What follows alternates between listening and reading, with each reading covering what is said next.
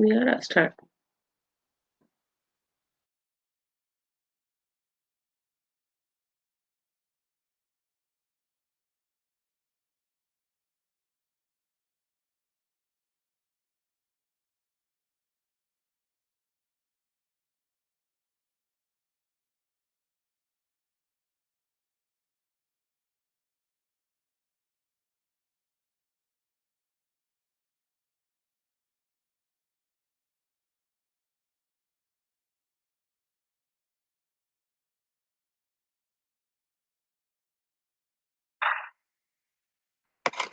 Hello.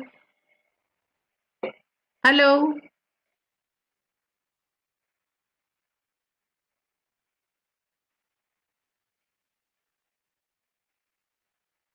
Hello.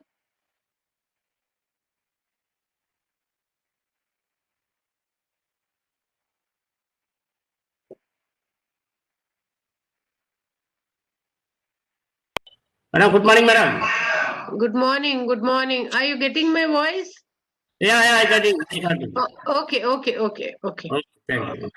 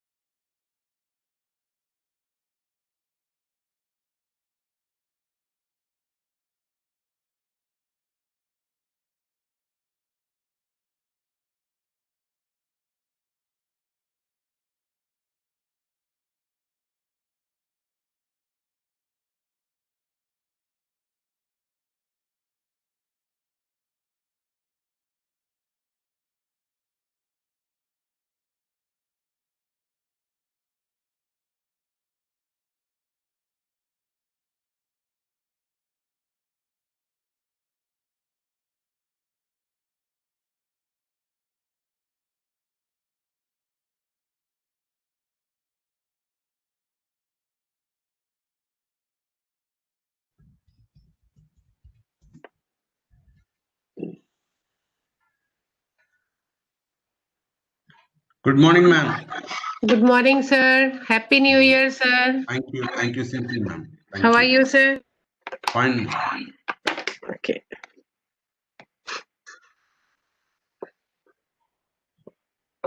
Exact 10 o'clock we will start, sir. Okay. Okay? 8 Okay. minutes time. 8 minutes time we have. Yeah.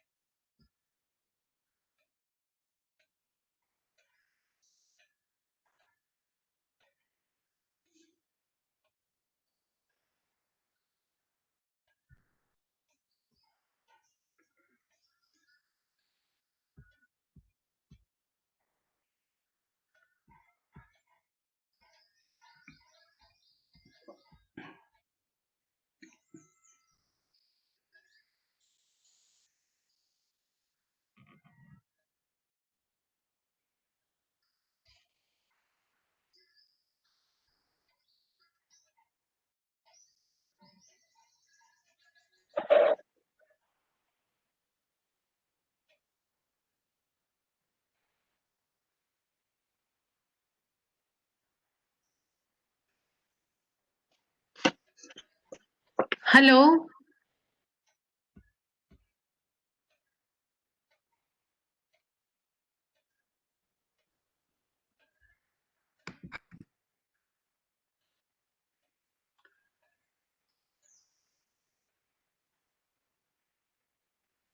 Hello, participants.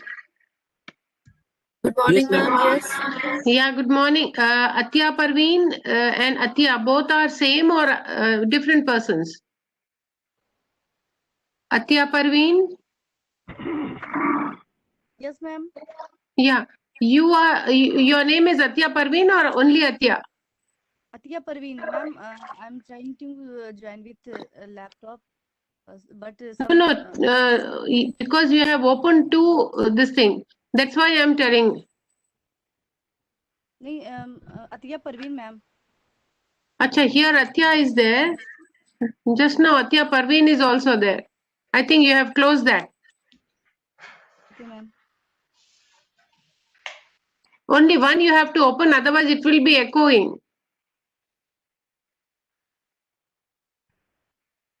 It's okay if you are login with the name Atya, that's okay.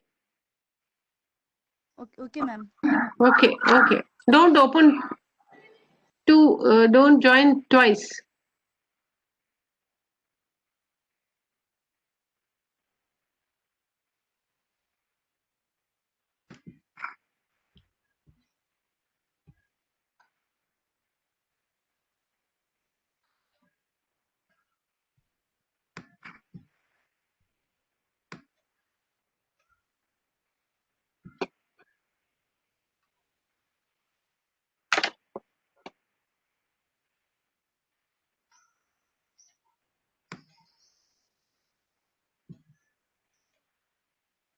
Good morning, ma'am. Good morning. Good morning, madam. Good morning. Good morning, madam. Good morning. Good morning. Ma'am. Yeah? What you are telling? Good morning, ma'am.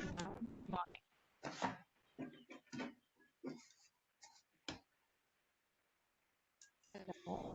Am I audible, ma'am? What, Nirmala? Vijaya Nirmala, what you want to ask?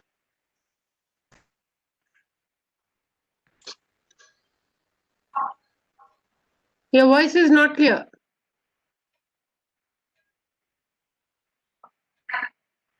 It's breaking.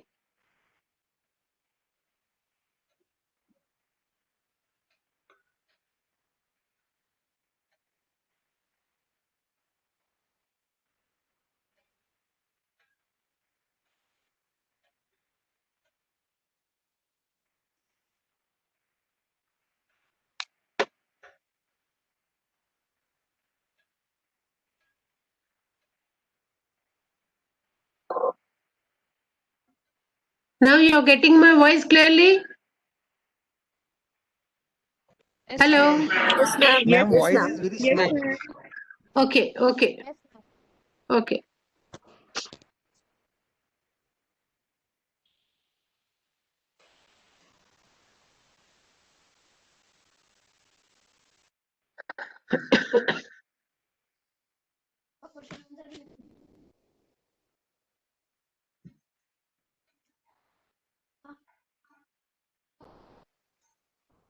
Question answer right बंद कीजिए ना question answer भी लिखेंगे question कौन सा है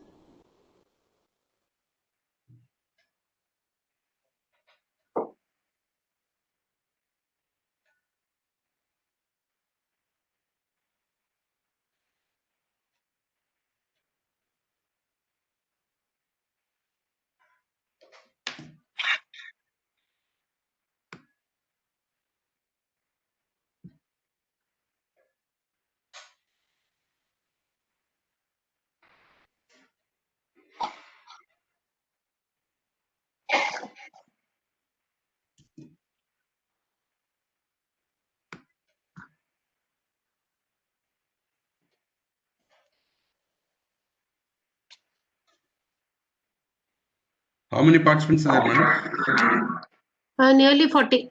40, okay. 28 people joined so far. Yeah.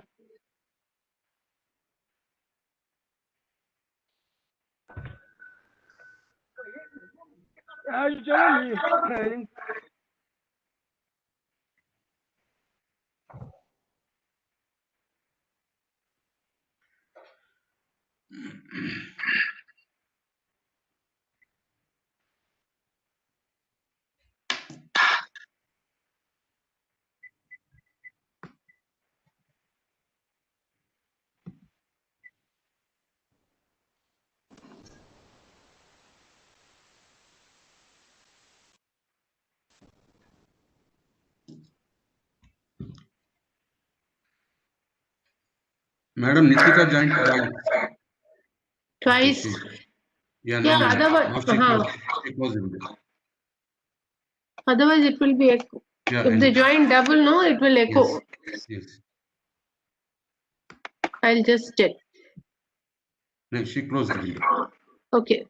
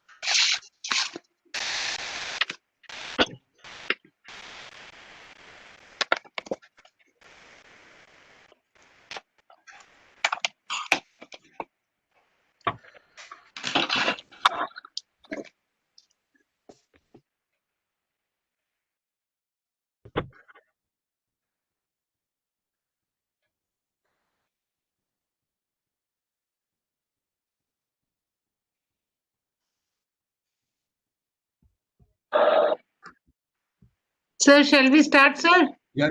Yes, 29 people joined so far. Yeah, they will join, sir. Within Okay, 5 fine. minutes, maybe. Okay. Right, Because it's okay. 10 o'clock now, we'll start. I know. Yes. Okay. A very good morning to all of you participants. From tomorrow onwards, you have to be on time, okay? 5 to 10 or 10 to 10, you have to log in. And please mute your mics, all of you. Otherwise, it will be a disturbing. Our resource person, today's resource person is Professor Sai Kumar. Just a brief introduction I'll give about Sai Kumar, sir. So it's a pleasure for me to introduce Professor Sai Kumar. Sir, he took his premature retirement in December 2014 to pursue his personal agenda. His passion is to rise of great youth. He felt that he need to do something to the faculty as well as to the students. That's why he wanted to create impact on the society by inspiring students and young faculty. In the last 6 years, he delivered about 700 lectures at different colleges and universities, 150 FDPs and about 140 SSDPs at various institutions. He is a gifted teacher, noted orator, able administrator, and a team worker. He has been conferred the award of International Man of the Year for IT Education by the International Biological Centre, Cambridge. He in grateful recognition of his service, the CSI has conferred Patron Award. He served as a chairman, vice chairman, and secretary to CSL. He has received Inspiring Teacher Award from Inspiring Teachers Academy. He has trained several batches of IAS and IPS officers on use of IT and also corporate executive. He had visited China, Singapore, Malaysia, and Mauritius for delivering lectures. He has served as a dean academic at IPE, served as a program director for 7 years at IPE. He was a professor of computer science, and he authored several books. He authored several books, published number of papers, and had a very rich experience of 40 years. He is a very good speaker. As I told you, today he is going to speak on value-based education, which is a very, valuable for all of us. So I invite sir to start your lecture to our participants. Thank you, madam. I request all of you to mute your mics, please. All of you, please mute your mics. Naveed, many of you haven't muted. Please mute your mics, all of you. Okay. A very good morning to one and all. Sir, please, some of you are not yet muted the mic. Please do that. Otherwise, it create disturbance. Okay, very good morning to all of you. Still, some of you have not muted your mic. Please mute all your mics. Okay. Now it's muted, sir. All of them. Well, the topic given to me is no, there is somebody is not muted, madam. It's clear. Participants, please mute your mics, all of you. Please mute your mics. Okay, sir. Okay. Let us start. No, still there is one person who is not muted. It's clear to me. Hello. Yeah. Tell me. Ma'am, actually, the disturbance is from your side. You are in mute now. Okay. Yeah, I think now it's clear. The topic given to me is value-based education. We need to focus on human values. Very, very important. Am I audible? Yes, sir. Okay, fine. Thank you. That's enough. Yeah. Yes, sir. We need to focus on human values. Today we are focused on education, and most importantly, we're busy in covering our syllabus and so on. And over the period of time, we forgot the human values. In the olden days, we used to have the joint family and the parents, grandparents, maternal uncles, somebody was there to take care of the children. But today we came out of the joint family, no more joint families, and even no more large families, only small families. And children are left as orphans at home, even though they have the families. This is the problem. And thereby the value system is collapsing day by day, is what's happening. Now, value-based education is the study of moral and ethical values that makes us a perfect human being is what we need to do. I remember when we were children, I'm talking about almost 50 years back, we had a subject called moral science. And today that's missing. And today it has become only money science. People are only talking about money. Nobody talks about morals. And that's a big challenge to the society as a whole. We need to focus. So value-based education is the study of morals and ethical values that makes us as a perfect human being is what we need to focus on. Value-based education is a need of the hour. Right from the school to the university level, we need to talk about it. As the students today are lacking humanitarian approach. One of the challenges we face, I sit on several recruitment boards. One of the challenges we face is, yes, students may acquire the required subject competency, technical skills, all that. But soft skills are missing today. It's a very, very big challenge to us. Attitude is one major problem. Communication is a problem. Behavioral issues is a problem. And a number of other things is becoming a problem to us. That's where I always say, we may recruit them as for their technical skills. If they lack soft skills, they are fired next morning because private sector will not tolerate that. They no notice at the end of the day evening, they just hand over a cover along with the check and that's over. That's the end of it. So one need to develop the human values is utmost important. Very important. At grossly neglected area is what is happening today, unfortunately. And that is value inculcation right from the childhood till they come out of the university education, whatever they pursue it. The one big challenge is attitude formation is becoming broad. Today, people just enter into arguments, not discussions. Discussions is good, but people enter into arguments. Arguments are baseless. I don't know. Attitude, we conduct a series of programs these days in some of the colleges on positive attitude. That has to be stressed, that point. And also one need to look at the personality development as a whole, as a total human being is very, very important. It's not just having the technical skills or the subject knowledge, what you have it. How good you are as a human being. And that's where I have a question to all of you. Please answer the questions using the chat box. Don't open the mics. I'm sure some of you done your B.Ed also. Now in the B.Ed curriculum, they teach three things. One is curricular, co-curricular, and extracurricular activities. Curricular activities are meant for covering our syllabus, whatever is designed by the university, we implement it. Co-curricular activities is like essay writing, elocution, debate, quiz competition, and technical competitions, subject-wise competitions, and paper presentations, and so on, seminars. And extracurricular activities are sports, games, dance, drama, cultural activities. All three are important. But somewhere we started neglecting the other two. We are focusing only on curricular activities. I want to know in your respective colleges, in the timetable, how many periods are allocated for the extracurricular activities, that is sports and games? In the timetable, in a weekly timetable, how many periods are allocated for sports and games in the colleges, in your colleges? Please type in your answer quickly.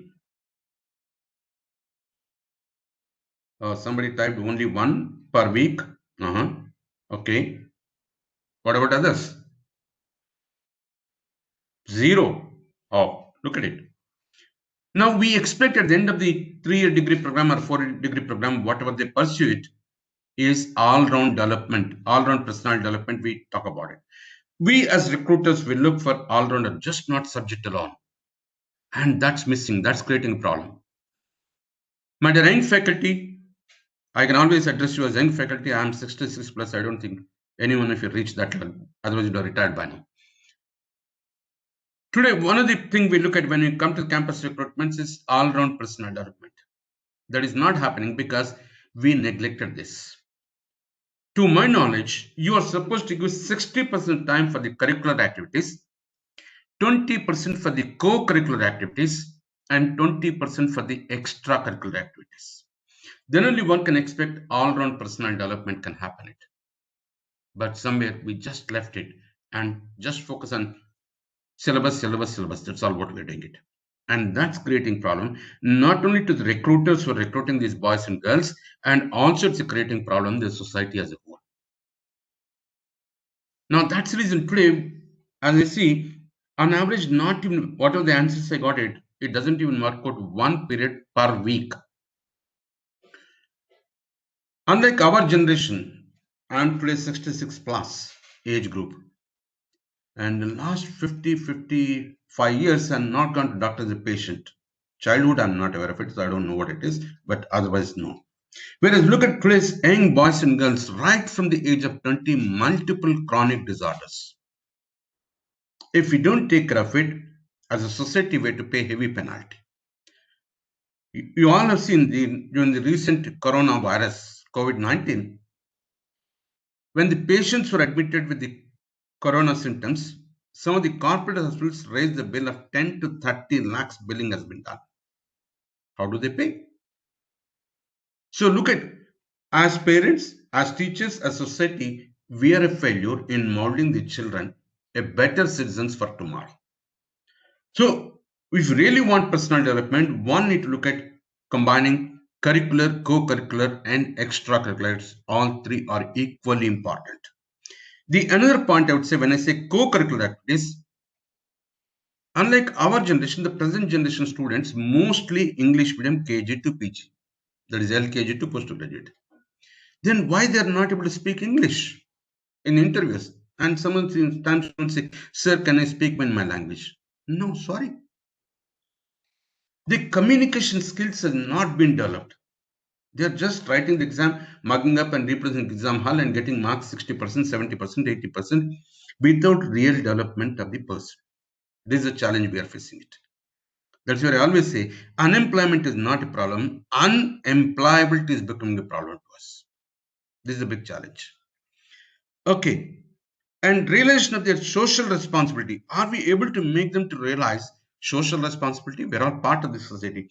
That is, they need to be good at empathetic skills. That is not happening yet. And the ethical conduct of the profession is becoming more and more significant. Is happening. I have a question at this point of time.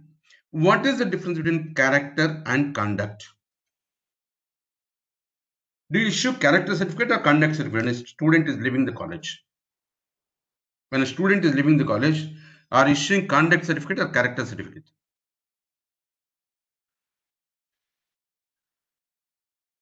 My session is interactive. It's not one way. Oh, Sheila madam says character certificate. Okay, let's see. And character certificate, Manoj Sharma ji and a couple of others, yes. Oh, sorry, no. Sorry, no. Let me tell you, colleges will issue only conduct certificate, not character certificate. Shaukat Ali आपसे character नहीं आप check करिए एक बार फिर. Conduct is external, character is internal.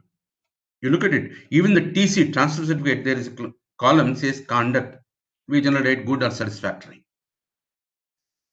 We only issue conduct certificate, not character certificate. Please note this. If you want, you can go and check it. Character is internal. Nobody can, it's not easy to certify unless you observe that boy or girl very closely. Sir, excuse me, sir. Yes. Sorry to disturb you, sir, but I have seen in many certificates, it was written on the top of that certificate, character certificate / bona fide certificate. Madam, Not please the ask them. certificate. Okay, fine.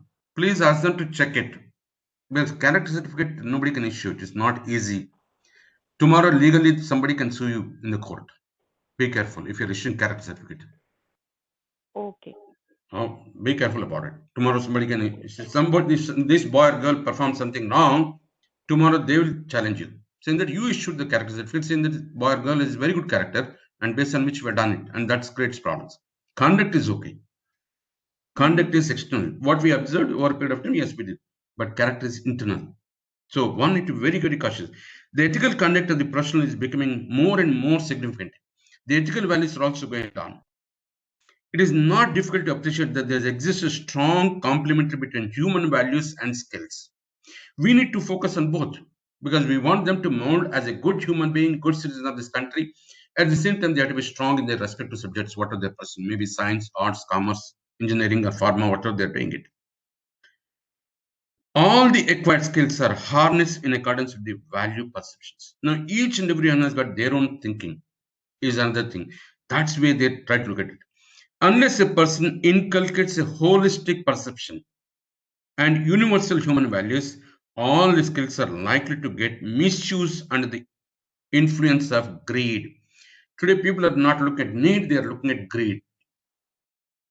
Unless a person inculcates holistic perception and universal human values, all the skills are likely to get misused under the influence of greed, not need. Need, yes, you can go ahead. But today people are becoming greed and they want to more and more wealth they want it. I don't know what is it they'll do with that wealth. Let me tell you, madam has told in the beginning, I resigned my job 5 years ahead of my retirement. I just looked at it. Maybe I survived for 20-25 years and I roughly calculated. I said, okay, fine. The present level of lifestyle, what I'm reading is sufficient. Why should I earn?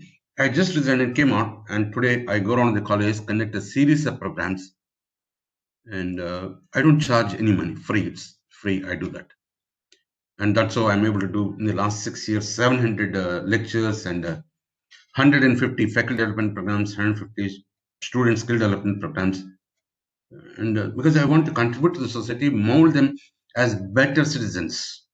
And my full-time job is to inspire the students and faculty, ignite their minds, and involve them in career building is what I'm trying to do it.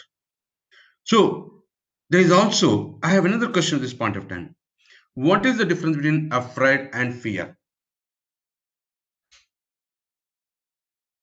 Please type in your answers. What's the difference between afraid and fear? I'm not here to test your knowledge, so don't mistake me. I want to help you people. That's the reason I'm raising it. Yeah, please type in your answers. What is the difference between afraid and fear? Feel free, participate. We're all learners. I'm also a learner.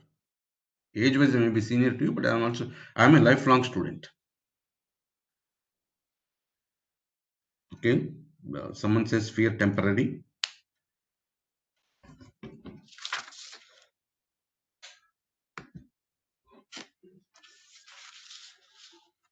Yeah, only one person.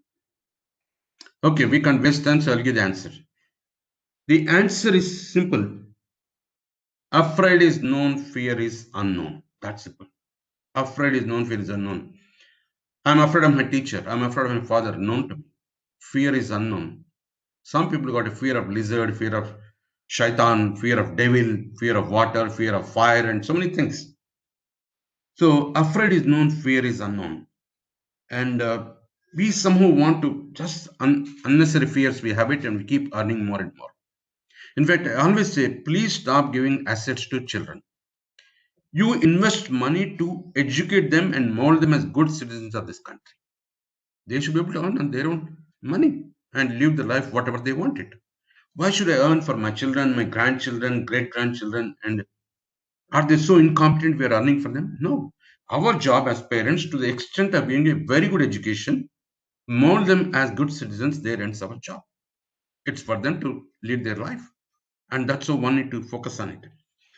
And more selfish nature is coming in. No, sorry, we need to take the society along with us. First, today, unfortunately, even the people are not taking care of their own family members, brothers, sisters, husband and wife, parents, grandparents. That's missing today. They're becoming selfish, and jealousy is increasing it. While the human beings have been able to empower themselves with sophisticated technology today, you name anything, we have technology for everything. While the human beings have been able to empower themselves with sophisticated technology, simultaneous enrichment with human values has become all the more important. That human values component is very, very important. Wherever you go, there's so much of corruption is happening. I have a question at this point of time. What is the difference between bribe and corruption? Bribe and corruption.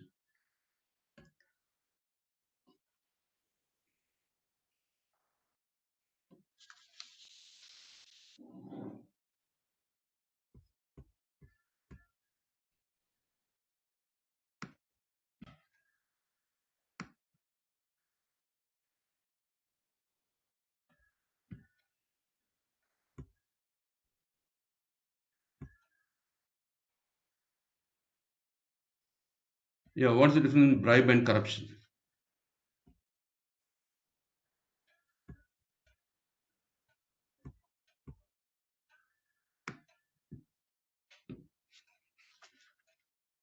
Bribe is interested in corruption in general wrong practice. Practice taking, giving money to get the job work done. Always monetary. Fine, thank you. Let me give the answer to you. Bribe is what we offer in getting the work done by the other side. Corruption is when he demands it. That's why I say he's a corrupted officer. Bribe, we are giving the bribe to get the work done. Bribe is we are giving it. Corruption is demanded. That's why he says a corrupted fellow. So fine. Let's move on to this thing. So while the human beings have been able to empower themselves with sophisticated technology, today we have so much of technology available to us. Whereas enrichment of human values also is very, very important. One need to focus on it. How do we inculcate that? The very purpose of value-based education is to think about positive universal human values such as respect for others and honesty and ways to develop and express themselves. It's very, very important. One need to be soft-spoken. It's very, very important. Respect the people. Respect your own people, your own family, your own society, and be honest and always to develop and express themselves is need to focus. And inspiring people to express positive values in the way they live their lives. We need to inspire the young boys and girls. I'm a strong believer the youth of this country, each one of them have immense power and potential to grow. Somewhere some link is missing. That's the reason these boys and girls are sidetracked, are going in the wrong directions. Is what I believe it strongly. Each and every student has a potential to grow. If you can harness their potential and put them in the right direction, the right time, each one of them are capable of doing wonders. And I believe in it. So, inspiring people to express positive values in the way they live their lives. Traditionally, ethical thinking came from families and religion, whatever we practice it. We had parents, grandparents, maternal uncles, so many people are there, and they used to talk about all these things. Traditionally, ethical thinking came from families and religion. I have a question. What is the difference standard of living and standard of life? I repeat again, standard of living, standard of life.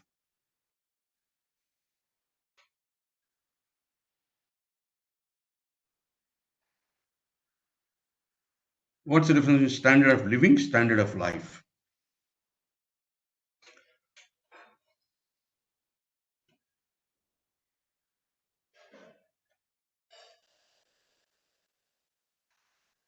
Please type in your answers.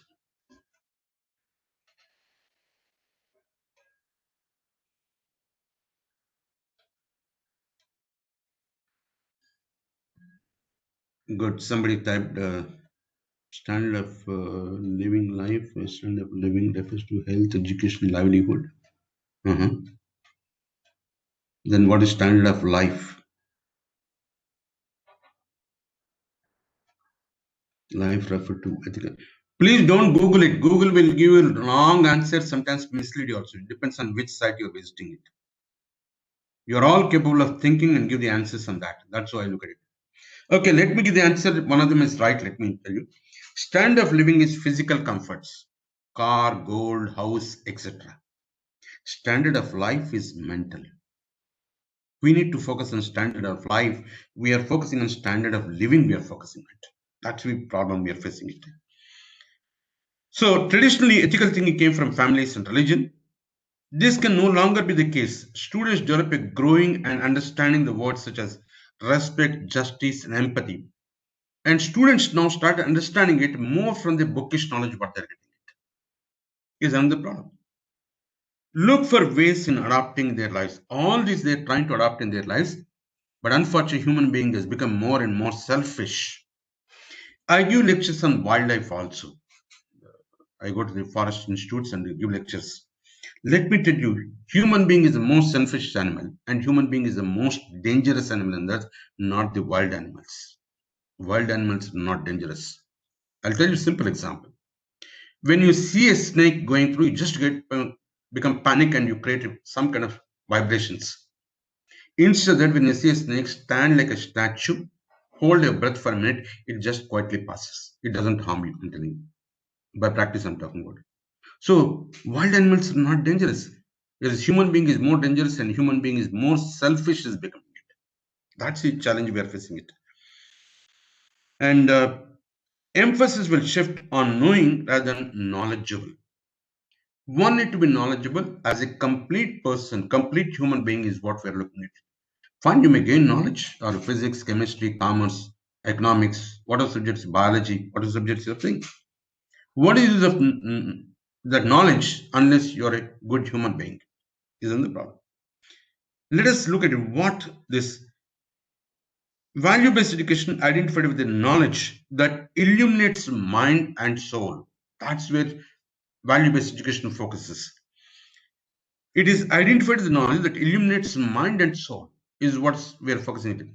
Some of these days saying boys and girls get 70%, 80%, 90% marks are getting it. If that is true numbers, then why they're not able to answer in interviews even the basic concepts of the respective subjects? I'm telling you today, unemployment is not a problem. Unemployability is becoming a problem to us. जो काबिल है वो खाली नहीं है, जो खाली है वो काबिल नहीं है. हम क्या कर सकते हैं? Those who are really talented, they are not free, and those who are free, they don't. They just so somehow mugged up during the exams and then wrote pass exams. That's no use. Unfortunately, the system has driven them towards examination orientation, but not education orientation. We need to focus more on education. I give a very simple example for this. For example, let's assume that when you go back, your new semester will start. Assume for a minute. And subjects are allotted, you are ready. Now, let's say semester started. Each one of you will walk into the classrooms and start talking about your subject, what subject is allocated. And at the end of the class, you come out and say, okay, fine. The first chapter, introduction chapter is completed. This is what you say. Is that what we need to do it? No, sorry. When you walk into the classroom on day one of your semester of your subject, talk about the greatness of the subject, what you're teaching it. Talk about the beauty of the subject, what you're teaching. Talk about the great contributions made by those founders of the subject, the kind of sacrifices they made for their life. And talk about what kind of employment opportunities are waiting if they can master this subject. Our first session when we walk into the semester is meant for creating interest in the subject. If we can create that successfully, the rest becomes very easy for us. So our job is to create the interest in the subject. Then the rest will follow automatically. I have another question at this point of time. Last semester, assuming there is no corona, did you finish the syllabus? Assume for a minute, there is no corona, everything was normal. Did you finish the syllabus last semester? Yeah, all of you can respond. I'm waiting for all of you. Oh, sorry, stop. I had said, did you finish the syllabus? And all of you typed yes. Now I have my second question. Listen to it carefully. Did you finish the syllabus or did you complete the syllabus? Think about it.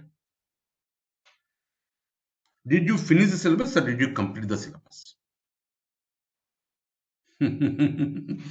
So, let me clarify what is the difference between finish and complete. Finish is with reference to time, because there are certain periods, maybe 20 periods, 30 periods, 40 periods allocated to each subject based on each video. Finish is the reference to time, complete is the reference to quality. Generally, we are only finishing syllabus, we are not completing it. Complete is the reference to quality. Finish is the reference to time. And majority of us, let me tell you, having seen so many colleges, I visited at least 500 colleges. 99% of us, we just finish the syllabus. Completing syllabus, sorry, the time whatever is allocated, 20 periods or 30 periods in semester is not sufficient at all. If really one wants to go into deep into it. I'll talk about a few more examples. Let's move on. So, the study of moral and ethical values that makes a perfect human being. value-based education has been the India's biggest strength in the world, if you look at it. If you go back to our ancient days, why all over the world people used to come to India? Because we had that value-based education. That was India's biggest strength we had. The degree shows that we are educated. The degree shows we are educated, but can't give any guarantee whether we are good human beings or not. The degrees, whatever we get, BA, BSc, BCom, or MA, MSc, MCom, whatever it is, shows that we are educated, but can't give any guarantee whether we are a good human being or not. I recall to pursue my post-graduation computer science. After work for 13 years, I went for post-graduation. And I went there, by then I was working, I had enough experience of computer science and teaching. And I qualified the written test, went for the interview to the IIT. And in the interview, the panel members were there. They said, you already know everything. Why are you coming and wasting one seat here? And I said, I'm educated but not graduated. I don't have a degree. Without degree, my management will not give me promotion. So please give me degree. If you're convinced that I have the knowledge, please give me degree. No, they said, we can't give. Then give me the seat. And finally, they gave me a seat and I did my post-graduation, came back. So maybe educated, but what is use of that when they're not becoming a good, perfect human being? Value-based education is being the India's biggest strength. If we can guarantee whether we are good human beings, when one imbibes knowledge as well as values, he or she becomes the ideal human being. It is not the subject, human values are more important, one need to focus on. India's biggest strength is that our education system provides both knowledge as well as values. That is how it was designed. If you go back to the ancient India and look at all that, we have the literature, it's not that. And over a period of time, we adopted Western education system. We have done commercialization. We started so many schools and colleges without looking at it. We just focus on qualifications. In fact, I was there in one of the communities. I said, is the qualification important to be a teacher or a commitment to the profession is more important? I had argued with them, commitment to the profession is much more important, because the reason is, I believe, again, these olden days we had gurukuls. It is 24/7 is the kind of environment they had. But today the commercialization, we are just running the college maybe 10 to 3 or 9 to 3 or whatever the timings we have it. And that is not really, if really wanted a teacher, teaching is a 24/7 job, is what need to assume. And teacher is a lifelong student.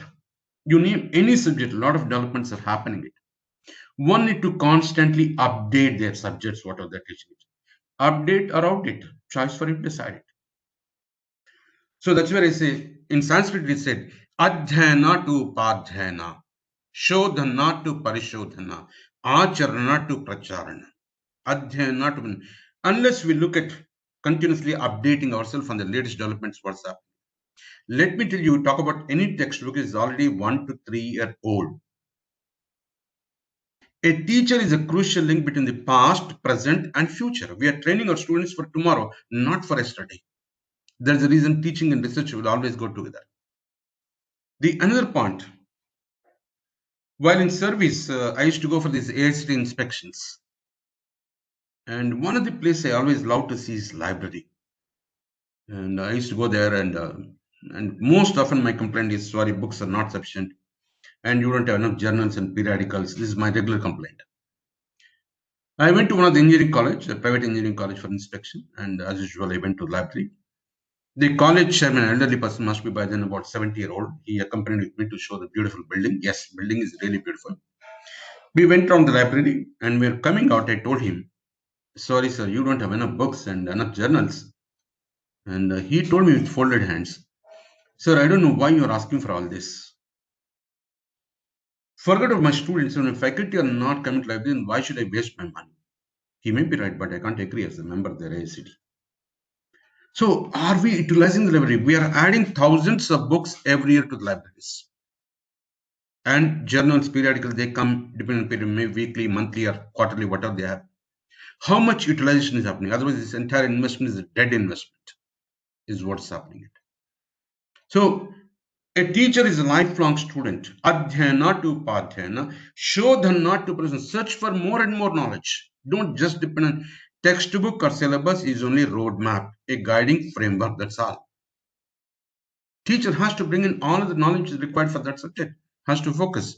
Shodhana, search for more and more knowledge. Today, so much available on internet, Google, YouTube, so much is available to us. All that information can be shared depending on the context what we're talking about. And then not only Shodhana, Parishadhana, we have to do research. Publication of papers or pursuing MPhil program or PhD program, whatever we talk about it. And Acharana to Pracharana, put to practice things, demonstrate it. And once you're convinced, go and publish the paper is what needs to be done. So let's see the significance of education in life. What the very object of significance of education in life is to make ours as a better citizens of this country. That's the very purpose of education is. And makes a worthy contribution to the life. First to the life we need to contribute it. And makes a responsible citizen, law-abiding citizen is what one need to focus on it. And gives values and culture. We all have our own culture, one need to look at it. And enables us to understand our duties as citizen. We talk about fundamental rights. Some of you may be knowing we also have fundamental duties. Nobody talks about fundamental duties, only talk about fundamental rights. We are in the month of January now, and we are shortly going to celebrate on the 26th of this month. We celebrate Republic Day, right? I want to know what is the difference in hoisting a flag on August 15th and 26th January. I repeat again. We celebrate two national festivals, that is August 15th and January 26th. What is the difference in hoisting the flag in both these occasions? Yeah, I'm sure your schools and colleges do hoist the flag because national festival, academic institutions have to do it. Yes. August 15th is freedom, sir. Hello, sir. Namakkal sir, your audio is not clear. August 15th, freedom of the British country. January 26th, our political, that law and order. Sir, Namakkal sir, I didn't ask why we celebrate these two important days. I said, what is the difference in hoisting the flag? This is what I asked. January 26th, our freedom for rules and regulations. Sir, I didn't ask why we are, Namakkal sir, I didn't ask why we are celebrating this. I said, what is the difference in hoisting the flag? The way we hoist the flag, there's a difference. What is that? I visited Namakkal district also. No idea, sir. No problem, don't worry. I'm here to help you. Any other persons? Please attempt it, try. Yeah, two more persons type their answers. No. Okay, let me give the answer to you. No, sorry. Okay, let me give the answer. August 15th, as a symbolic, we bring down the British flag and India flag will go high. Hoist the flag, yes. And it unfolds and opens and we all celebrate the event, okay? In the case of Republic Day, in the case of August 15th, that is Independence Day, flag is tied at the bottom of the pole, okay? You are the principal or chief guest, somebody comes and he'll pull the rope and the flag will go top and then we unfurl the flag, right? This is what happened August 15th. In the case of January 26th, flag is tied not at the bottom of the pole, top of the pole. It is only we do unfurling the flag. The question of rehoisting the flag will not arise. On the August 15th, we are doing a symbolic, we are hoisting the flag. Republic Day will not hoist the flag. It's only unfurling the flag, it is called. On the top, if you want, you can see on the Republic Day, it's direct live telecast they do on TV's channels. It is only unfurling the flag, not hoisting the flag. Please look into it and correct in your schools and colleges. It is unfurling the flag, not hoisting the flag. There's a difference. All these are very, very important. One need to look at it. And the same mistake we're cutting, and the boys and girls also learning the same way, and everybody talks about hoisting the flag. No. August 15th, yes, we hoist the flag as symbolic that we achieved our independence. Republic Day, we unfurl the flag. Please take care of the things. So let's move on. And there's a need for orientation of human values. It's very, very important. Another very important grossly neglected area of teacher competency in being domain of value inculcation. How much values are inculcating? Because our job as teachers to inculcate values in our students. And attitude formation also we have to take care of it. How best we are molding as the good citizens of this country. And the overall personal development.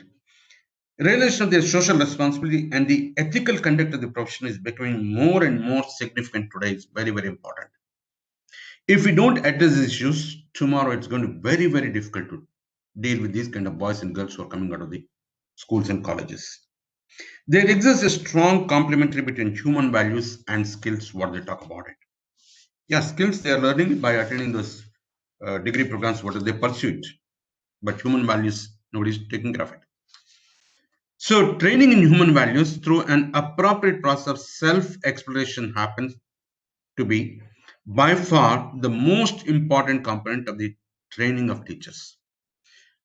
We do B.Ed program or short-term, long-term programs and this. Let me tell you, I go to so many colleges.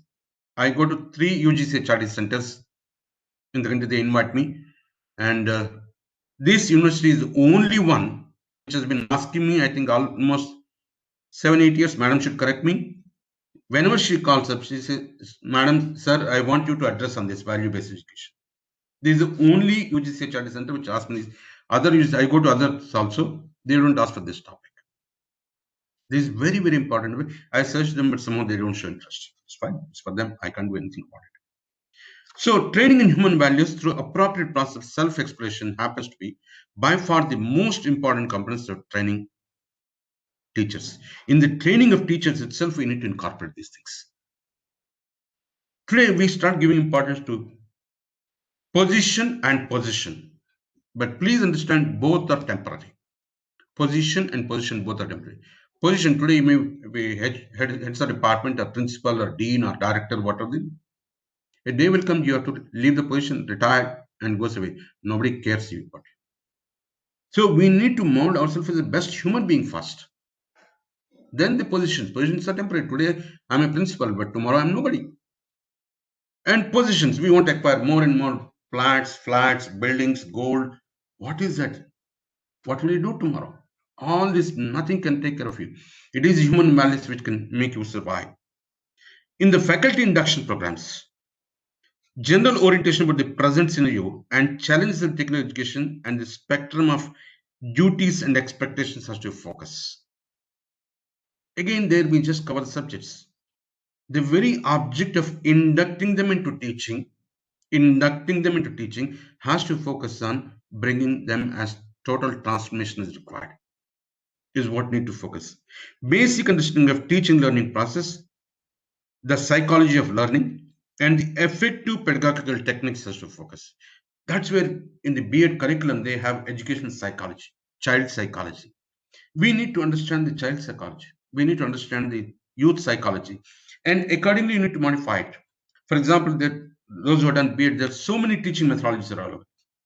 But what's happening in reality, in the ground level, in the colleges, we focus only on lecture method.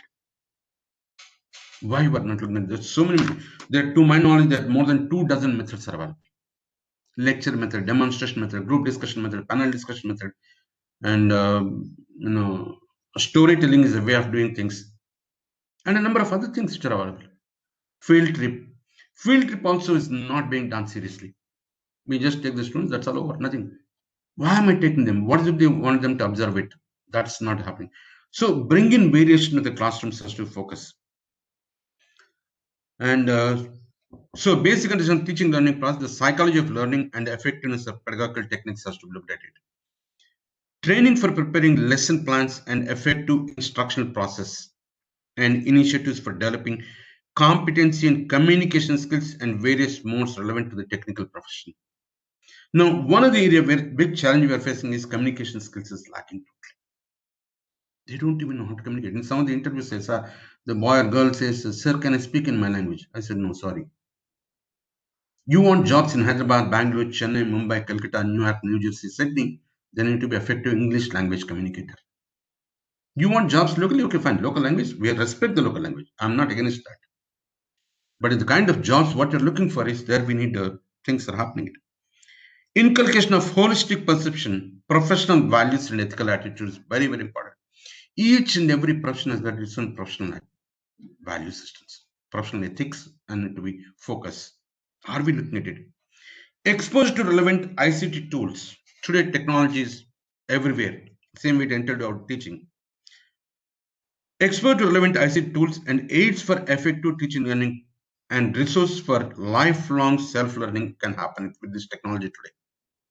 My dear young friends, let me tell you, technology will not replace teachers. Technology will not replace. But teachers who do not use technology will be replaced. I repeat again, technology will not replace teachers, but teachers who do not use technology will be replaced. Why I'm saying this, tomorrow when your students pass out of the graduation, the moment they join industry, right from day one, they have to start operating computers, computer, laptop, desktop, tabs, whatever you call it. Accounting, today, majority of the companies post using the computer software, maybe Tally or some other software. So are we preparing our students to more and more technology orientation? Fine, maybe your degree first year focus on traditional things, and second year and third year onwards, you need to focus more on technology has to be brought into the classrooms. So technology will not replace, but teachers who do not use technology will replace. Today, for example, we're all talking about online classes. We never heard this concept, we never knew this concept, and even we as technical people, we never thought it will come so fast. But almost a year, I think somewhere in March, last week, we started this online business, and it's going on now. And let me tell you, online education will continue. Let me make it very clear to you. Initially, all these days now people are used to online. You have been inviting experts for various occasions and events. Tomorrow onwards, experts will say, now when we have the online facility, we'll address from our office directly online because it saves the time, money, resource, everything. And that's what they are going to demand now. So that's one. It also, if you look at the positive side, today, because there is online technology available to us in the classrooms, I can invite even international experts without taking care of their international travel and all that. Look at the advantage, this plus side of it. So online education is going to continue. And also, let me tell you, today we are talking about online classrooms. Tomorrow, I clearly see in the next 2 years, virtual classrooms are going to come up. Some of you have seen these 3D movies or virtual reality. It gives impression as if you're sitting in the class. That's going to happen. In the next 2 to 3 years, it's going to happen. Once that comes, you have 2 to 3 years time to get up and get ready to face the challenges. If we don't ready to accept technology in our teaching, the foreigners will start offering their degree programs here because they have the high-end technology they can bring in, and they'll offer courses at a cheaper rate. Now, naturally, our students would like to have the degrees of Harvard or Stanford or some big names. And there, once the technology is available, numbers is not a problem. So that's going to happen. So if we have to beat that competition, we need to gear up to use technology in a big way. Has to happen. That's very, very important. One to focus on it. Training the appropriate use of various modes of student evaluation. We need to evaluate the students properly. I have another question at this point of time. What's the difference between test and examination? Someone is typing in Urdu. Sorry, sir, I don't know the Urdu. I'm sorry for that, but I don't know. Please type in English.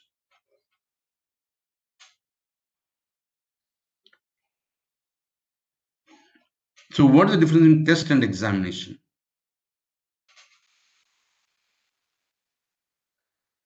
Come on, I'm sure each one of you got 10 to 20 years experience minimum.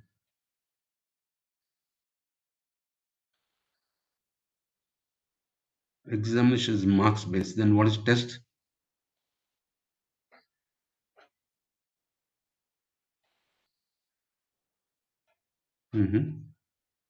Okay, good. At least somebody is attempting. I'm happy for that. I always believe in my life, attempting is important. Right or wrong is secondary. Then okay, we learn. Exam is more than test. Both are the tools of evaluation. Okay.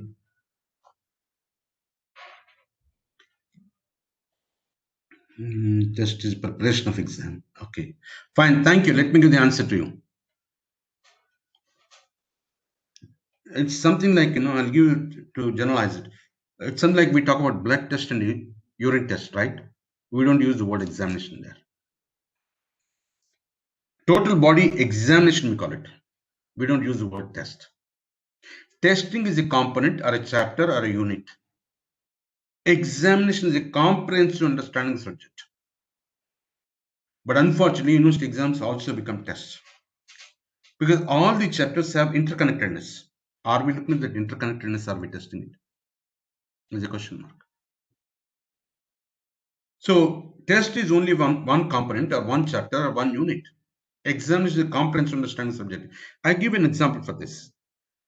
I'm sure all of you got TV at home, and I'm sure most of you got LED TV. You would have spent about 50,000 to 1 lakh rupees in buying that TV. And how many years guarantee is given to you when you bought the TV? Is it 1 year, 2 years, 3 years, 4 years, 5 years? How many years guarantee is given to you when you bought the TV? You would have spent about 50,000 to 1 lakh rupees. 5 years. Very good, sir. You're a lucky person. 1 year. Okay. Still, I'll say you're lucky. Yeah, please type in. Don't worry. One. Huh? Somebody says no. Okay, let's see. 2 years. Please type in. 1 year. Oh, yes. Dr. Akhtar Shah, you're right. Let me tell you. Sorry, no manufacturer gives guarantee. No manufacturer gives guarantee. What they give is only guarantee means my product will not fail. If it fails, I will do free of cost replacement without asking any questions. That means that TV will take it away and bring and give you the new TV. Warranty means I will do free of cost service subject to a number of terms and conditions which are listed there. And most often those terms and conditions are favorable to the manufacturer, not to the end customer. When you go for repairs, you'll say this is not covered, that is not covered. Then what is covered? Nothing is covered. Like in the old days, they used to say picture tube is not covered. Most important component, the TV is picture tube. That's not covered. What is it talking about it? Like in a refrigerator, compressor is the most important component. They just give 1 year warranty. After that, it's over. So these are the challenges. So I have another question. When do you say testing is successfully done? When do you say testing is successfully done? Because you're conducting so many tests and exams to your students. When do you say testing is successfully done?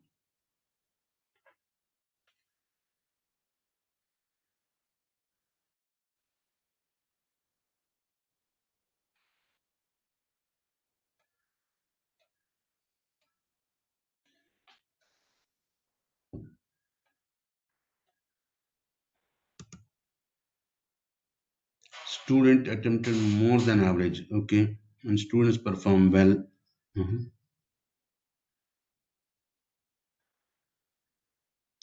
Oh, I'll repeat. When do you say testing is successfully done? If someone is asking, repeat the question. When all aspects of domain of learners tested.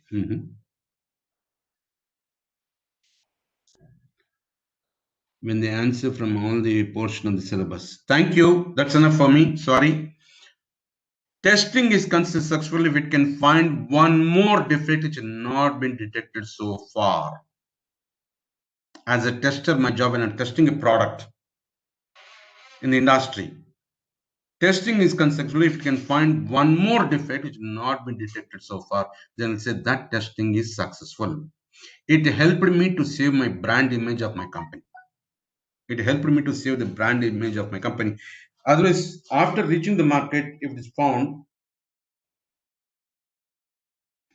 the whole image of the brand, company's brand image is gone. So as a tester, my job is to find the defects, not to certify and say, okay.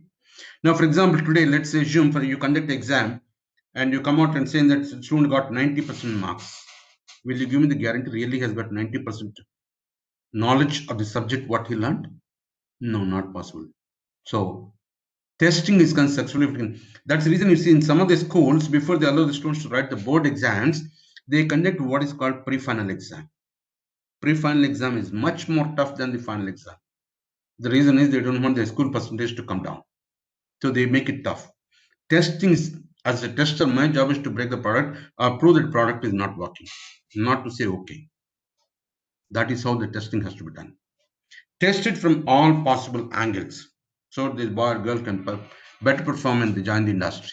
Can happen it. Okay, let's move on. So training the appropriate uses of various models of student evaluation. Training in creative problem solving, research methodology, conducting guidance and for R&D projects also. Creativity has to focus. Are we focusing on developing thinking skills of the students? That is the need of the hour. Not just by hearting and repeating exam halls. That's no use talking about it. Unfortunately, today students have become more examination just before the exams, 1 week or 1 month before they start studying it. What will happen in the remaining period gone? It is education more important, not examination is a byproduct. It's a problem at everything. So we need to develop their thinking skills, creative problem solving, research methodology, conducting guidance for R&D projects, etc. is what to focus. Guided exposure to good teaching practices. You need to give that good teaching practices. There's so many practices. Learning methods, lab development, and organization of practical classes, etc. is very, very important. We are focusing more on what we call is KSA model. That is knowledge, skill, and attitude. We are good in knowledge giving, but skill, practical knowledge is not good. What we see in the industry when they come for recruitments. Attitude is a major challenge. So academic institutions focus more on KSA model, that is knowledge is high priority for them, then skill, and least is attitude. But when they come to recruitment in the industry, we give the ASK model. Attitude is important to us, then the skill is important, and the last is knowledge. The practical knowledge is more important. Let's say a student is passed with BCom degree, and if he doesn't know how to read a balance sheet, what is the use of the BCom? Tell me. These are the challenges we are facing it. So please focus on more on skill building has to focus. That's not happening it. And training in miscellaneous aspects other than teaching and research, such as administrative procedures, financial procedures, and legal implications, etc. We need to go for positive reinforcement. Positive attitude is at most importance. Is the process whereby desirable behavior is encouraged by presenting a reward at the time of occurrence of such behavior. It is attitude is very important, and behavior is an outcome, is what happens. And create a hypothesis, help to identify the strengths of students. The another area is where we need to do a SWOT analysis for the students. Strengths, opportunities, weakness, and threats, what they have it. For example, I suggest to all of you, at the end of the first year graduation, the student must be able to decide in which sector they would like to make their career. Maybe they want to go into IT industry, maybe they want to go into banking industry, textile industry, steel industry, cement industry, whatever it is, it's their choice. We are not forcing this. Let's assume for a moment I have decided that I want to make steel industry as my career. During the second year, whatever the sector you have chosen, read 2 newspapers. One is the Hindu and second is Economic Times. In these 2 newspapers, any article appearing related to your sector of economy, maybe steel, cement industry, IT, banking, whatever it is, only those articles the students must read it and make some notes regularly. For the entire second year, they have to read these 2 newspapers, any article appearing relevant to their interest field, they should read it. By the end of second year, the student must be able to decide in that sector which particular company you want to join. Let's say somebody says banking is my career. Okay, fine, excellent. We are not in that. Now at the end of second year, you should be able to say which bank. Let's say HDFC or Andhra Bank or a State Bank of India, whatever it is, their choice. That decision they should be able to take. Let's say I said steel industry. I must will take decision which steel company I want to join. Let's say I want to join Tata Steel. Fine, it's for the individual to decide. Once you've taken the decision during third year, when you're referring to these two newspapers, that is Hindu and Economic Times, read those articles which are appearing to specific industry. That is in that student case HDFC or ICICI or whatever it is. In my case, it's Tata Steel. And visit the website of the companies time to time to know who is the founder chairman, who is the present chairman, what is the profit they made, how much plants they have it, how much they produce, all this. If they can master these kind of things along with their degree, tomorrow I assume that company is coming for your campus recruitment. This boy or girl will be the first one to be picked up. This is how we need to train these boys and girls. So, create the happiness helps to identify the strengths of students, utilize their strengths to accomplish the task. You need to utilize their strengths in molding them as better students to be employable in the respective industries, what need to focus. And produce new and desirable behaviors. For each profession, we need to have specific behavior is required. You need to focus on. Desired behavior will educate a child morally, and so the purpose of value education be solved. Can happen it. Instead of giving importance to values, we are giving importance to valuables. This is happening it. Instead of giving importance to values, we are giving importance to valuables. Cash, gold, property, we are giving. What about human values? What we need. Present environment, if you look at it, today what is happening? Arguments. People enter into arguments. Arguments are baseless. And attitude has become careless attitude today among the boys and girls. Commitment. Where is that commitment? Where is that passion? Where is that goal focus? Are they really working for a goal? Commitment has become aimless. Conduct has become worthless. Education, valueless, because we're not talking about human values, we're only talking about subjects. And feelings, heartless. There's no feeling, there's no brotherhood, there's no concern for the fellow citizens. And life has become meaningless, and youth has become jobless. That's so many unemployed youth. Today, there's a 2 million job gap market, I'm telling you. Industry is starving for want of quality human resource. This is what is the problem we're facing it. These are the challenges we are facing it. I have another question coming up. What is the difference between skill and talent? Skill and talent. My dear friends, I'm not your test student, so don't mistake me. I'm going to help you. That's the reason I'm raising these questions. What is the difference in skill and talent?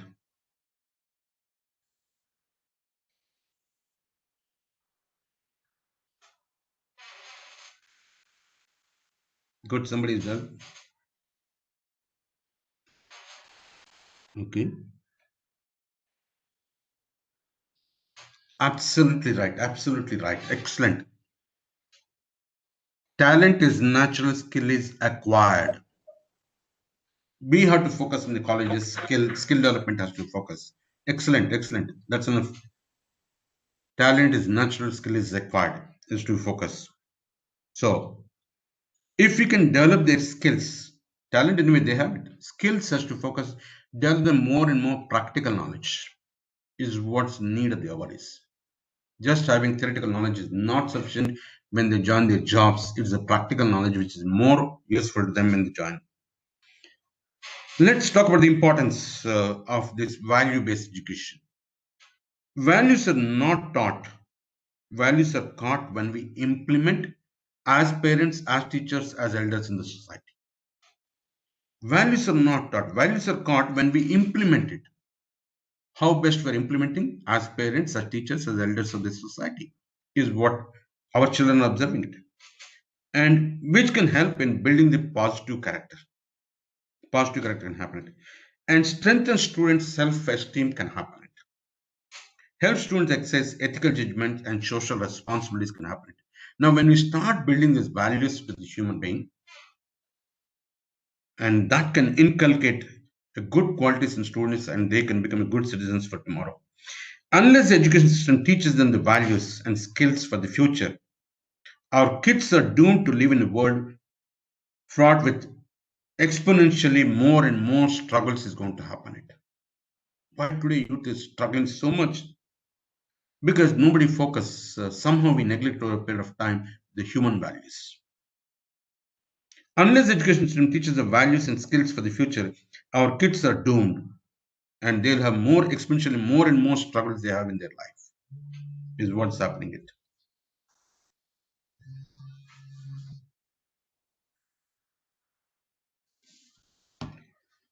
So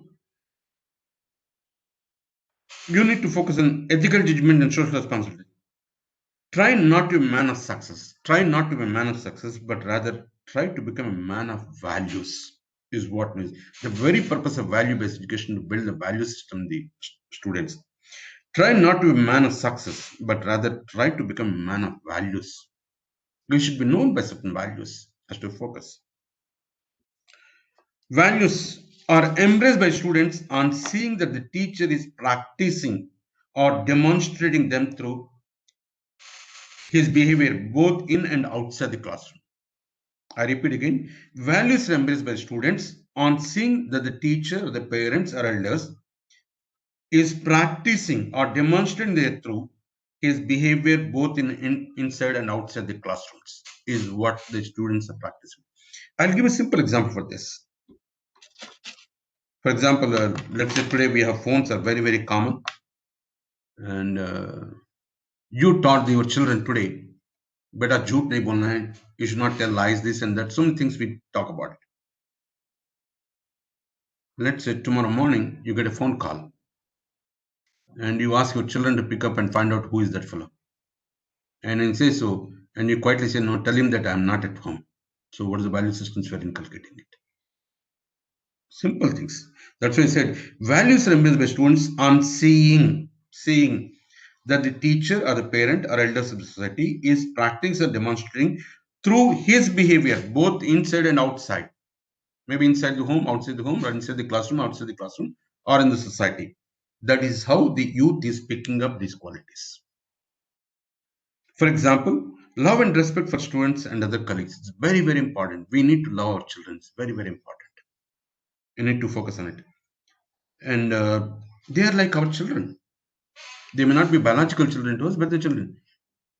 A teacher is both like father and mother. Firm like a father, but kind like a mother. Both qualities are required for a teacher. As I said, teaching has to be 24/7 job, but somehow commercialization, we just made it as 10 to 4, 9 to 3, whatever the time is. No, that's not going to work. I'm a member, governing body member for 11 engineering colleges. And where I'm a member, I told these fellows, sorry, this will not work. If you really want to produce good students, you need to increase your timings. Then they said, no, sir, university says only 6 hours we have to run the college. University said minimum 6 hours you run the college. Upper limit, nobody has put conditions. And so what we do this 1 hour is, this 1 hour is free. Any student can walk into any faculty chamber to clarify their doubts. Some of the students will not be bold enough to stand up in the class, ask for their doubts. So the students can go to faculty and discuss their doubts, whatever they have it, or they can go to library to borrow books or to read something, or they can go to lab to do one more experiment, or they can go to the playground and play for 1 hour. We are creating so many facilities in the colleges. Playground, football, volleyball, cricket, so many things. And some of the colleges also have gym. If you don't give the time, then what is that? Why are we investing so much of money on that? It's a big question mark. Think about it. These values. Integrity and character building, being fair and judicious is very, very important. And time management and maintaining schedule is also important. Learn the art of managing time is very, because all of us got same 24 hours a day. Dr. Kalam had only 24 hours. We also have 24 hours, our children also. But how come Dr. Kalam rose to that level and where did it happen? Bring in some stories to the classrooms. For example, I talk about, there is one boy who comes from Maharashtra, from Lathur district, and from a place called Jalna. This boy comes from very, very poor family background. He lives on a footpath. Their parents are so poor, they live on footpath, some jopri, some hut, they put it there. And one room, that's a bedroom, that's a kitchen, everything. And no toilets, roadside. No light in the house, only street light for them. No playground for the children, they play on the roads. That's the background from which this boy had come. In a family of 3 children, this boy somehow took interest in studies. He went to the local government school, and government school is free admission, so he went there and started studying it. He couldn't afford to buy the books, so he used to borrow books from his friends. And he couldn't afford to even buy notebooks. He used to go to the referee shop, take that one set on newspapers, and with which money. At the end of the schooling, this boy came out with a school topper in the school. Then all of you know, in a school topper, some college will give free admission. He went there to study his 11th and 12th. There also he got a very good score in the college. And then he took a decision that he has to move to Pune. Pune is education hub. So he said, move. He told his father, now I want to go to Pune to study further. Father was shocked. Father, first of all, don't know where is Pune. And he said, I don't have money even to give you a bus ticket. Look at the way kind of background, financial background they had. This boy said, you don't worry about it. For about a month, he worked in that place, wherever they are, and earned some money. With that money, he moved to the Pune. And joined, with that little money, somehow he looked for a small room where he can stay. And he could get some room and stayed there and joined for the college. This boy now he has to earn money even for eating. So he used to work in the evenings. And daytime he used to go to college, nighttime he studied it. And at the end of the first year, somehow this boy got the thing that I must make it to civil service, IAS. Second year onwards, this boy, evenings used to work, daytime go to college, nighttime he was studying not only for his degree, he was also preparing for civil services.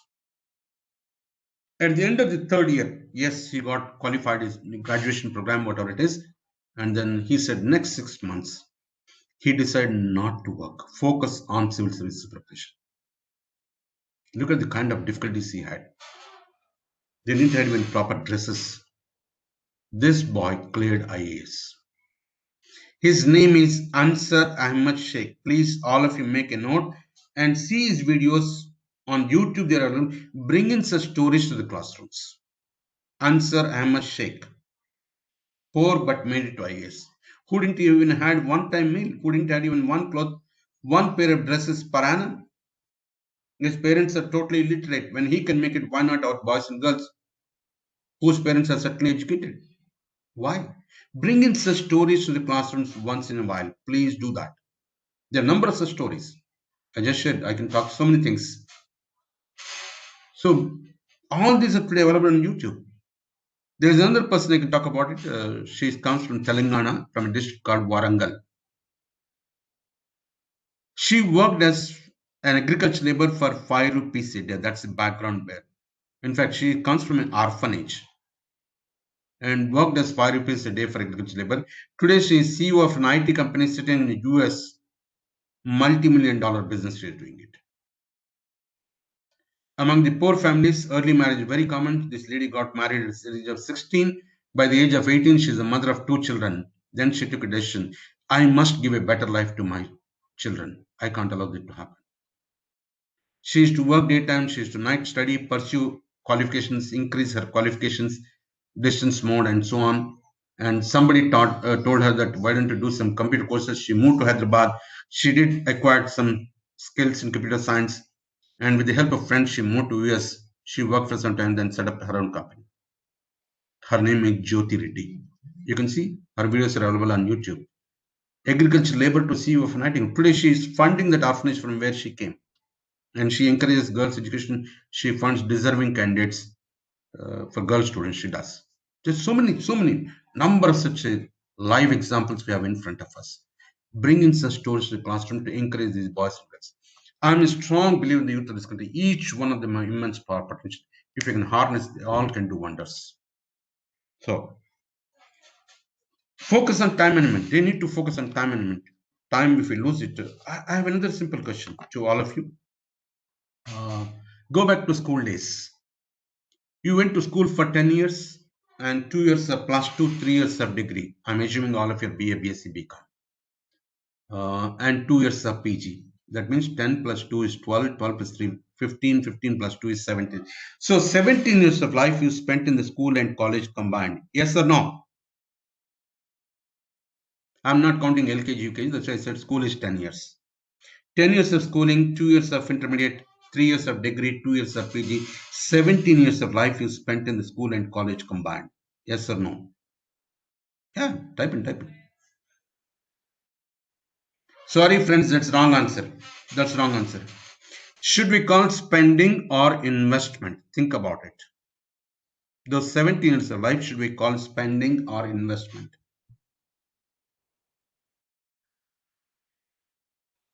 Yes. So tell your students that they are here to invest their life, not to spend their life. How carefully you are investing every minute of your time while pursuing your graduation. That will help you to lead a better life tomorrow. If you want a better life tomorrow, you have to invest every minute of your time, this 3-year degree, what you're pursuing with us. If we spend it, you'll pay heavy penalty for the whole life. How effectively utilizing your time management. Time management is very, very important. Every minute is valuable. For example, we just lost year 2020. It's not going to come back. Childhood is the best part of human life. Can you help me to get back my childhood? Gone forever. The time, use it or lose it is your choice. If you don't use it, the time is gone. Because I give lectures on time management also to inspire this. I give lectures on wide variety of topics. When I was in college, I send them out 100, 200 topics. I said, decide what you want. No problem. Whenever they want faculty development programs to be conducted, again, I send about 100 topics and said, decide what you want. No problem. That's how I do it. So I give lectures on time management. Time is very, very, time is not going to wait for us. One need to effectively teach them the art of time management is what to focus. Otherwise, these people are wasting their time. And because of that, they're paying heavy penalty for the remaining life, whatever they have. Is what need to focus. I want all of you to quickly write down on a notebook. I'm sure you're keeping the notebook and pen with you. Please write down. What's the value of 1 year? Just note down. Value of 1 year. What's the value of 1 year?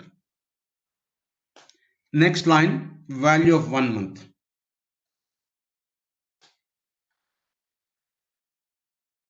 Next line, value of 1 hour.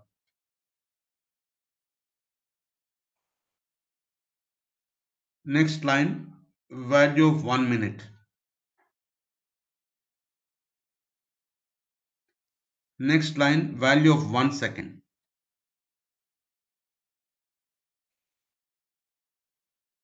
Next line, value of 1 microsecond. And the last, value of 1 millisecond. I repeat again, value of 1 year, value of 1 month, 1 day, 1 hour, 1 minute, 1 second, 1 millisecond, 1 microsecond. So let's start with the first one. What's the value of 1 year?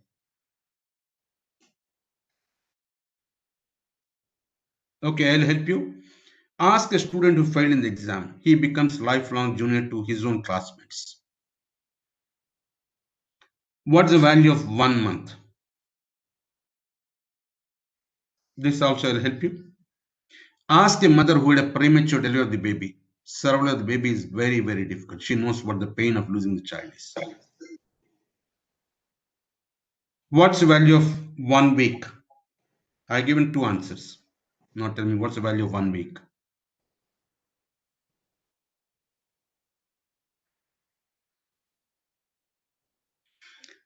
Ask the editor of a weekly. If weekly doesn't come on time, it loses its value. For example, newspaper, if it doesn't come in the morning, if it comes in the evening, it loses its value. So he knows the value of 1 week, the editor of weekly. What's the value of 1 day?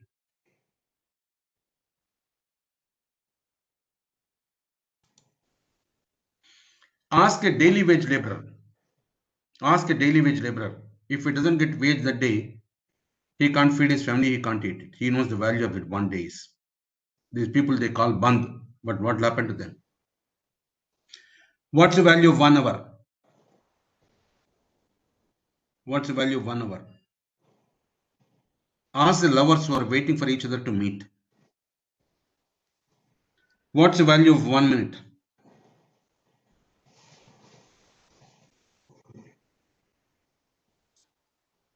Ask a person who missed a flight or train. He knows the value of that. Let's imagine that tomorrow he has got the IAS interview to be attended in Delhi, and today he just missed the train and doesn't have money to fly. So he knows what the value of 1 minute is. What's the value of 1 second?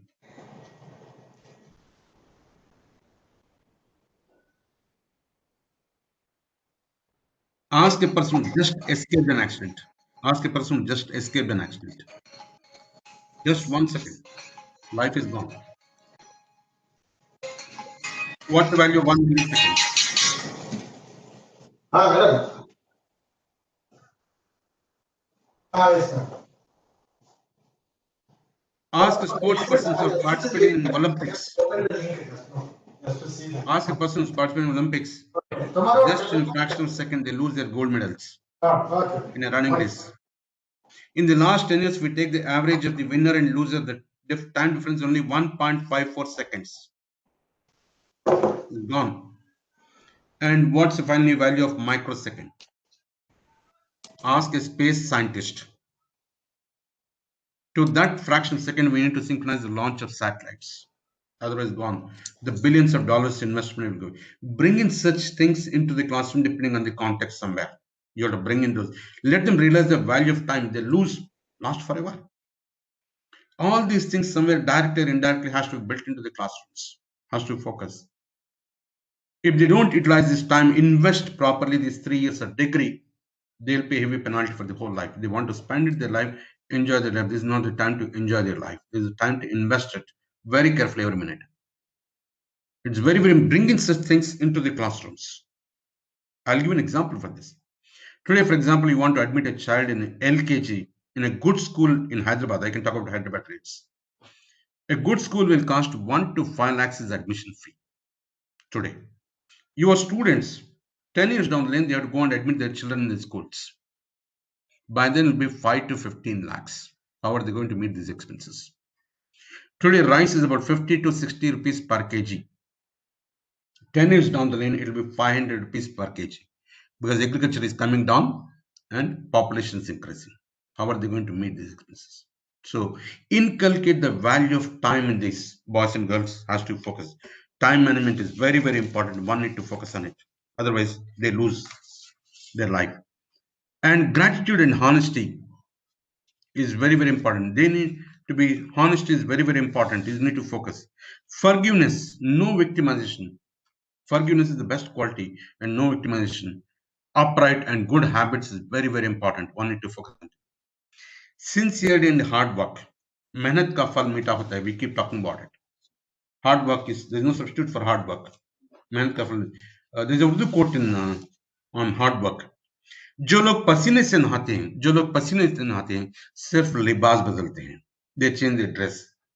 जो लोग पसीने से नहाते हैं, जो लोग पानी से नहाते हैं सिर्फ लिबास बदलते हैं. जो लोग पसीने से नहाते हैं वो इतिहास बदल जाते हैं. They can create a history, they can rewrite history, or they can have one page in the Indian history, can have it. जो लोग पानी से नहाते हैं सिर्फ लिबास बदलते हैं. जो लोग पसीने से नहाते हैं वो इतिहास बदल जाते हैं. They can change their history. They can create a new history. They can rewrite the history, or they can have at least one page for themselves in the Indian history can happen. That's the value of hard work. Let them put in hard work. This is very, very important. So develop them to sincerity and hard work. There is no substitute for hard work. Discipline and prioritizing activity is very, very important. Discipline is utmost need. It's very, very important. I'll tell you, one need to learn to respect 3 Ds. If you ignore any one of them, the 4th D will come to you without asking your permission. That is, first and foremost, discipline. Second is dedication to the profession, what you're taken up. Third is determination to give your best performance. If you ignore any one of them, defeat will come to you without asking your permission. Discipline, dedication, determination. Desire changes nothing. Decision changes something. Determination can transform everything what you talk about it. The power of determination is required. Today, our young boys and girls only have desire. Where is the decision? devotion to the profession, what they're doing. That is students. Students should be ever hungry for knowledge. That's how they should be. And determination to give their best performance. The bright future is waiting for them. If not, they'll land themselves in trouble. Defeat is going to happen. This is what's going to happen. You need to focus on it. So discipline practice, they need to practice that is every day morning when they get up, let them list out what all the activities they are supposed to do it. On that list, classify them to 3 types: high priority, medium priority, and low priority. High priority one, you must do it at the earliest possible. Medium priority, you can afford to complete before the end of the day. And low priority, you can afford to ignore, nothing will happen. This is how you need to bring in the prioritization of your activities. This to happen. You need to focus on it. So let them know the art of time management has to focus and prioritizing the activities required, high priority, medium priority, and low priority. For example, I don't get time to see movies. I think more than almost 15 years, I don't get time. With a great difficulty, one movie in a year I am able to see. And this year, 2020, I have not seen that also. Because when I prioritize, the seeing movie go to the low priority item. And that doesn't get time. So the students must be able to learn the art of prioritizing their activities. That's what they need to talk about it. And love to the nation and humanity is very, very important. They must love their nation and love the humanity. Is very, very important. Unfortunately, today ये बहुत कम हो रहा है. वो बोलते हैं ना, प्यार मोहब्बत में बहुत कुछ हो सकता है. But that's missing today. Service to society and weaker sections is very, very important. Serve the society. It's very, very important. That is what people talk about. Today, industry talks about corporate social responsibility. I'm not for it. I would say it is citizen social responsibility. We all have got directly and indirectly so many things from the society. We must pay back to the society in whatever little good things we can do for the society. We must do it. That's one reason which made me to resign my job 5 years ahead and take up this of sharing my knowledge and experience with the students and young faculty is what I'm trying to do. Is what I'm trying to do it. I just take 2 minutes and then give you the tea break. I have a session to the young faculty. Before that, let me tell you. How many of you prepare on your own your annual report? On your own. This is what I'm stressing it. Not when principal is asking, when dean or heads of departments, director is asking. How many of you prepare on your own your annual report? Be honest, no problem. We're all friends.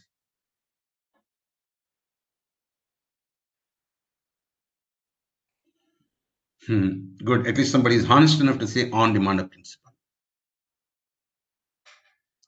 Let me tell you, my dear young faculty, imagine for a moment today you're all assistant professors. Tomorrow you apply for associate professor or professor.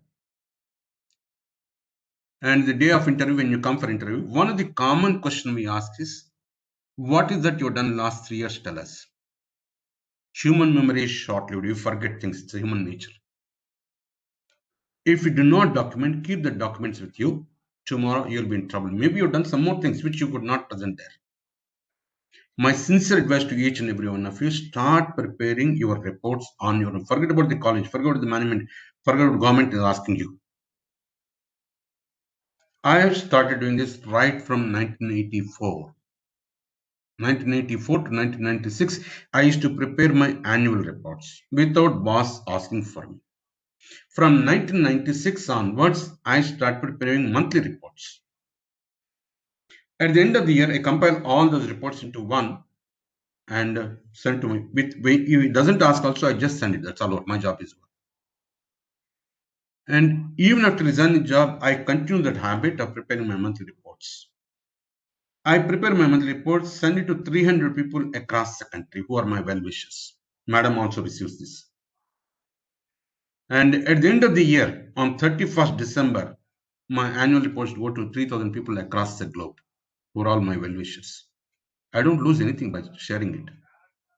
Then why you are not preparing it? For example, here is a small report. I hope you'll be able to see. This report talks about the last 5 years water. It's a printed document. So My dear young friends, please start documenting your work, what you've done it. Maybe it's half page, 1 page. Start writing monthly report. At the end of it, just compile it and some kind of chapterization. You can do it and submit to boss. Even if it doesn't answer you, just send it. So today, emails common. Send mail. That's all. That will help you in the long run. With this, with madam's permission, we take a break for tea. Madam, is it okay? Madam, are you online? Available? No, she's not there. Okay. I think we take a break for tea and then come back and continue the session. You have the 15 minutes break. Okay? Okay, sir. Right.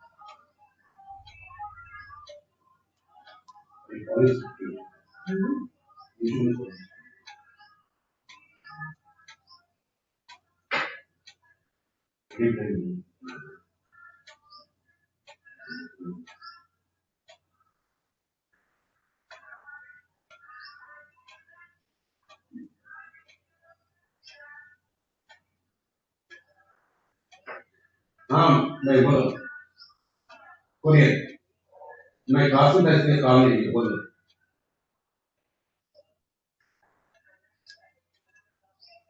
200 200 plan में 200 अच्छा उधर से आते हैं तो second second right लेना है document से आए तो सेकंड राइट लेके आ गया तो परमानेंट इंप्रूवमेंट से पहले राइट जी कब तक आएंगे राइट कोई बात नहीं राइट कोई बात नहीं तो दोपहर में आएंगे okay right right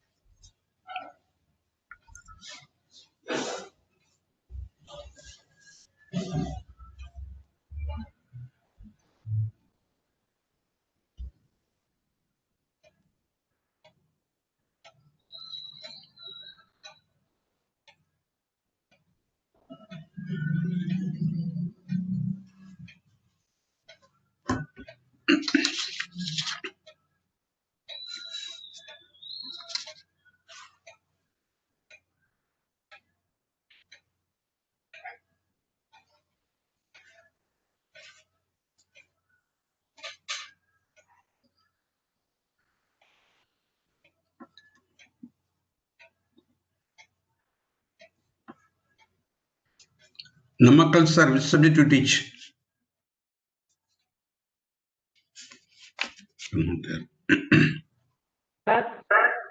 Which subject to teach? Fisheries. Fisheries. Oh, very good. Yes. I had an occasion to visit CMFRI, Central Marine Fisheries Research Institute, Cochin. as well as Inland Fisheries. Both institutes I visited. Yes, sir. And Cochin. Yes, yes. Which year, sir? That is about 2 decades back. Actually, I worked in 98 to 2000 there only. Mm-hmm. After I joined FIPA, Yes. finally I joined in FIPA professor here. Mm-hmm. Yes, sir. I also visited Inland Fisheries Research Institute. Was Pune, sir. Yes. Okay.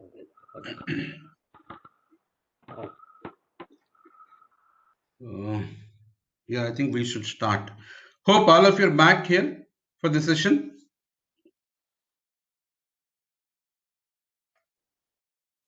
Maybe wait for 1 more minute and start.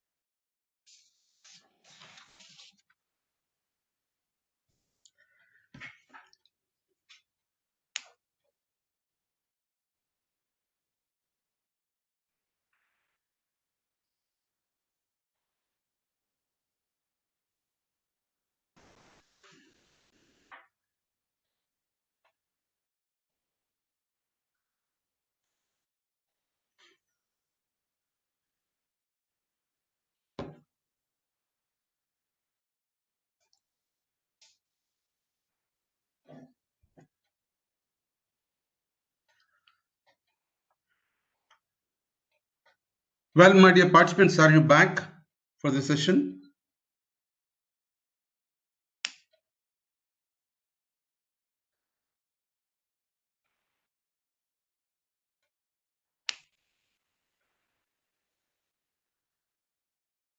Okay, fine.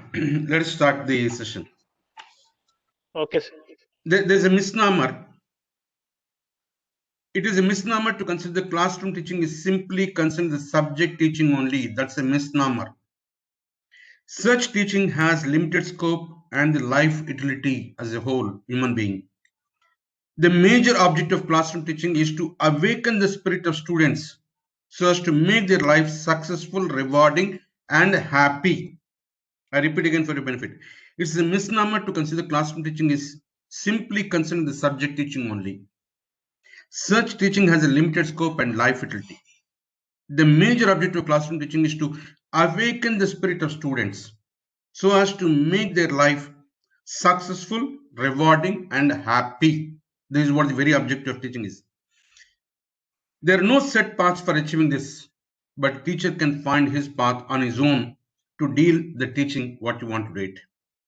It is our values, not our valuables, which determine the worth of our life. So increase the value systems in life, not the valuables in life. Let's see who is a good teacher. A good teacher is rare combination of traits of mother as well as father both has to happen. You need to be a combination of both father and mother. That's what I said in the morning. You need to be firm like a father and kind like a mother. Both qualities are required to be a good teacher. Generally, in a classroom, there are three types of students. The first couple of benches who are serious about studies, they really work on it. The middle benches, they need a little push, they can also do better. And the last benches, that's where we say generally, oh, that fellows are useless. This is what we commented. My dear faculty, your role is important in handling those last benches. Assume for a moment you have 3 children of your own biological children. 2 are born normal, 1 child born with some defect. What we do as a parent, we give more time, more money, more resources, more attention to the 3rd child who is born with some defect compared to the other 2 children. The same thing you have to do in the classroom also. The last benches, what is it we're doing?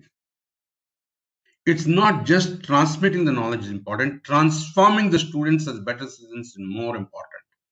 Can we transform these boys and girls as better citizens for tomorrow? The last benches also is origin.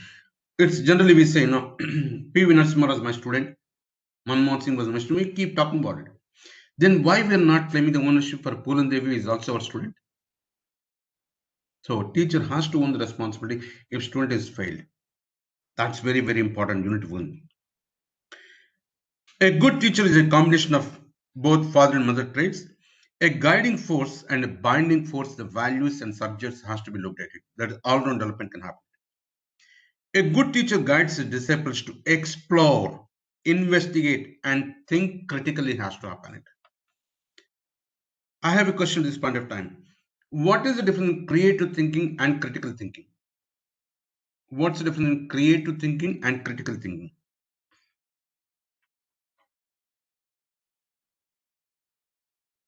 Yes, my dear participants, start responding.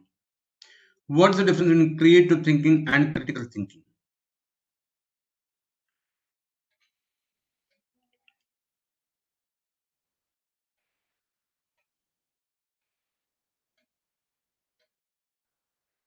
Because thinking skills are very, very important. We need to develop those thinking skills and not just by heart and reproduce in exam halls. That is of no use.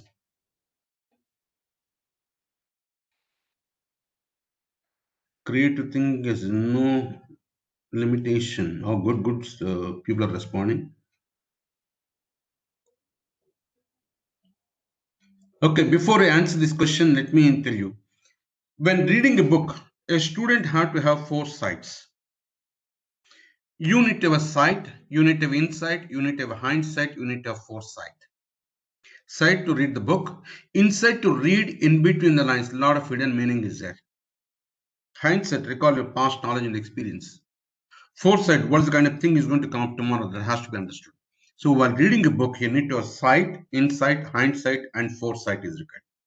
Sight is to read the book, insight to read in between the lines what is their hidden meaning, hindsight recall your past knowledge experience, foresight what is required for tomorrow. From that angle, a student has study. Okay, let me come to the question. Creative thinking.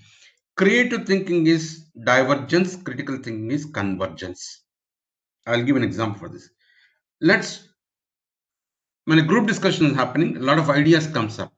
Just list out on the board what is the ideas coming. That is what we call is divergence. Creative. Let them think and give the ideas whatever they have it. Then finally start selecting the best one which can be implemented. That is what is called critical thinking. Divergent views will come up. So creative thinking is divergence, critical thinking is convergence. Is what you need to focus. You need to finally decide one which can be implementable in a given situation. Has to focus. Okay. A teacher is like a sun and student is like a sunflower. I'm sure at least some of you know sunflower moves along with the sun. That is how it has to be. A teacher is like a sun and student is like a sunflower. Teaching requires sincere efforts from the teachers. Teaching is not a job. Sorry, teaching has to be passion. Teaching has to be passion. It's very, very important. So teaching requires sincere efforts, sensitivity, and creativity and intelligence. These 4 qualities are required. Teaching requires sincere efforts, sensitivity, creativity, and intelligence. We should be able to focus on giving more and more understanding, make the subject simpler for them to understand it, is what need to focus. Think about how best I can present it. What does the thing happen? And relate the subject with other subjects, relate the subject with reality, relate the subject with real life, relate the subject with industry. You need to focus on it. Relate the subject with other subjects because all these subjects are interconnectedness. You can't work in isolation. For example, if anybody is from the management faculty, you understand, or accounting also, merger and acquisitions can be comparable with mixture and compound what we study in chemistry. So can we relate these subjects together? Is what we need to talk about it. Mechanical engineering with production planning and management can be talked about. Life and time are the 2 best teachers in life. Life teaches us the use of time. Time teaches us the value of life. If you don't act in time, you will pay heavy penalty for the whole life. So life teaches the value of time and time teaches the value of life. That's where you need to focus on. One need to focus on continuously update your knowledge. My dear faculty, you need to constantly update on update or outdate choice for you. You name any subject, number of new developments are happening. We need to bring in all the developments in the classrooms. You may say that it's not in syllabus. Syllabus is only broad framework. It doesn't give point by point. It is for us to bring in all the latest developments into the classrooms. This is what we need to focus. So update your knowledge by going through newspapers, websites, journals, periodicals, professional magazines, and read as many books as you can on your subject. Because each author has got their own style of presenting the material. He discusses his own examples. He talks about his own exercises. Why not we read at least 3 books of the same subject and based on which you prepare our notes? That is how you need to focus on it. So read as many books as possible on your subject, what you're talking about. That is how one need to constantly update the knowledge. I repeat again, update your knowledge by going through newspapers, websites, journals, professional magazines, periodicals, and read as many books as you can of your subject. That is where you can, and you need to constant. A good reader is a good leader. You need to read a variety of books. In the ancient days, while thinking about constructing a village, they had 4 alayas in mind. First and foremost, Vidyalaya, that is academic institution, school or college, whatever the name you call it. Then they said Grandhalaya, the library. They kept in mind the continuing education. Please look at it. Vidyalaya to Grandhalaya, library. And then Vaidyalaya, that is hospital is required to take care of health. And lastly is religious institution. Maybe you call it temple, church or mosque, whatever you call it. Look at the way our ancient people have planned the village. They said first and foremost, they gave importance to Vidyalaya, the academic institution. Then Grandhalaya, library, continuing education. Then health, and ultimately the Almighty God is important. That is how it was planned, the always. Even in the ancient days, they gave importance to the education. Look at it. Start developing the habit of questioning everything. The more the questions you raise, you will get the answers, if not today, tomorrow. Like I've been asking simple questions.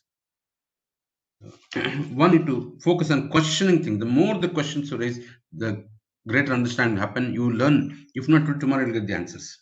There's a Sanskrit quote for this. Prashnena, pratiprashnena, abhaprashnena, abhiprashnena. Not only questioning, counter questioning also should be it. Don't be afraid. Just stand up and ask questions. And all questions must be asked. I have a simple session to all of you. Every day, when you complete your class, before you come out of the class, can you give them 2 questions which will have only one word or one answer based on what you taught that day? Based on what you taught that day. Just give them 2 questions. You will have only one word or one answers. I'm sure 99% of them will attempt it. If you ask them to write 40 lines, these fellows won't write it. Do you know what is the impact of this? Learn 2 keywords from each period. That's what I said is. And assuming there are 6 periods in a day, at the end of the day, it becomes 12 words of their subjects. Generally, week is 6 working days we have, which means 12 into 6, 72 words they can learn of their subjects. And generally, month is 4 weeks, 72 into 4, that is 288 words they can learn of their subjects. When I say learn with complete conceptual clarity, including singular, plural, antonyms, synonym, everything. And 288 words per month. And generally, semester is only 4 months. 288 in 4, it comes to 1 month, 52 keywords of their subjects. And you all come from degree colleges, so into 6 semesters, because 3 years means 6 semesters. That comes to about 7,000 words they can learn of their subjects can happen. That gives them confidence and courage to face the recruiters. And tell you, when we go for recruitment, we find students are not answering even the basics of their own subjects, what they're studying. This is a challenge we have it.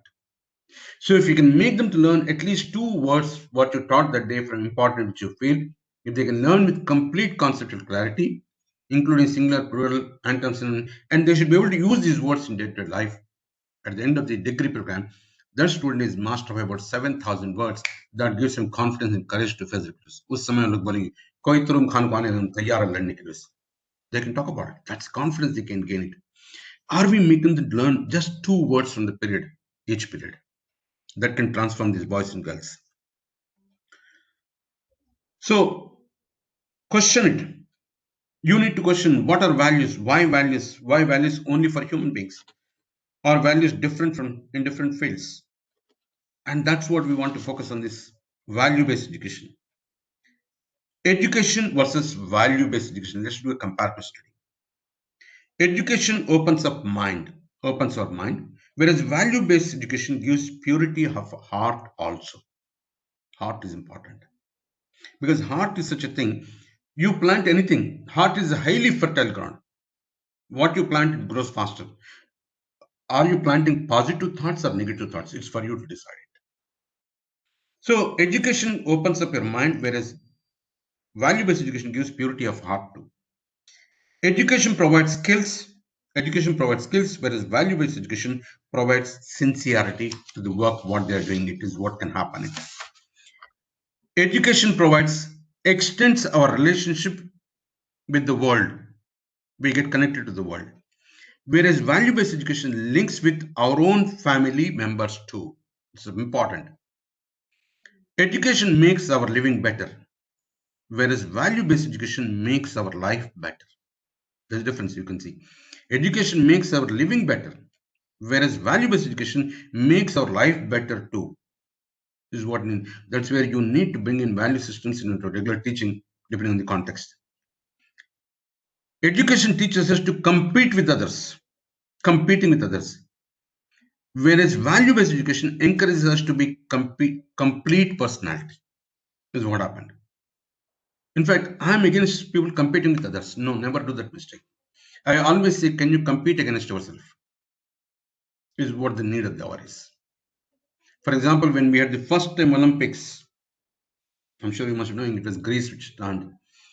and they had no records to break it. Then how do they inspire these young boys and girls? The time the punchline tagline was Altius Curtius Fortis, which means in a high jump higher than what they did not define. They said you break your own records. Let's say today you're able to jump high jump 2 feet. Can you break this record? Make it tomorrow 2 feet 1 inch. Then break the record 2 feet 2 inch, 2 feet 3 inch, 2 feet 4 inch. That's how you start breaking your own records. In a running race, faster than what they did not say, you break your own records. Today, let's say you took 4 minutes to run a mile. Can you make it in 3 minutes 45 seconds tomorrow? This is how you have to break your own records. In a long jump, longer than what they did not define.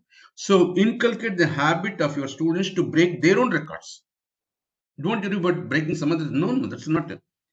Somehow we inject in minds competing. Compete against yourself.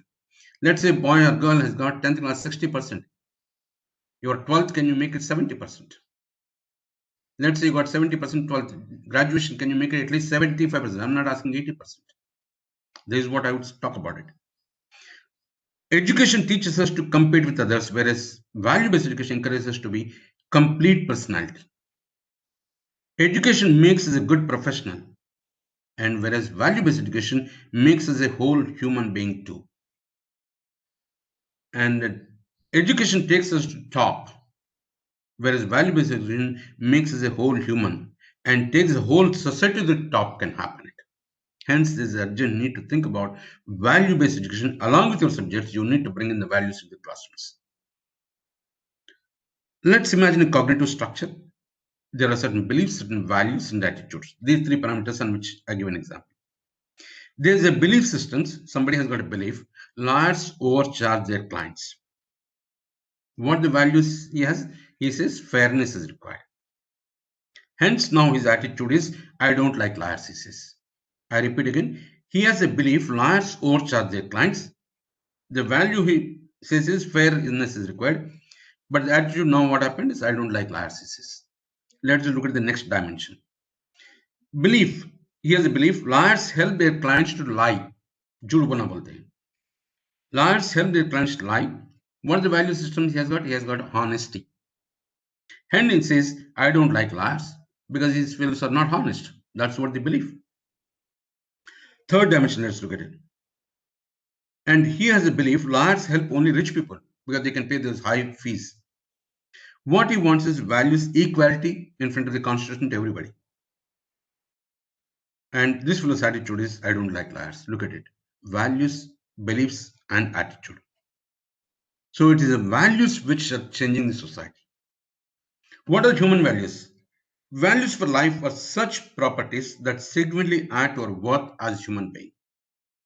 There are certain visible values, positive attitude, truthfulness, honesty, well-meaningness, bravery, liveliness, friendliness, politeness, humility, helpfulness, empathy. These are some of the qualities which can talk about values to the human society, is what we need to talk about.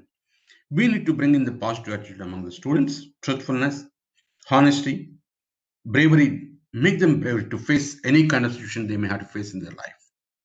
Today, unfortunately, suicides are increasing among the youth. Suicide, it's a big problem to society. I don't know how many of you are aware, 10 September is celebrated as World Suicide Prevention Day.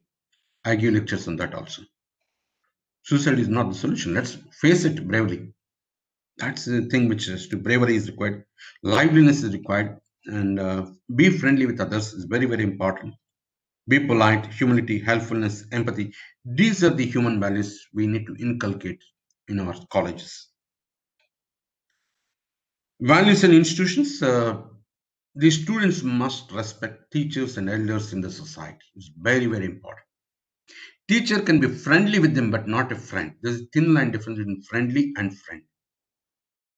And they have to have the obedience is very, very important. Don't get involved in student politics. Respect for others is very, very important. And colleges avoid ragging, avoid troubling others, eve teasing. All these things need to be avoided in the colleges. They're not good for the society. Is what because ragging also, some of the people are killing themselves because of the ragging what's happening in the colleges. And don't trouble others. Eve teasing is not good, is what's happened. When a boy is teasing a girl, she goes and complains Eve teasing to the police. When a boy is teasing the girl complains Eve teasing case. But a reverse happens. What will happen? A girl is teasing boy. No, what is that he has to do? We don't know. Most of you are not aware the law provides even for the boy. That is called Adam teasing. Adam teasing, it is there in the Constitution. Nobody knows about it. That's the problem. Only we talk about Eve teasing, but Adam teasing is not talked about it. Because recently I gave a lecture on gender sensitization. Some of the college wanted me to talk this subject on men's perspective. That's where quoted a number of cases, how the women are harassing men, which are come up to the court, a hearing happened, all that. I quoted the cases. It's not that only one side, the other side is also happening. So we need to look at it. And today's institutions emphasize too much on theories, but not focus on neither human values nor skills. Develop more on human values, develop more on skill set is has to be focus. And we focus more on concepts, but not focus on molding them as good human beings. That's the challenge what we have it. You need to think about it. These are all small things, but very, very important. One need to focus on. And please teach your children, your students, nothing is impossible. Nothing is impossible. Everything you can make it possible if you are determined. वो हिंदी में बोलते हैं भगवान के घर में देर हो सकता है लेकिन अंधेर कभी नहीं है. You can try and succeed it. Nothing is impossible. There's a Urdu quote. मंजिल खतरनाक होती है, मंजिल बहुत दूर है, कोई बात नहीं है. मंजिल बहुत दूर है, जाना वहां जरूरी है. रास्ता मुश्किल है, लेकिन नामुमकिन नहीं है. So, my dear friends, there's nothing called impossible. One can make it possible. Its sheer determination is required. How much time you're getting, how effectively utilizing your time is what it can transform the society, can happen it. All these are possibilities. One need to bring it. And we are focusing more on abstracts. And we need to focus more on self-discipline is very, very important. You need to focus on it. We are focusing on more on answers, not questions.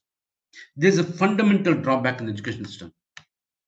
For example, go back to LKG classes. What is it we're teaching children? A for apple, B for bat, C for cat. That's all what we're teaching. Why are we doing this? Instead that, why don't we ask the children, tell me one word starting with the letter A. In a class of 30 students, at least 5 different answers will come out. Thereby their creativity will develop it. Curiosity will develop it. We are not focusing on that. We are just saying that A for apple, B for bat, C for cat. There's a fundamental drawback in the education system. No, this is not the way to be done. The new education policy promises the students can choose the subjects what they wanted. I always say all policies are excellent, great, no comment on that. But all these are implementation failures is happening. Are we able to understand what the very objective of national education policies and what the kind of changes they wanted us to bring into the colleges and which can transform the society? These are the challenges what we are facing. I know one of my friend who has become a vice chancellor of a university. I don't want to name the university because it's not correct to do that. And I wish him good luck. One day we met somewhere and he said, Sai Kumar, now I got my entire syllabus is transformed. Now my BTech syllabus is on par with IITs. This is what he told me. I said, you may bring in IIT or Harvard or Stanford or Harvard, jo bhi hai, it's not going to work. He said, how? I said, look at, you have about 200 colleges which are affiliated to you. And do you think this faculty can teach those subjects at IIT level? Are you taking the responsibility of training these teachers to that level of IIT? Then you bring in the IIT syllabus. This is what needs to be done. Then it will be successful. Otherwise, it will be total failure. Is what happens. And of course, he didn't agree that day. But when he stepped down as vice chancellor, again we met somewhere. Then he told me, Sai Kumar, what you said is right. So you're all affiliated colleges to your respective universities. It's like these colleges are children to the university. University must take that responsibility of when you bring in a new syllabus, you have to train all the faculty on those new things. Has to be done. So we are focusing more on answers than questions. Start questioning everything. The more the questions you raise, the more the answers you get. Start questioning everything. I give very simple question. What is the difference in speak and talk? Speak and talk. Very simple word. We have been using right from the childhood. What is the answer? I'm not touching. There's a reason I want to stress the point on answers instead of questions. Please stop that. Questions is important. What is the difference in talk and speak?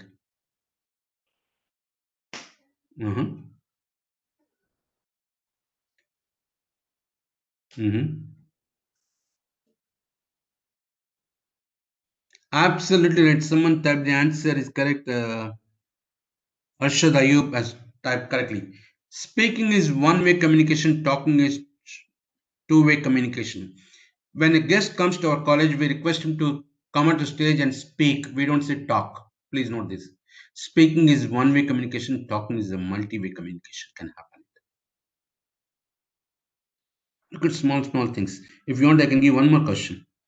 What is the difference between ache and pain? We say stomach ache, headache. What is the difference between ache and pain? So that's the reason I'm saying it's not the answers. Questions are important. Develop the habit of questioning everything. The more the questions there is, the better they learn it. Can happen it. That's the reason where I'm governing body member. I extend 1 hour time. That 1 hour the students can come and ask their doubts, whatever they have it. Otherwise, there's no time.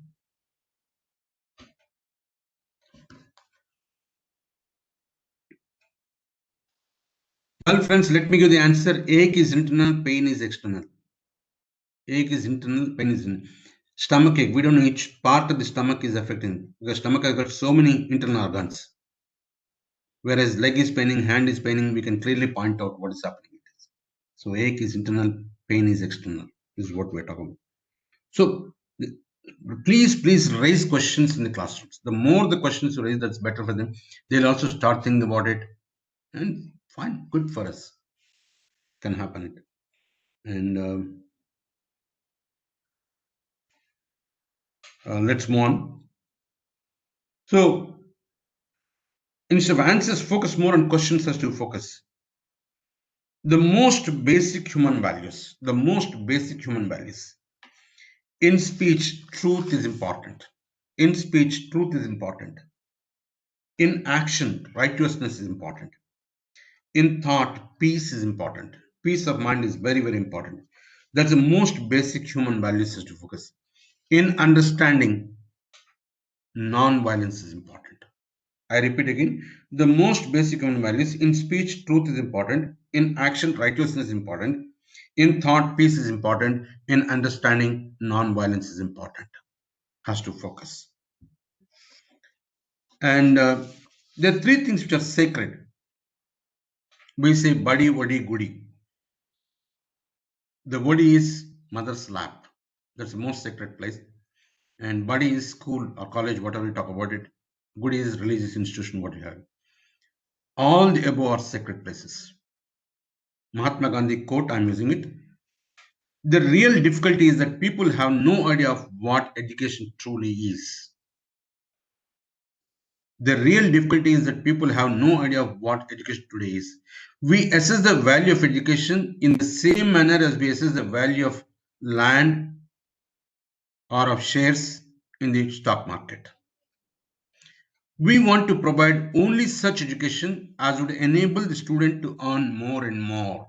We are focusing on only earning, but not living. We hardly give any thought to the improvement of the character of the educated. Character of the educated. This is what he said.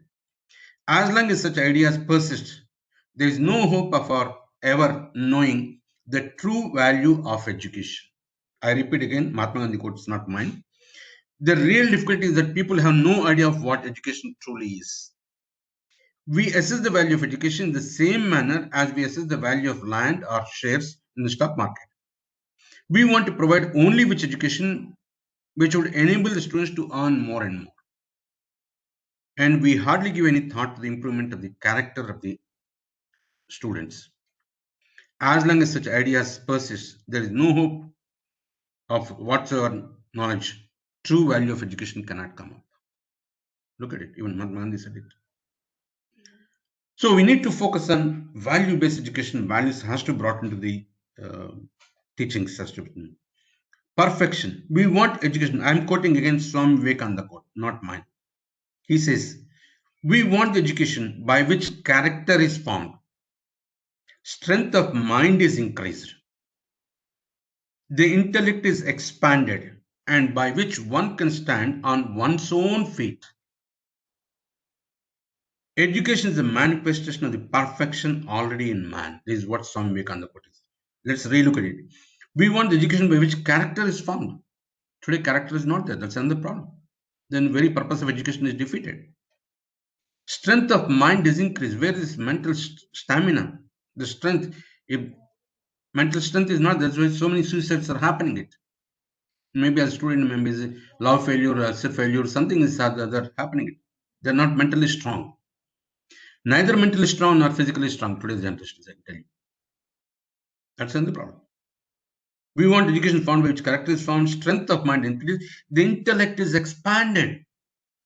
Why are we confining only to syllabus, textbook? It needs to expand. They need to learn much more. Has to focus. Just to focus on syllabus, okay, you'll pass the exam, but that's not going to be helpful to you. And by which one can stand on one's own feet, they can stand, if they can do it. Education is a manifestation and perfection already man. We are only helping them to bring out their inner talent, which is already there. Maybe we sharpen that. Is what the very objective of education is, and that's what value-based education focuses on it.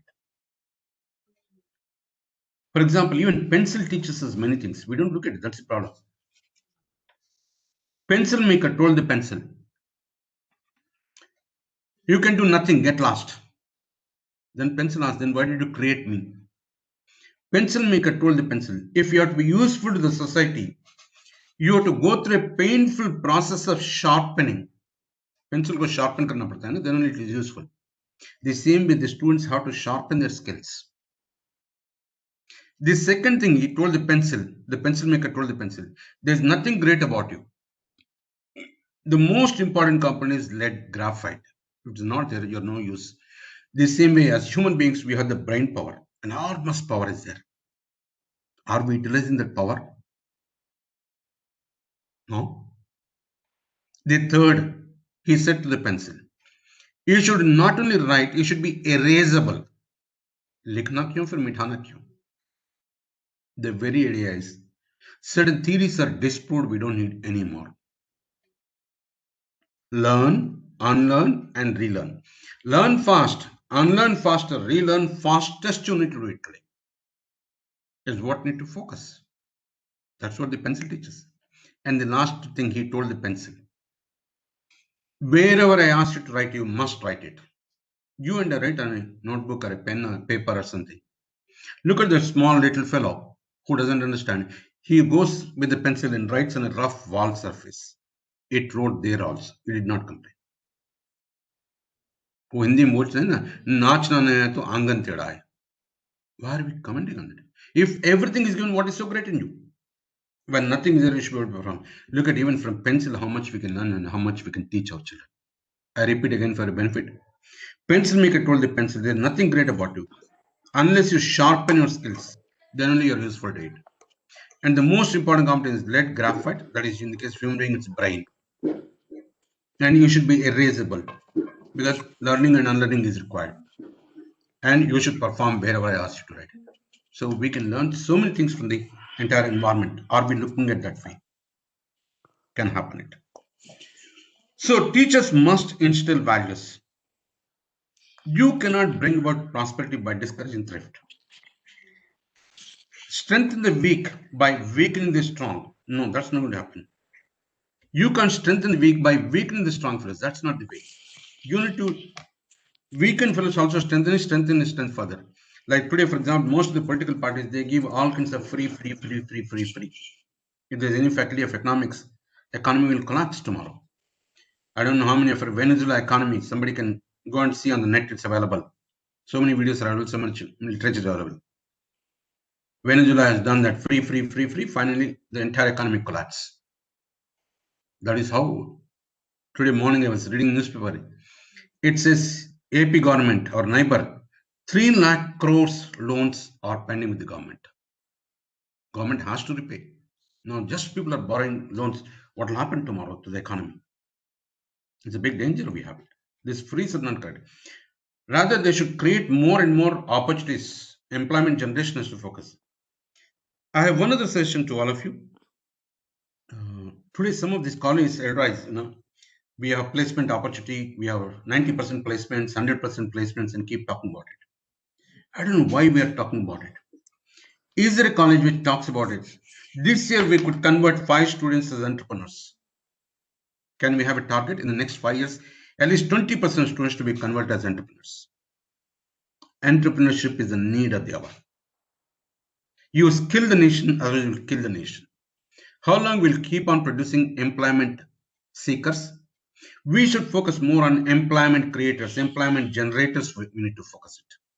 Can we convert, bring in the idea of entrepreneurship into the colleges, in the curriculum, in the coursework? Transform these young boys and girls to set up their own enterprises. I give an example for this. There's one person, one boy is born as a blind by birth, and he went to one of the local school. And after 1 year, he found it's very difficult to continue there, and his parents also realized. They moved to Hyderabad, admitted in a blind school. We have school for this visually challenged people, and that they admitted. At the end of the schooling, this boy came as a state ranker. Look at it. And then he wanted to study +2 with the science stream. The colleges refused admission, saying that you are a blind man, so we can't give admission in the science stream.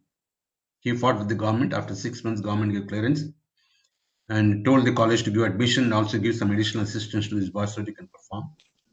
At the end of the 2 years of +2, this boy came again with the state rank. Then he wanted to join Birla Institute of Technology, BITS Pilani. He applied. They said, no, sorry, we can't give admission. He said, why should I waste my time with fighting with all these fellows? He applied to US and he got admission there. He went and pursued graduation there, and post-graduation completed with a high grades. He got very good offers there for the jobs. He refused. He came back to India, and today he runs an industry with 50 crores turnover. And on top of it, his employees, 70% of the employees are physically challenged. Bring in such stories to the classrooms. There are a number of such stories are available. It's real stories, not that we are just telling stories sake. When he can achieve such greater heights, why not these boys and girls? Some of you may be knowing the story of Arunima Sinha. She's a sports person. In a train accident, she lost legs, but she did not give up. She climbed Mount Everest. Not only Mount Everest, she climbed all the 7 peaks of the world. I think somewhere in 2014, she conferred with the Padma Shri Award, 4th highest civilian award of this country. Bring in such stories. I think Arunima Sinha, yes, her name is Arunima Sinha. There are a number of such real life examples. Convert them. Don't make them as employment seekers. They convert them as employment creators, employment generators. They should set up their own business is what needs to be done. That is how we need to bring in that orientation in the classrooms. And help the poor by destroying rich. Sorry, that's not correct. Keep out troubles by spending more than you can earn. Then you are in trouble. It's going to happen. Build character and courage by taking away man's initiative and independence cannot happen. You have to give them initiative and independence is required, then you can earn. Help men permanently by doing for them what they could do for themselves. No, they should earn on their own. In fact, we had some discussion, intellectual discussion in one of the forums. I strongly argued saying that please stop giving assets to your children. You give them good education, mold them as a good citizen, there ends your job. And he should earn on his own. Why should we earn for him and for his children, for his grandchildren? No, sorry. Then when will you enjoy your life? Is what needs to be looked at it. So think about it. And a teacher has A student has 4 quarters, and teacher also a student. Teacher is a lifelong student, I'll say. Learning happens in 4 quarters. You get the first quarter of knowledge from the teachers. In the classroom, you get it. Second quarter of knowledge comes from your own efforts of thinking and concentration in the classrooms. Thinking skills are important. Concentration is important. That's where the 25% knowledge you get it. 25% from attending the classes you get it. 25% by thinking and concentrating in the classrooms you get it. The third quarter comes from interaction. Interaction with the friends, interaction with the classmates, interaction with teachers, interaction with the elders, interaction with the society as a whole. The more you interact, the more you gain. So the third quarter comes from, you get from interaction. And the fourth quarter comes from over a period of time and experiencing the subject yourself is what happens. So the first quarter comes knowledge from the teachers. Second comes from the thinking and concentration, what you're doing it. Third comes from interaction. And fourth comes from over a period of time and experience subject yourself, you can have it. I'll give an example for this. When I said you need to interact. I do conduct a lot of faculty development programs, and I go and give lectures at so many seminars and conferences. When I go, I normally go 5-10 minutes before I interact with the participants. Quite often I have seen people from the same college sit together. Why? The very purpose of organizing conference is defeated. It's an opportunity for you to meet the other person who is from the other state, other college, to interact with them, what is happening in their college, and learn from each other's experience and make friendship. Tomorrow, let's say for some reason, like I made a friendship with Namakkal, who is there, one of the participants, and we had some community fisheries, we were talking about it. And next time when I go there, at least I have a friend who is Namakkal who can help me something. It's possible. But we don't do that. We just sit next to our college fellow or maybe our district fellow. This is what we're doing. No, sorry. The very purpose is to expand your network. It's not only working, networking is important. Otherwise, they'll say you're not working at all. Connect with people is very, very important. This is what need to focus. Let me tell you, today the another area where it is missing in the colleges is we are not taking advantage of our alumni who passed out of the colleges. Easier alumni database is maintained. Easier way today we have so much of technology available, Facebook, WhatsApp, Twitter, so many forums with which we can connect. We are not connecting it. Alumni is good for friend-raising and fundraising, we call it. Alumni can support in a big way. Are we able to find out where our alumni is? Just go and meet them, just ask for an appointment, and they'll be happy to meet you, and they can extend a lot of help to our colleges to build our colleges. All that is possible. Are we looking at alumni relations? Are we inviting them once in a while to address our students or help them in projects or whatever it is required? They can be a big asset for the colleges. We don't have the alumni database. That's another painful thing. Why we are not building up alumni database, I don't know. I have no answers. So think about it. We need to inculcate the values. The purpose is to instill or internalize these qualities which are required. Change the values of students by more nearly reflect certain desired values. The methods can be, you can have a model, or positive and negative reinforcements can be done, or bring in alternatives which are required. And maybe sometimes you can have games and simulations, you can have it, or maybe role plays, you can have it. That's another way to look at it. For example, you have been doing only, let's say, teaching. You are doing mostly classroom teaching. Students have to look at the blackboard morning to evening. Their future is becoming black. Why we are not doing variation? Once in a while, once in a semester, do you take the students outside and make them as small groups, give them independent assignments, so that group discussions can happen, communication skills can happen, their brain can open up, thinking skills can improve it. All that can happen if we are not doing it. Please think about it. We need to focus on moral development. Help students develop more complex and moral reasoning practices. Moral dilemma episodes with small group discussions you can have. I have another question. What is the difference in group and team? Group and team, what's the difference? Yes, my dear friends. What's the difference in group and team?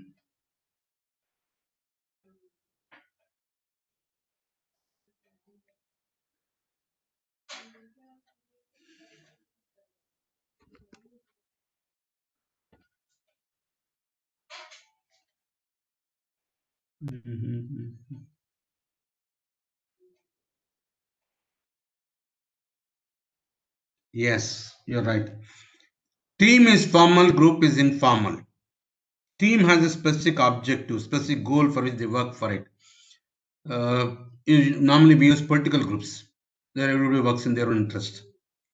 I don't know how many of your team is an acronym. It stands for Together Everyone Achieves More. Mathematically speaking, 1 plus 1 is 2. When you're doing a team performance, 1 plus 1 is 11. That's the strength you derive it. So team is together, everyone achieves more. And team performance, it will be win-win situation to all of us can happen. And urge two students to discuss the reasons for their value choices and positions. Relatively structured, argumentative without necessarily coming to a right answer. Don't worry about right answers right at the beginning. Right or wrong is secondary. I always believe in it. Attempting is important. Let them encourage more and more. Attempting is what need to focus. Analysis. The purpose is help students to use logical thinking and scientific investigation. Today, another problem we are facing is in recruitments, students lack analytical skills. For example, BCom student, he doesn't know how to compare the balance sheets of last 2 years. Then what is the use of talking about it? Help students to use economics student. One day, recently, I was sitting on an interview. I asked him what is BE economics. I asked him what is the difference GDP and GNP. Did not answer. And I said, sorry, I can't give job. Very basics of their subjects. They're not answering. These are problems we are facing it. So analysis is to help students to thinking and scientific investigation is required. Help students to use rational analytical process required. The methods you can have it to do that is structured rational discussions that demands application of reasons as well as evidences. One can talk about it, or maybe some testing principles you can have it, or maybe analyzing analogous cases you can have it, or research and debate you can have it. Once in a while you can have some debates. It will help them to improve it. You also need to focus on values clarifications. For example, I have a question here. What is the difference between efficiency and effectiveness? Efficiency and effectiveness.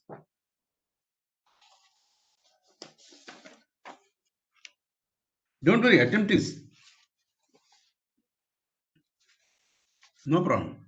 We do mistakes, nothing to worry.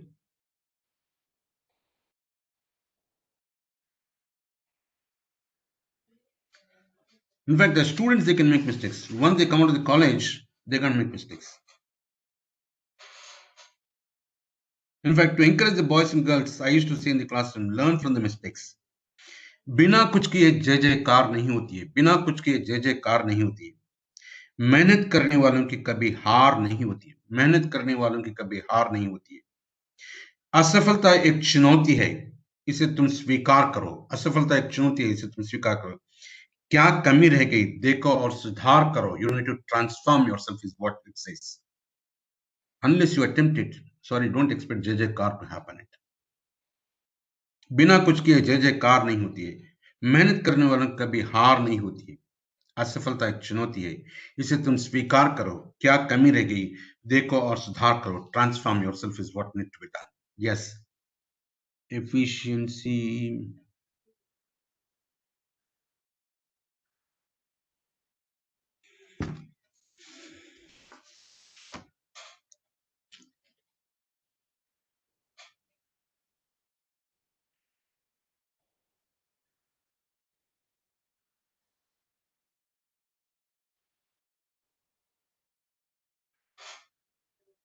Efficiency is doing right things. Effectiveness is doing things right. Doing right things, doing things right is what we talk about it. That's what the difference is. So provide opportunities for personal and social action is to focus what needs to be done, and research and debate can happen. You need to go for values clarification required. Help students to become aware of the and identify own values. Each and every child is unique in this world. Please understand that. Look at these 5 fingers, they're different size and shape. You can't compare them, it's not possible. I know in my case, me and my brother were twins, but there's a lot of difference in us. So respect that. Help students to become aware of the identity of own values. Help students to communicate openly and honestly whatever they wanted. Encourage more and more communication has to happen. Use both rational and thinking and emotional awareness is to be brought in. For which to build up these values, you can have role plays, games, or some kind of simulation studies, you can have it. Or you can have in-depth self-analysis exercises, you can have it. Sensitivity activities, maybe small group discussions. This can help us in clarifying the values to the students. Can happen it. And focus more and more on action learning. Like we say, active learning is important, not passive learning. Action learning. The very purpose of action learning is purposes are listed for analysis and values clarification. Provide opportunities for their potential and social action which is required. And encourage students to view themselves as interactive beings. The methods you can follow to do the action learning. Methods for list of analysis and values can be clarified. Projects within school and community practice. You need to have projects within the college as well as community practice. I'm sure some of you may be having NSS wing in the colleges. Encourage more and more participation in NSS activities. Then they become part of the society can happen. It is what needs to be done. And skill practice in group organizing and interpersonal relations is very, very important. Skill building has to be done. Group exercise is required and interpersonal relations can develop it. All these things are important to transform these boys and girls as better citizens for tomorrow. Has to focus. As I said in the beginning, there is no unemployment problem in the country. Believe me, trust me, I sit on several recruitment boards. Unemployability is becoming a problem. Like today, the young boys and girls, they talk about their dream boy and dream girl, right? The same way, we as recruiters, we talk about dream employee. Dream employee. You want to know what the qualities we look for? My dream employee is one who is totally committed to the process to the core. Organization systems and practices he must implement 100%, not even 99%. My dream employee is one who is totally committed to the process to the core and highly innovative in nature. The need of the hour is innovation. Innovate or evaporate. For example, look at your cell phone market. Every 6 weeks, a new model is coming to the market. Look at your automobile industry. Every 6 weeks, a new vehicle is coming to the market. So we need innovation, innovative mindset. We are not talking about invention here. We are talking about innovation. Bring in some additional features, additional functionality to these instruments, whatever we have today. Either way, can you cut down the cost? Can you increase more facilities, more functionality? Is what need to focus. Highly innovative nature is that is what the kind of boys and girls we need. My dream employee is one who is totally committed to process to core, highly innovative nature, delivers world-class quality of service and products. Because today we need to talk about export market. If we confine to local markets, we don't make much profits. When I'm able to export and more profits, thereby I can give better salaries to employees, bonus, everything I can create it. Are we able to produce world-class products? Is what needs to talk about it. How long we'll keep on listening? India is a developing country. Can't we transform as a developed nation? I'm a strong believer in the youth of this country. Each one of them have immense power and potential. If we can harness and put them in the right direction, at the right time, in the right place, they all can do wonders. It is responsibility Teachers and elders of the society's responsibility in transforming these. Teachers, parents, and elders of society, their responsibility in transforming these boys and girls who are attending our colleges has to be looked at it. And we can produce global. Work local, but deliver to the global markets is the need of the hour. So my dream employee is one who is totally committed to process core, highly innovative in nature, and delivers world-class quality of service and products at unimaginable speed. Time does matter. How fast you can launch a new products and services in the market. Otherwise, you lose your market share. This is what happens. You need to move fast in launching the new products in the market. Like for example, now all these vaccination companies are fighting and trying to bring out the earliest possible. They can get the maximum share. Otherwise, they don't think vaccine will produce, isn't it? 3,000 people have worked on this. In Bharat Biotech, which is local in Hyderabad, I know, 3,000 people worked on it. Almost a year they worked on it. And almost 24 hours a day. It's what they worked. Look at the kind of investments gone in. If they want to make profits of that investment, they have to come at the earliest. And luckily, the succeed government of India has cleared it.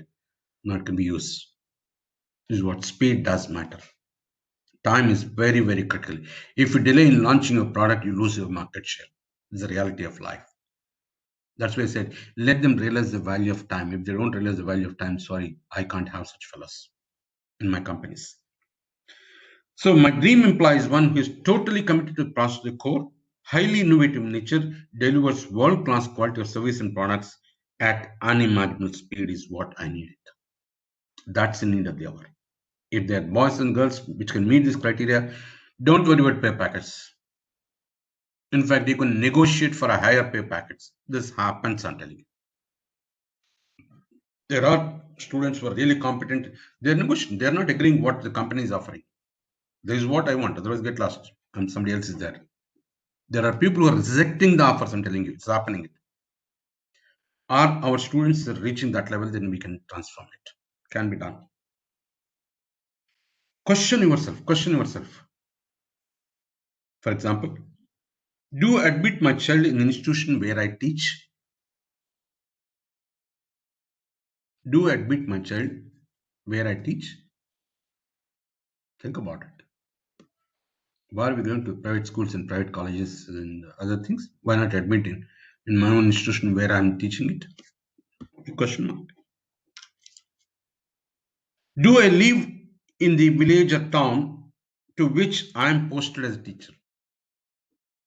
There are people I know who travel 2 to 3 hours in reaching that village or town, attend to duty again, go back. No, sorry, that's not the way to be done.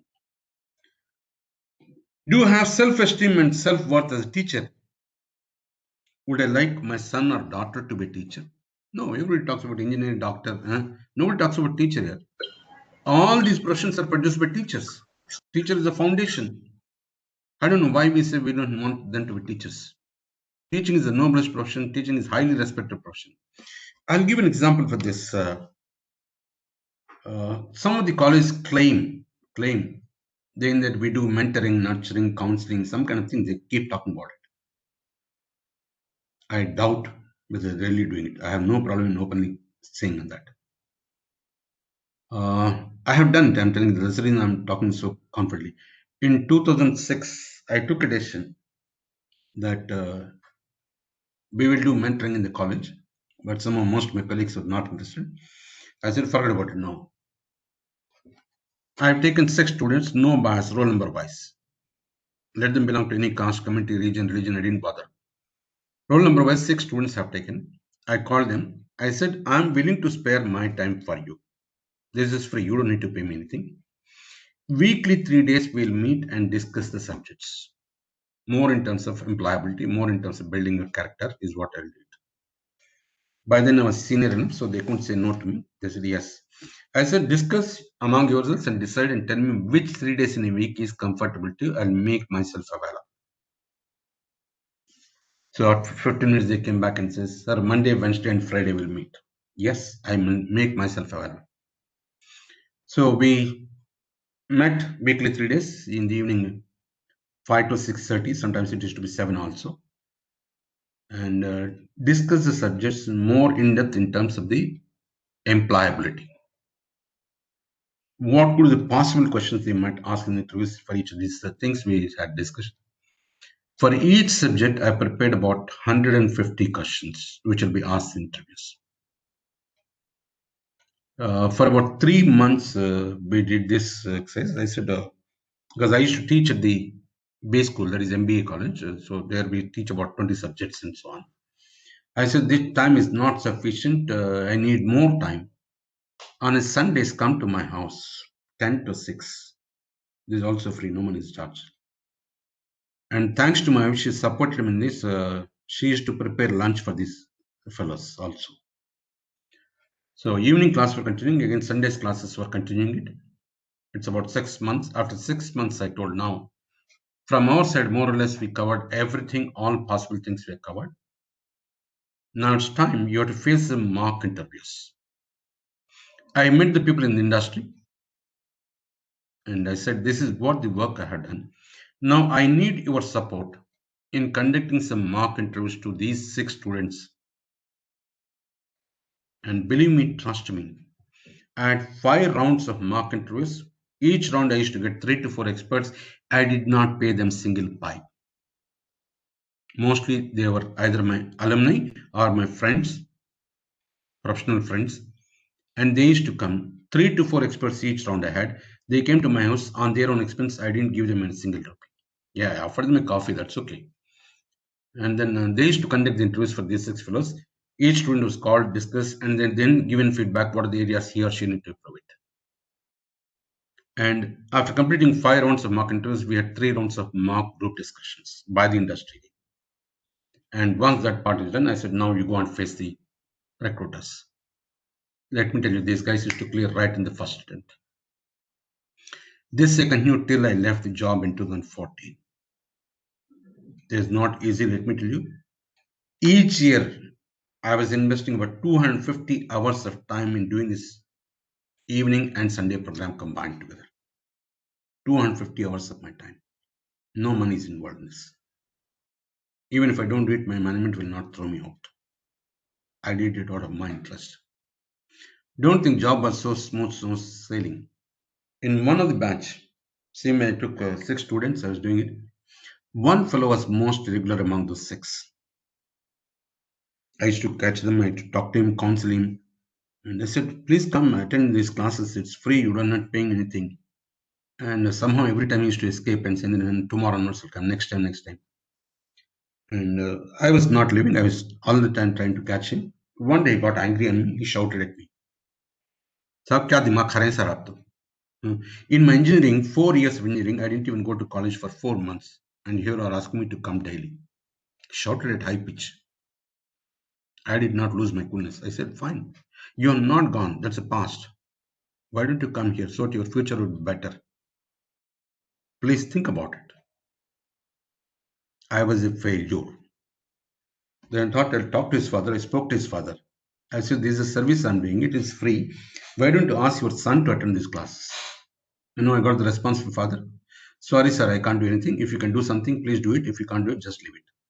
Don't worry. Somewhere my sixth sense says this boy has a talent. I went to his house. My house to his house is about 20 kilometers distance. Early morning, 6 o'clock, I was there knocking his door. His father opened the door. He said, who are you? I introduced myself. I'm so and so. Oh, so please come in. I said, since your son is not finding time to come to me, now I'm here to teach him.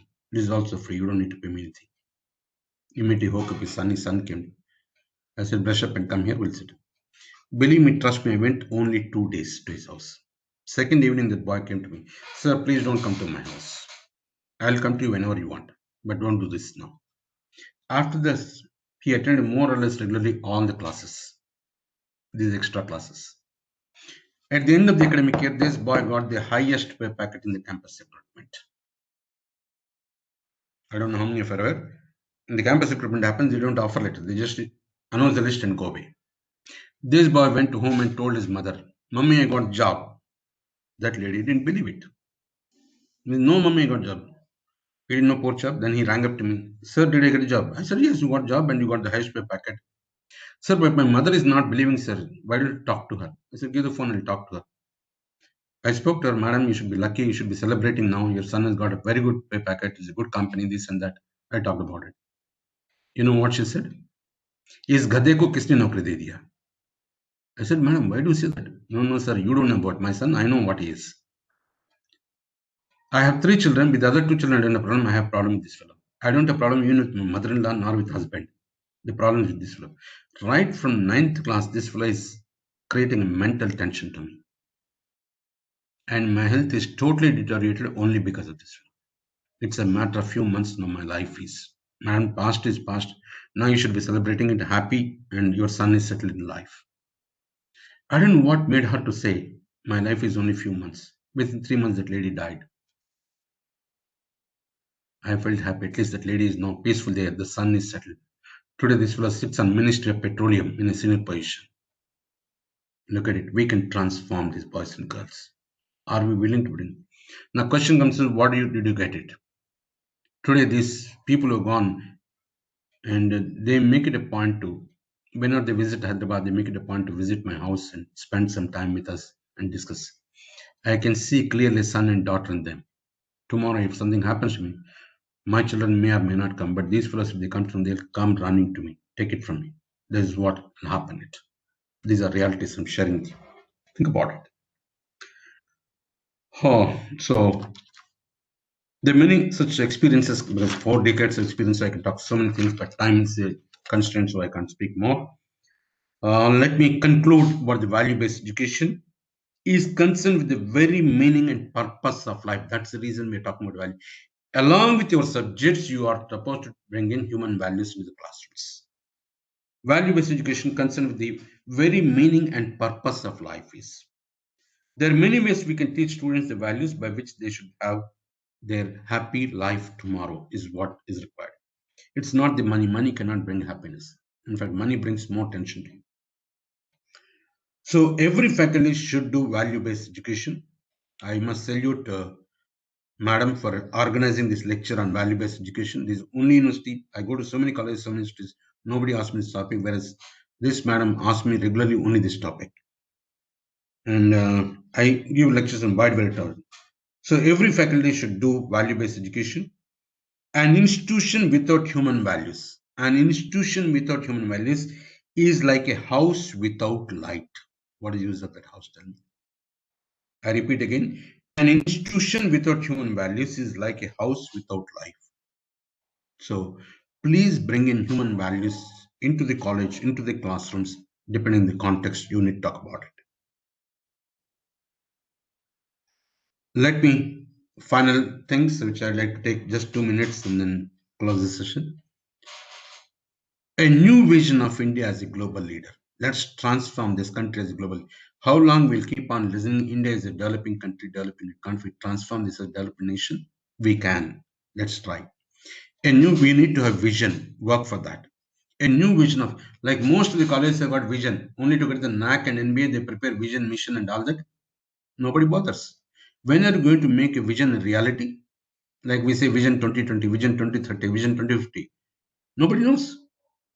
Then what is that vision we are putting up? Only for NAC we are putting up. No, I don't want that kind of vision. A new vision of India as a global leader. We must make India as a global leader. A new mission of continuous growth. Focus on continuous growth. Missionary zeal with which you need to work. The way Mother Teresa has worked. She didn't ask anything. She just served the society. And that's the reason she became Bharat Ratna. She became Nobel Laureate. She also recently got sainthood. Look at the kind of things which she has done. She is not Indian. She is a Muslim lady. She came here and she did the service. You need to work with a missionary zeal. A new mission of continuous growth. Focus on continuous growth. I bring in 3 things. When I was head of department, I used to review the performance of my colleagues. I used to tell them only 3 things. I want continuous performance, continuous improvement, continuous innovation is the need of the hour. Continuous performance. You need to continue to perform it. And show me some improvements year after year, what you've done it. And bring in some new methods of teaching into the classrooms. New material into the classrooms. New examples into the classrooms. New exercises into the classrooms is what the need of the hour is. then only we can aim at taking the institution to a higher level. That's how we've looked at it. So focus on continuous improvement, continuous performance, continuous improvement, continuous innovation is what you need to focus on. A new mission of continuous growth. A passion for enduring progress. You need to be passionate in doing things. Teaching has to be passion. Teaching cannot be a job. And ultimately, an action for universal welfare is what need to focus. India is the only country that talks about the entire world. We call it Vasudhaiva Kutumbam. Entire universe is one family. We believe in that. I repeat again, a new vision of India as a global leader, a new mission of continuous growth, focus on it, and a passion for progress is required, and an action for universal welfare is required. We need to transform the society. It is only teachers can transform it. Nobody else can do it, let me tell you. You can produce high quality students both in terms of subject as well as human values. We can transform this society. It's possible. I'm a believer in that. Because I follow a lot of things of Swami Vivekananda, so it's possible. We can transform it. Let us all join hands and work for transforming the society and make our students achieving greater heights in their life is what we need to look at.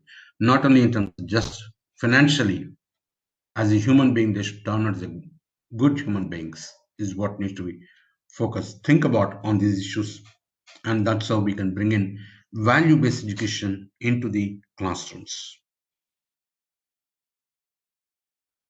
So friends, this brings us to the end of the session.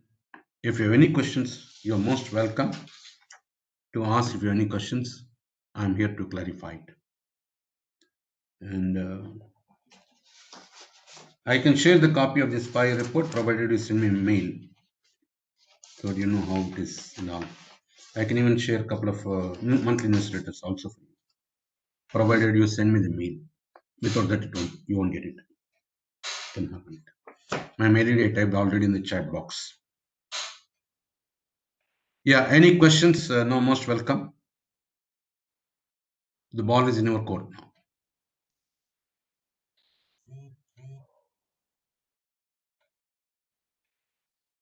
Hello.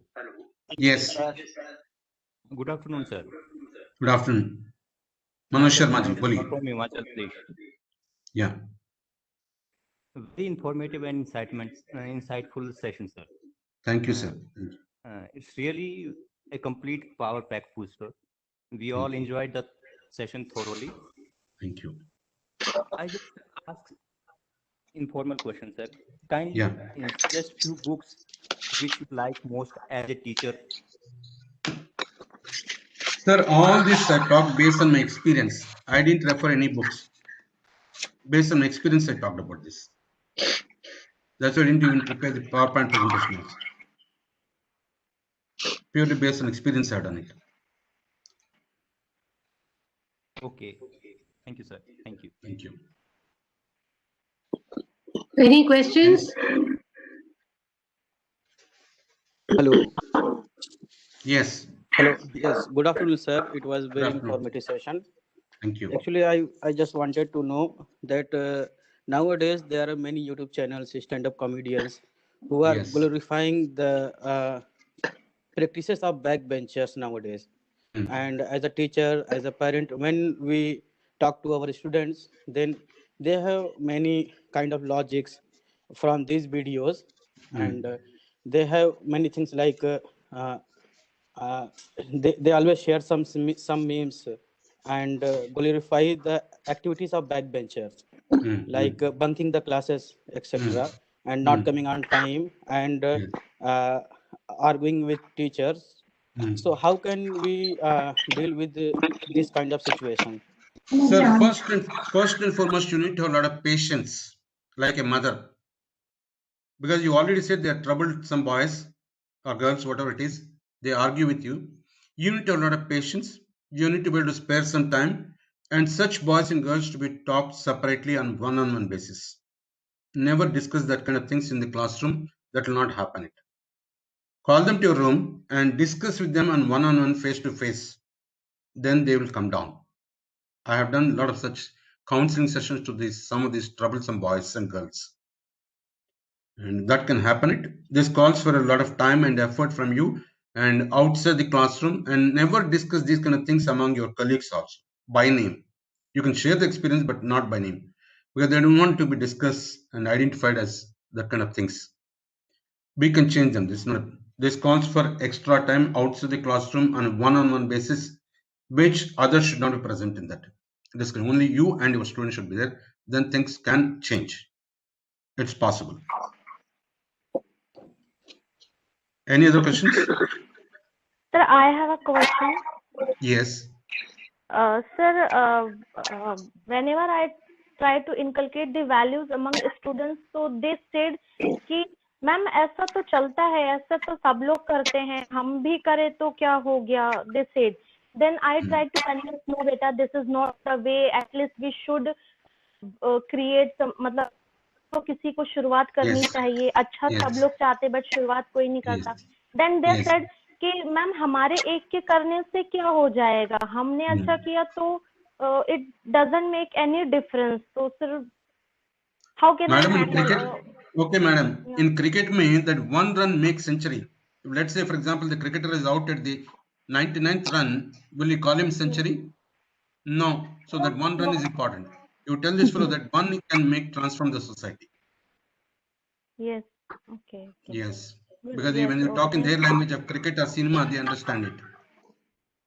Yeah, definitely. Okay, thank you, sir. Yes. Thank you. Sir, I want to ask one question. Please. Sir, what is importance of religious books in value-based education? Sir, every religion talks good things only. Please know this first point. Because in a classroom, we have different religions, so we can't go directly religious, but the principles of that can be discussed in the classrooms. There's nothing wrong in that. Every religion talks good things. So bring in those. Yes, sir. Can be done. Yes.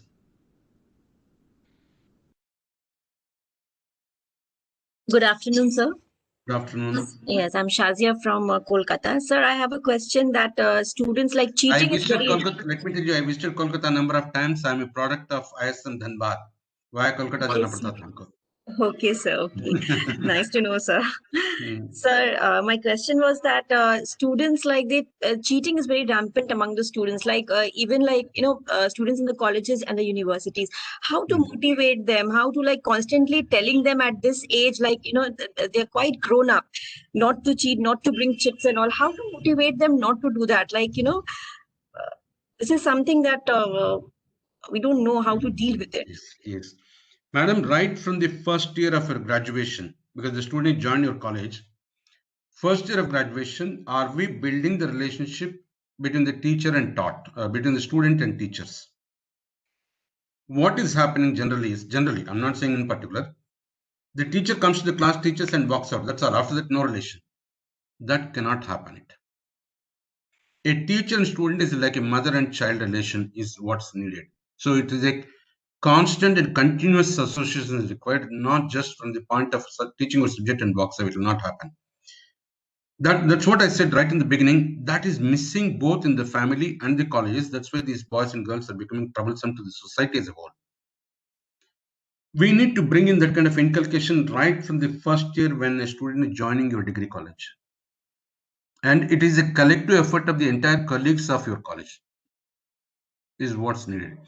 If not everybody, at least 90% of colleagues should be able to focus on it in transforming something. Yes, it can happen. We may not be able to transform everybody. I agree that. Can we change at least 10% of the students? That's a great success, I'm telling you. Yes, sir. Thank you, sir. That collective effort is what is required, sir. That is very true. Thank you, sir. Thank you. Yes, madam. Over to you now. Sir, over? Question? Any questions? Okay, sir. Okay. Thank you so much, sir. Thank you so much. Every time I used to call you to take a lecture on value-based education, because you have explained your experiences, you will explain to all of us. So you have explained about the human values and also the facts of life, how to make others also to feel good and also to do good things. Really, it was such a wonderful lecture. I think people also loved your lecture. Participants also loved your lecture. So I thank you, sir, on behalf of UGC as well as on behalf of myself for delivering such a beautiful, such a thought-provoking lecture to all of us. Thank you so much, sir. Thank you. Thank you. Thank you. God bless you all. Thank you, sir.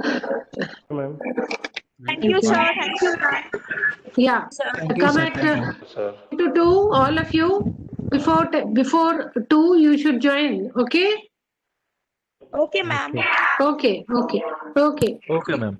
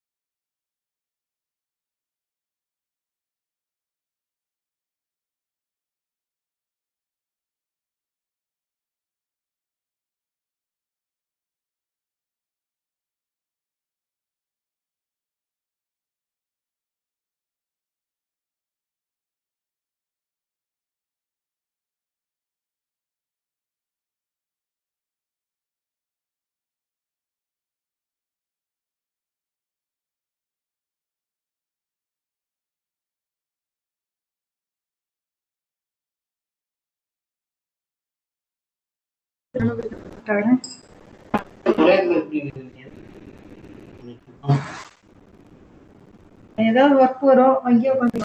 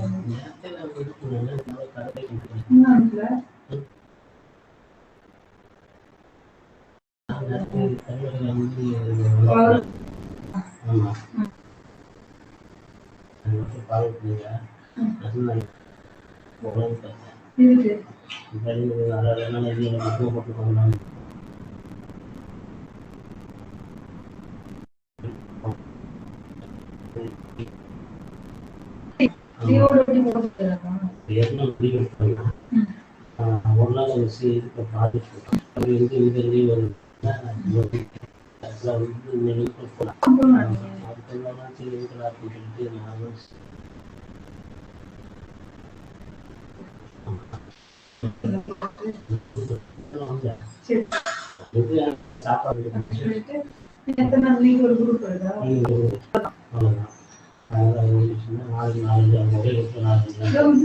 தேங்காய் கொண்டு இருக்காரு. தேங்காய் சின்ன சின்னதா இருக்கு. உங்களுக்கு என்ன எடுத்துக்கோங்க நான் எடுத்துக்கிறேன்.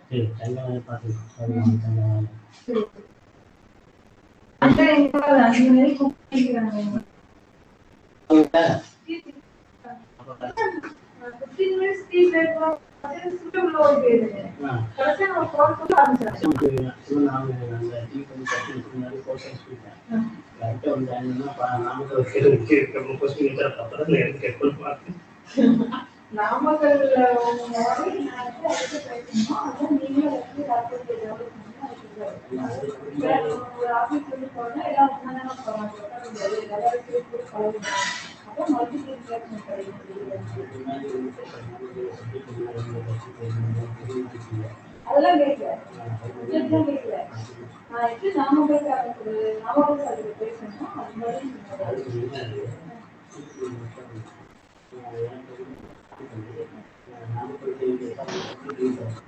அவரு சொன்னாரா? சரி.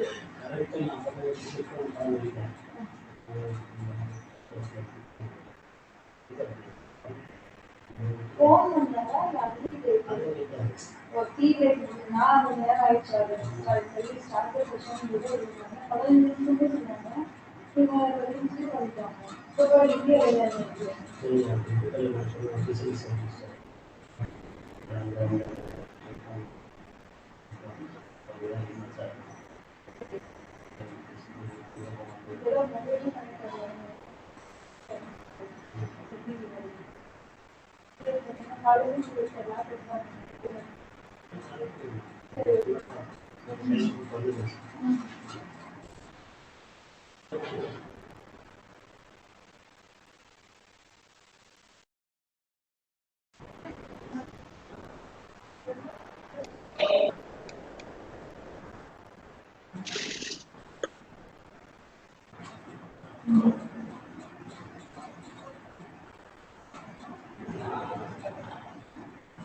Hello, ma'am.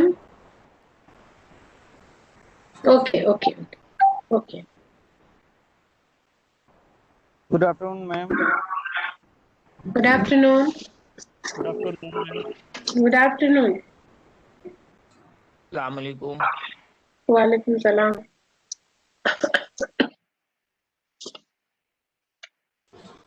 खालिद अंजुम, आप बंद कर दो अपना. Good afternoon, ma'am. Good afternoon.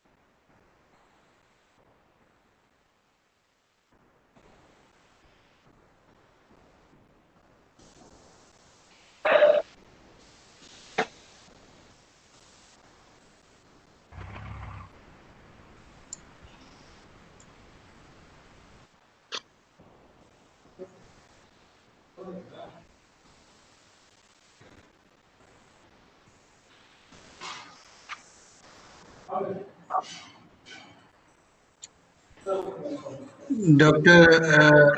Ramagaru, good afternoon. Welcome. She's joining, sir.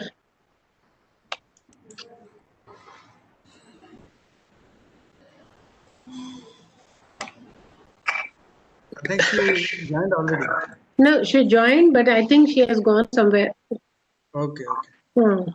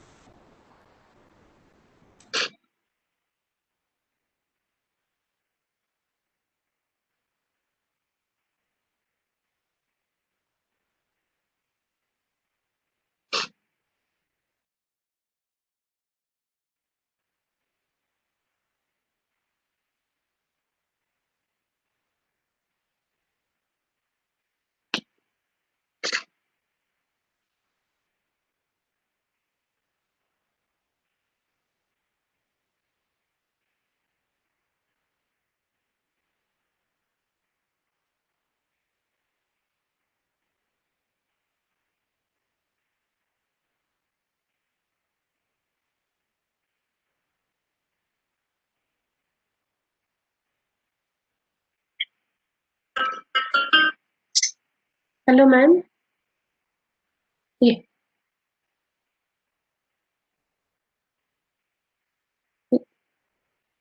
No, I haven't done.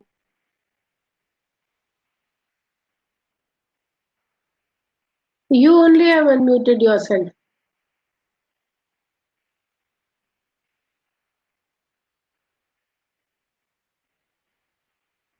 Yeah.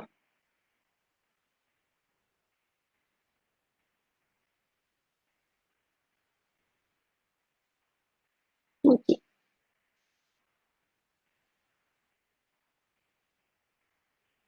I am also listening. The person who is talking to you, no, at that time we can listen you.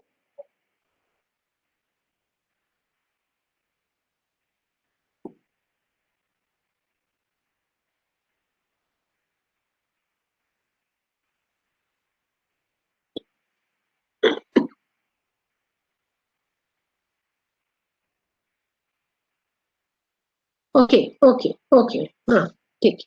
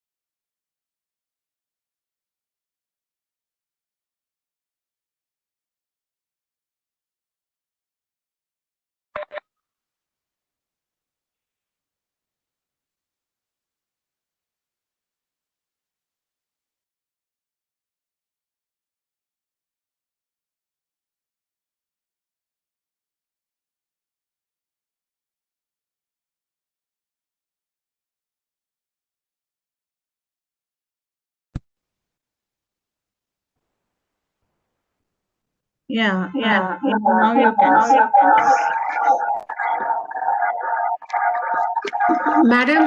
Ma'am वो पुराने वाला बंद कर दीजिए. हाँ, करती हूँ.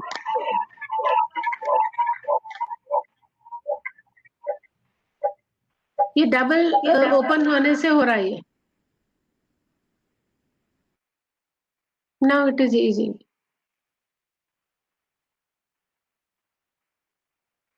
Yes, ma'am.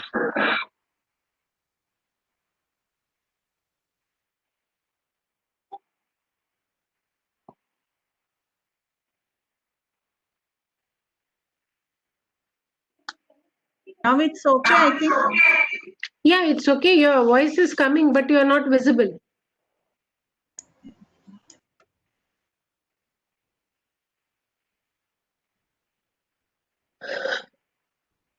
Yeah, ma'am. Yeah. Yeah. Is it resound is gone now? Now it is okay, sir, ma'am. Okay, fine. Okay. Shall we start? Good afternoon, ma'am. This is Rahman. Good afternoon, Rahmanji. How are you? Fine. Welcome. So for Nice to how see you many in the new days? year. Happy New Year to all of you. Thank you. Thank you, madam. Thank you, madam. Yeah. Thank you. Thank you, ma'am. And rather, it's a happy decade, starting of the new decade for all of us. Yeah. So, yes, ma'am. Yes, ma'am.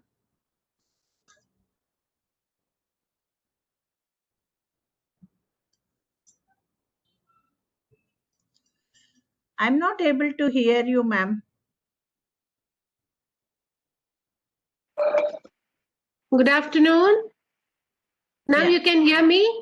Yeah. Yes, now I can. Okay. Good afternoon to all the participants. It's a pleasure for me to welcome Dr. K. Rama, ma'am. She is an advisor to NAC, is a retired advisor to NAC. Just a brief introduction I'll give about K. Rama, madam.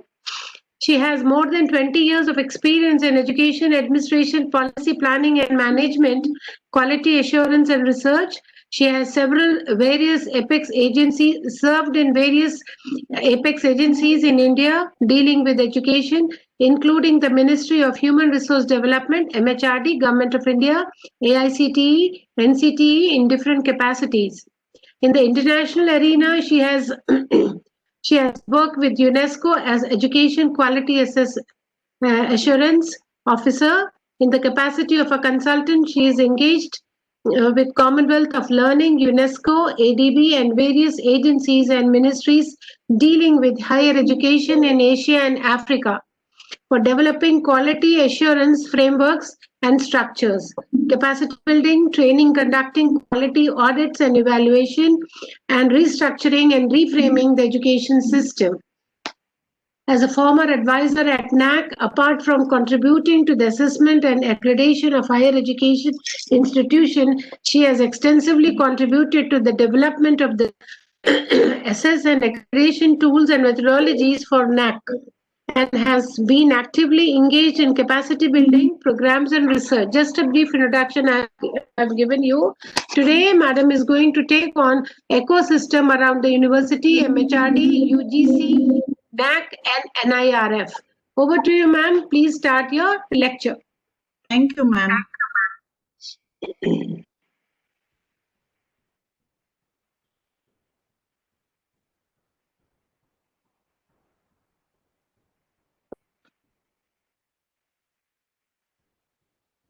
Can you see the screen?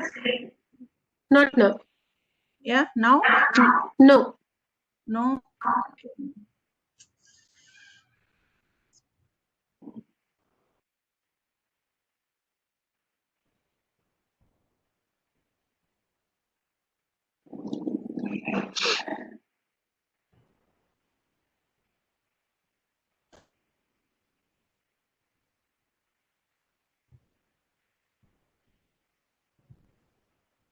Hello? Hello?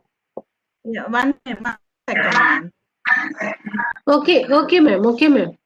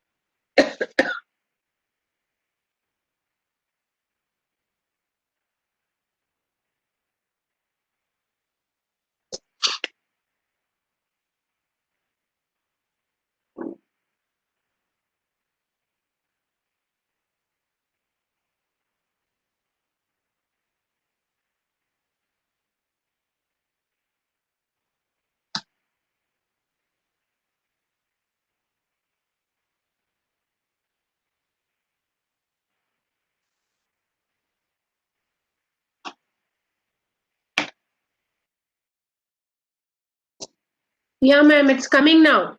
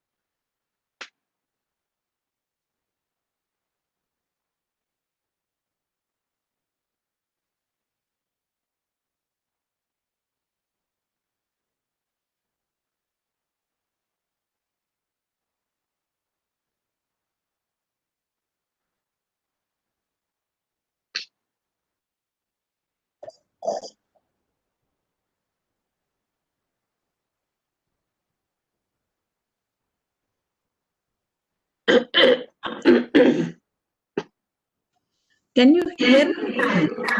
Yeah. Echo is coming. I'm just wondering why echo is coming. Now it is not coming, ma'am. For me, it is coming. For you, it's coming, acha. Okay, anyway, I'll not waste my time further. Okay. Can you ask the participants whether any echo is coming for them? Okay, okay, ma'am, you are not visible. Yeah, I have switched off my video. Acha, ठीक है, ठीक. Okay. Participants. Yes, ma'am. Yes, ma'am. Voice is coming nicely or it is echoing? Nicely, ma'am. Going, ma'am. Yes, no ma'am. echo. It's coming. Some disturbance is there. It's not echoing, no? It's not echoing? Not a No, madam. Okay, Yeah. okay, okay. Okay. Okay, ma'am, we'll start. Yeah. Good afternoon to all of you, and a happy new year and happy beginning for the new decade. Hopefully, we all will see new initiatives in the education system. All of you might have been by now well informed on the national education policy, which is expected to get implemented by 2021 March. There are various policy changes which are going to happen. And in this context, it is very important for us to understand the ecosystem of the higher education institutions and the role as a teacher you would be playing in implementing the various policies of the government and both central and the state, and as well as the institution itself. In the new education policy, a lot of emphasis is given for teachers.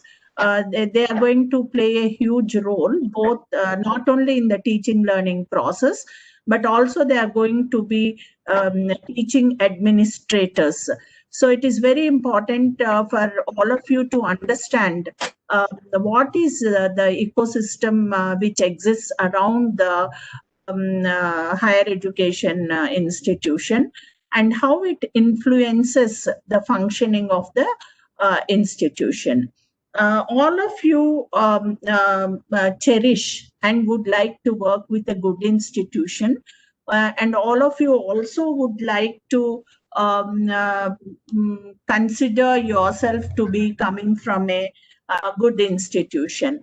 Now, what a good institution as of now means to all of us is, a good institution is a one which runs programs which will provide employability, which has talented students, say like IITs or IIMs or some very renowned, institutions having with potential for excellence status from UGC, very old institutions with existing.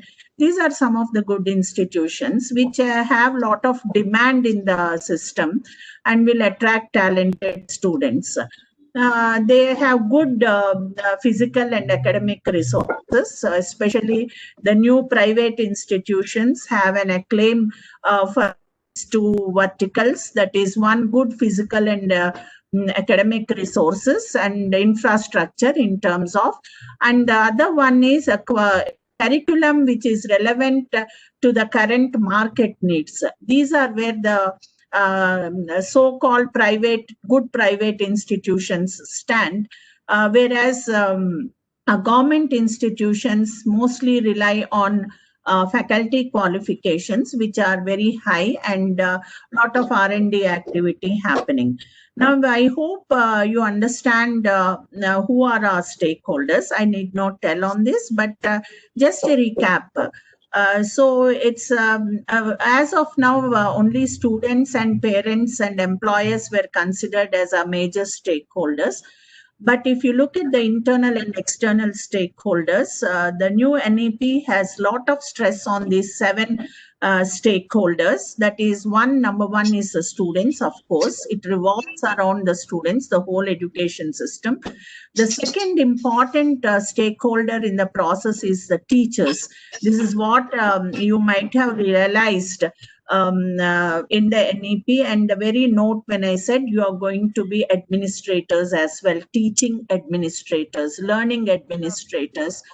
Then, of course, there's a lot of importance given to the staff who will be involved in various ways, not only in just managing the administrative component of the institution, but also they will be engaged in many ways, like when the ICT integration happens, you need a lot of technical staff managing your ICT infrastructure, managing your extracurricular activities and the support systems which have to be provided, managing placements. These are all going to be done by your staff, which are not exactly the teaching fraternity, but beyond them. So there's a lot of importance also going to be given to the staff. And parents' involvement in the whole system is going to play a big role.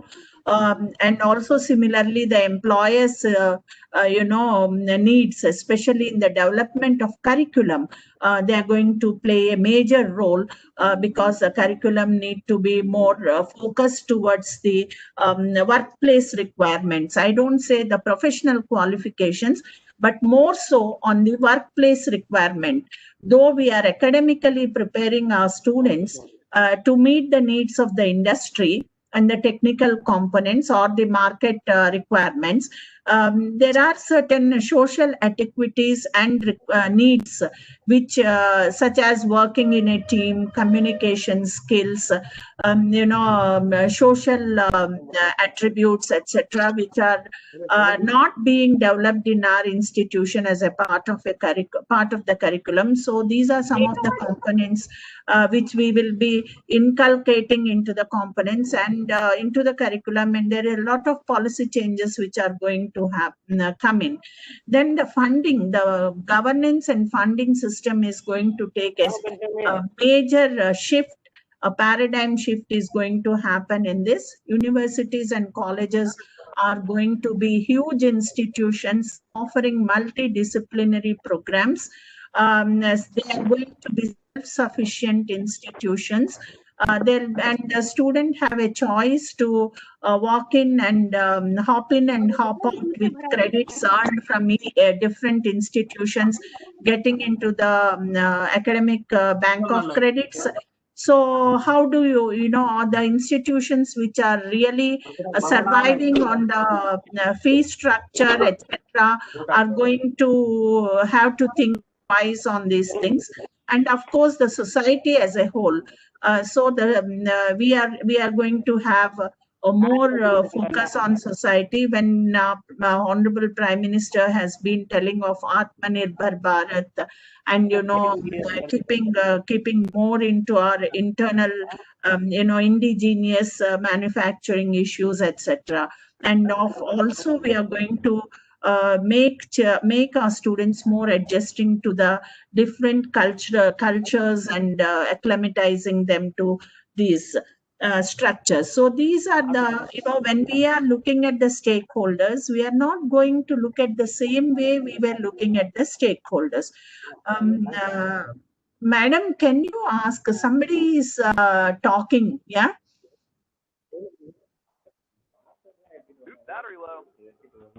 It's a little disturbing, yeah?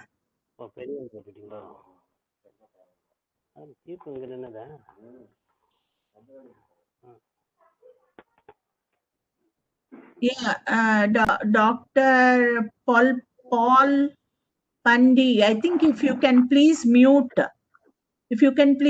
your system. We can hear you speak. Yeah, thank you. Thank you so much. So these are the stakeholders of the institution. If you look at an internal and external ecosystems, you see these are the stakeholders which we were earlier also talking of.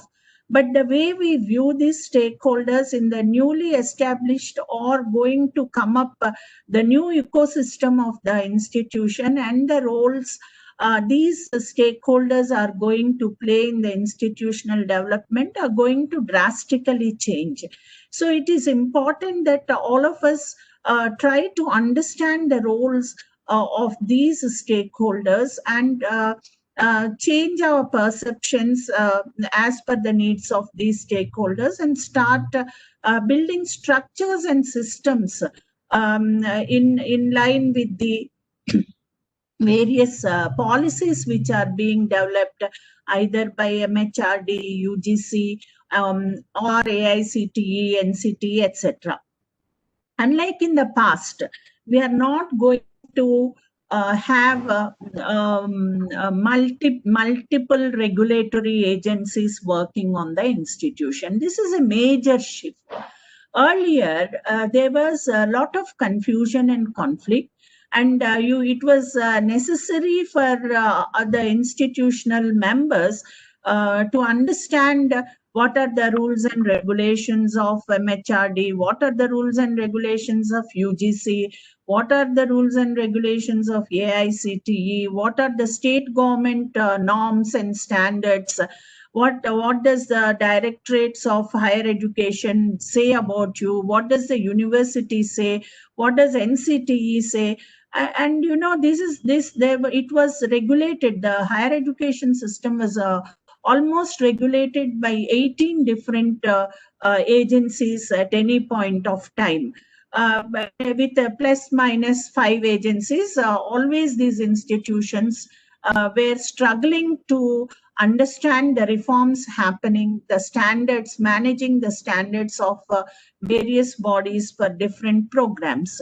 So now a single body is going to be set up for all the clubbing all the AICTE, NCTE, UGC, etc. One single body is going to come up. So there is going to be a drastic change in the governance at the higher level, at the apex level, at the policy level.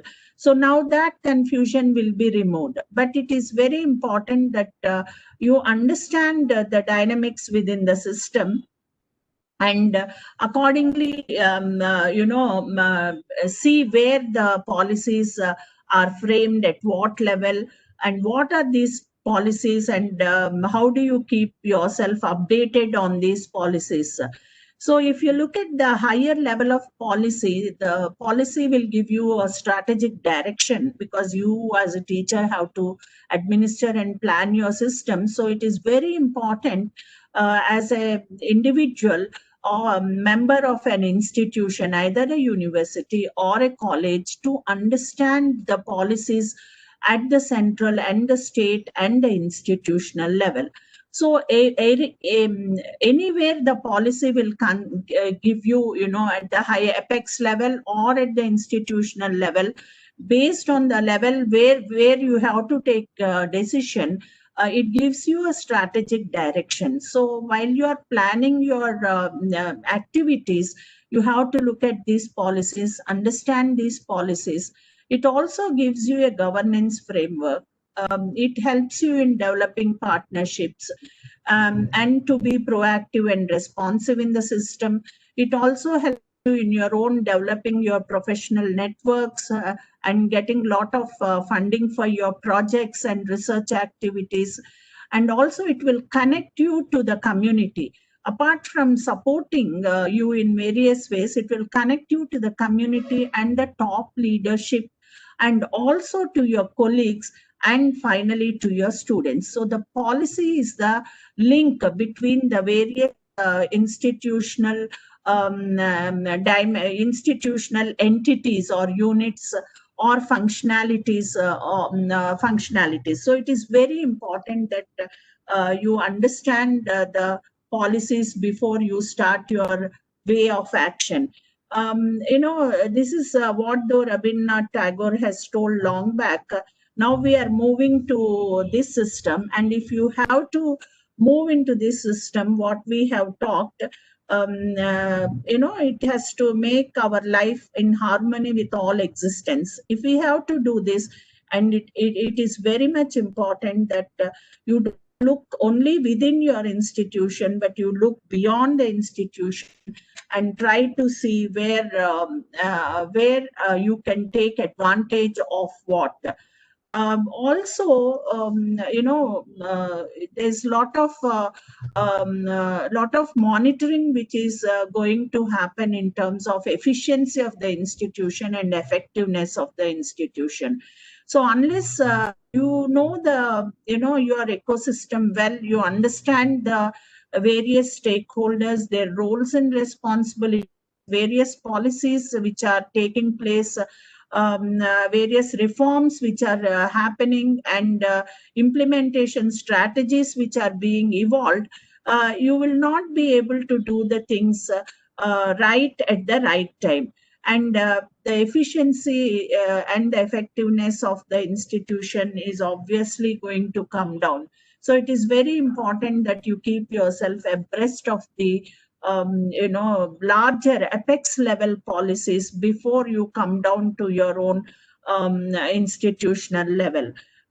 It's very difficult to balance an institution in terms of awarding your implementing various things and having an effective and efficient teaching learning process, unless you understand what is the government thinking, what is the society want from you, and how do faculty respond as an individual and as a team, and what is the interaction between the faculty and the staff, and how do you manage your quality as well as quantity together. This is the nutshell which the new reform is going to give you as a challenge. And I'm sure you will be able to balance if you understand the institutional context well ahead of implementing the policy. Now, for effective implementation of any of the policy, and especially if you talk of the upcoming reforms in education, the most important thing is integration of the stakeholders' requirements, the stakeholders whom we were talking.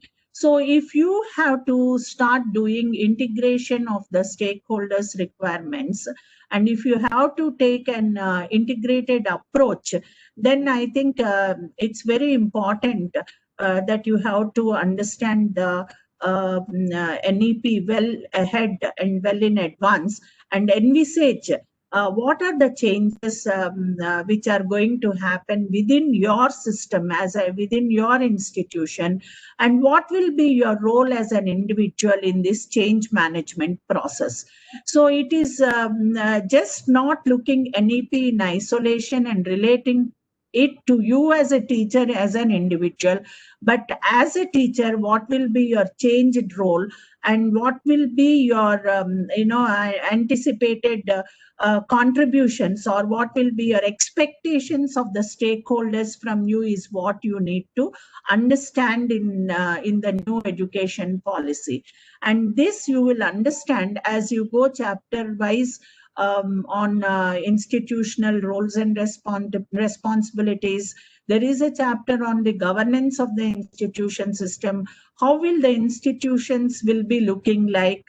There will be, institutions, even colleges are going to be autonomous degree awarding institutions.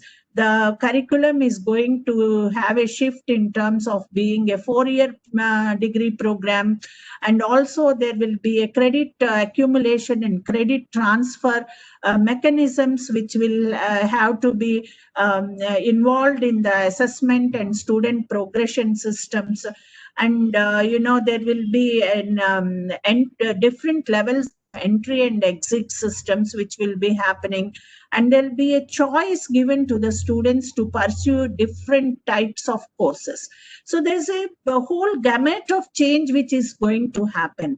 So as a teacher, you become responsible for grooming the students to make right choices, both in terms of choice of the courses, choice of the programs, and also choice of the institution, alternative institutions, and also choice of online programs like either through MOOCs or other Swayam platform, NPTEL platform. What are there? How do they choose? How do they select a quality program to pursue or a quality course to pursue, so that they become they become successful citizens, and they get sustained economic placement. So it is very important for you to understand how will you involve the local community, how will you make an needs assessment. But these are some of the things which you should start working through. Have a planning in place, and it is important thus not only to understand the outcome of a policy, but it is also important for you to understand the process component of the policy. So how are we going to implement any policy or any regulation? This is what is more important for you to understand. And how do you contextualize it within your institution is an important component which you have to really ponder around and look into. So, if you look at this diagram, it's the new policy is as cumbersome as this. And there are many question marks which happens. What will be the role of the state governments? What level state policies will be there? At what level the universities will come into picture? If institutions are going to become degree awarding bodies, academic institution, then how do these link the universities? Whether there will be anything called universities or not, or all higher education institutions who have achieved autonomy will be converted to universities. What is the policy at the central government level? How much of money funding is going to happen to manage this change? How will these processes be evaluated? How will the credit transfers and credit accumulation happens? What are the issues of equivalence? What is the qualification frameworks for vertical and horizontal migration of the students, or taking the credits and awarding degrees from the academic bank of credits? How it works? These are some of the issues which are going to play a very major role, and it is not that easy just to understand this. So it needs more in-depth study into this and more understanding into this, and for which you have to have a quick follow-up on each of the issues, and you have to start talking to your stakeholders, both internal and external, and start working a strategy for your own institution if you have to implement these programs. So what type of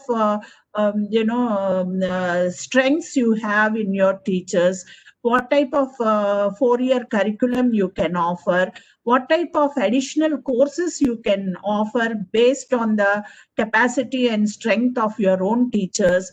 Can we give some little bit of push to our teachers so that there's some capacity building happens on our teachers to handle these courses, and help them, help the students to take some courses from your institution? These are some, and what type of choices you can afford to give to your students. What is the infrastructure, additional infrastructure you have to pop up, provided you have to offer some courses online, have to offer some MOOC programs, or I have to offer short-term certificate or diploma programs from your institution. If you have to become multidisciplinary, what are the actions you have to take? So these monodisciplinary regular programs are not going to be in existence. At least in the coming 5 years, they're going to fade away. So we can't wait for 5 years. And it is very important that you understand the developments which are working around, make a needs assessment, talk to your stakeholders and see what they really need, and accordingly you have to moderate and start developing a policy document, building capacities of the your teachers and staff, and also improve on your infrastructure and see for avenues from where you can get funding or where you can be engaged into these new processes and be aware of on the new developments. So this is very important for you as a teacher in the present situation to be apt with and aware of. So if you see, these are the three things which NEP 2020 really talks to. One, it talks of Atmanirbhar Bharat. Holistically, NEP 2020 aims at building an Atmanirbhar Bharat, that is a confident Bharat with a confident youth around working for that, for which the government is creating policies and regulations and norms and standards, so that both the student and the teachers are having self-empowerment happens, and at the institutional level and at individual level there is a lot of autonomy. Why I am telling at the individual and institution level is the student is going to be given autonomy to choose a particular course from a particular institution, or do a particular course from through MOOCs or online programs and accumulate the credits into the academic bank of credit. Here the student has the autonomy to choose and leave at whatever point of time he want to leave the institution, go back, work for some time, or stay, do whatever he want to do and come back to the institution at his own space or choice when he feels like. So, and also the teachers and the student, the teacher also has an autonomy to develop, offer more courses, improve oneself, and offer courses in terms of they may take a blended route or they may take a different route. So the pedagogical approach which you have to adopt, there'll be a lot of autonomy, and also the students will be self-empowered in terms of their choice of their programs and courses. So moving across programs and moving across courses. So there's a lot of these three things are going to build our new education systems. So you have to start working. What type of autonomy a teacher in the institution should be given? What type of an autonomy the staff of the institution should have? The students of the institution should have, and up to what extent you are prepared for that autonomy. How do you frame your examination reforms? How do you frame your internal assessment issues? And what type of self-empowerment approach you take, both for teachers and as an individual teacher, as a team, and also what type of empowerment, student empowerment should happen within the institution. So it is a sort of a whole new thinking which has to flow into this new reform systems which are going to happen in the coming few years, maybe coming few months, I should say, which are going to start. Now, how will this ecosystem, what we are talking, will influence the procedures for ensuring the various activities or dimensions of education? We have already talked. It's a progressive performance of academic, administrative, and financial tasks, which are going to be largely influenced. And all the institutional evaluation will happen in a progressive performance way, and it should be gradually taking place. We can't bring the change at once. So you have to evolve strategies so that you can track your progressive performance of all these tasks at the institution, so that you can move to a full autonomy and be qualified to be a degree awarding institution. Then, there's a lot of emphasis which is given on the research programs which you will be offering both at all levels. As an individual teacher also, you are expected to do a lot of research which is relevant to the society. It essentially need not be high-end scientific research relating to leading to patents or other things, but every teacher and every student is also expected to handle some research activities, and this will be integrated into the curriculum. So how do you do this? How do you encourage project-based learning, research-oriented approach to learning or solving problems? So these are some of the things which you need to think of. And how do you make the multidisciplinary nature of the institution? How do you take advantage of this and interdisciplinary research or interactions, even in developing a curriculum, to do some research for developing a good curriculum? These are some of the things which will be influencing. Then the equitable access to do and affordability of academic programs. How do you reduce the cost? How do you increase access? New ways of teaching, learning. You have to start thinking of. It is going to influence. And optimization and integration of modern methods of teaching, learning.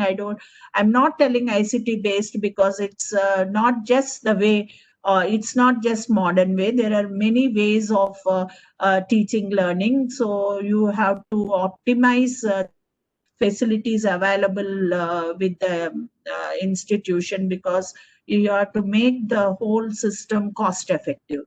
And as you grow or as you move into being degree awarding institution, and there are going to be credit accumulation and credit transfers, the credibility of the evaluation procedures are going to have a lot of influence on the institutional sustenance and survival. So these are some of the things which you have to start working on and looking into. I thought that for all these, many of you think, this is some definitions of policy. Everywhere you will get this if you search the internet and all. So policy is a deliberate system of principles to guide decisions and achieve rational outcomes. So policy essentially need not come from the central government or the state government or the university or the management. Even a department can have its own policy, so that you can achieve something which are rational outcomes decided by your own department. You can have your own policy even as an individual if you are working on a different aspect. So it is very important that you set right your policies and you work towards it. It should, if it is at an independent department level or something, it's a statement of intent, because the policy is nothing but it gives you a statement of intent, what you want to do and how you want to implement. That is what you have to understand and decide in a policy. Whether you are reading the policies of the state government or the regulatory bodies or the university, it is important to understand it as a statement of intent, and it is a guiding document to achieve some outcomes. So you have to understand what are those guiding decisions which are resulting in outcomes. So it is very important first you to understand what are the outcomes, whether you can achieve those outcomes or not. If not, how can you achieve? This is what you have to develop your own issues. Most often policies, they can be both subjective, based on the relative merits of number of factors. Normally subjective policies which are subjective in nature are at the management or institution level, depending on what type of programs you should offer. If not, what are the risks in offering such programs? They are all subjective decisions. And if you look at the financial issues, they are objective, more of which are operational in their nature, and these policies are taken by the governance or the management bodies for making decisions. Now, most often what happens is policy and rules we get clubbed. We think both policy and the rule is the same. Policies and rules are a little bit different. Where a rule can compel or prohibit behaviors, whereas a policy is merely guides your actions towards achieving a desired outcome. That's it. Suppose the central government decides that there should be a 4-year degree program, then they will give you guiding actions for achieving for developing a 4-year degree program. Similarly, if all the institutions are going to become degree awarding institutions, so the policy of the central government or the state government will provide you implementation strategies and guidelines for achieving that outcome. Whereas if it is a law, suppose a recruitment procedure or a regulation which is issued by UGC that every teacher should have a PhD degree if he or she has to teach undergraduate programs. This is a law. This is compelling issue. It's a mandatory requirement for being recruited as an associate professor or whatever it is. So these are the two different things. Policy is a guideline. It's a guidance document, whereas a rule is a compelling thing or a mandatory requirement. So don't relate policies with the rules, which most often we do that. Okay. Policies may be made by UGC, AICTE, NCTE, MHRD, etc. So policy is a broad document, and whereas regulations become more or less a rule. They are not guidelines. So in UGC, AICTE, NCTE, if you see, there are various words which are used: regulations, guidelines, schemes, and etc., and policy also. So now it's good for you to have a knowledge in a when you are working in an ecosystem which is controlled or which is managed or by various apex bodies. It is if you want to take benefit of these policy decisions, or if you want to grow in the system and be working efficiently and effectively, it is very important that you understand some of the, at least all the relevant regulations and take advantage of the schemes applicable for you. So, for example, in UGC, you have this institutional recognition under 2F and 12B. So if you are recognized under 2F and 12B, then you become eligible for receiving some of the grants. You become eligible for applying to some of the projects. So similarly, establishing self-financing higher education institutions. If you are managing a self-financing, if you're working with a self-financing higher education institution, then what are your boundaries or limitations in applying for various schemes? What are your eligibility criteria, whether you can start a new program or whether you will be eligible for autonomous status or not, etc., can be understood. Similarly, there are UGC guidelines and on teacher qualifications, promotions. Then there are also regulations on cadre rules, promotions, and pay scales, what UGC has said to you.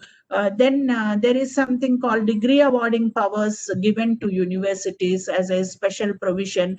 Unless this degree awarding powers are given to the universities, they are not eligible to offer any programs which will lead to a degree, a specific degree. They can offer certificate and diploma programs as standalone institution, but universities can alone offer these degrees. So you should understand what is this degree awarding powers given to university, what are the conditions levied on that, so that you can plan your institution to move ahead in the system. Then there are degree specification regulations. What are the types of degrees any university can give or should not give? And what are the consequences if you give a wrong degree? Because there will be no equivalence, there will be a lot of student unrest happening in the system. And when they have to move across boundaries or to other institutions, they will not be able to carry on the degree given by you, and they don't become eligible to get into another institution. So this degree specification regulations of 2014, 2016 amendments, it's very important for you to understand and know what type of degrees can be recognized for recruitments or what should not be recognized. And you also have to, as an individual member of the institution, you should be able to guide the institutions and the students to take the right, to make right choices of the institution. Suppose any institution is offering the degree which does not follow degree specification regulations of UGC, and your student want to enter into that program, I think you should guide them not to do so, because they will be in future facing problems either in terms of getting employment or progressing to higher education. So it is very important for you to update yourself on these type of regulations. Then there is a mandatory accreditation regulation of UGC that every institution should undergo accreditation. And as per NEP, all accredited institutions only will be given autonomous status. So all institutions have to move towards getting accreditation. So what is accreditation process? What is the eligibility condition for accreditation? Which agencies should you choose for accreditation? These are all specified in the mandatory accreditation regulations of UGC. Then there are policies on workload. There are policies on research and development. There are schemes for travel grants. There are schemes for issuing research fellowships, major, minor projects. So there are n number of things which are happening in various of these regulatory agencies. So UGC, AICTE, NCTE, MCI, all these are called statutory regulatory bodies. These are all approved by the Parliament. So they have a statutory role, and they have the, they can take any action against institution. So they are all statutory bodies. Whereas if you come to NAC, it is an autonomous body. It is not a statutory body. It is an autonomous body of UGC. Similarly, NBA, National Board of Accreditation, is an autonomous body under AICTE, having Washington Accord record, agreement with the Washington Accord, and as such, they to have internationally recognized procedures adopted, both NAC and NBA are established outside the UGC and AICTE, because that is the requirement if our accreditation or quality assurance processes should be recognized at the international level. So this is what you should understand as well. All UGC, AICTE, NCTE, MCI, etc. are established by an act of Parliament.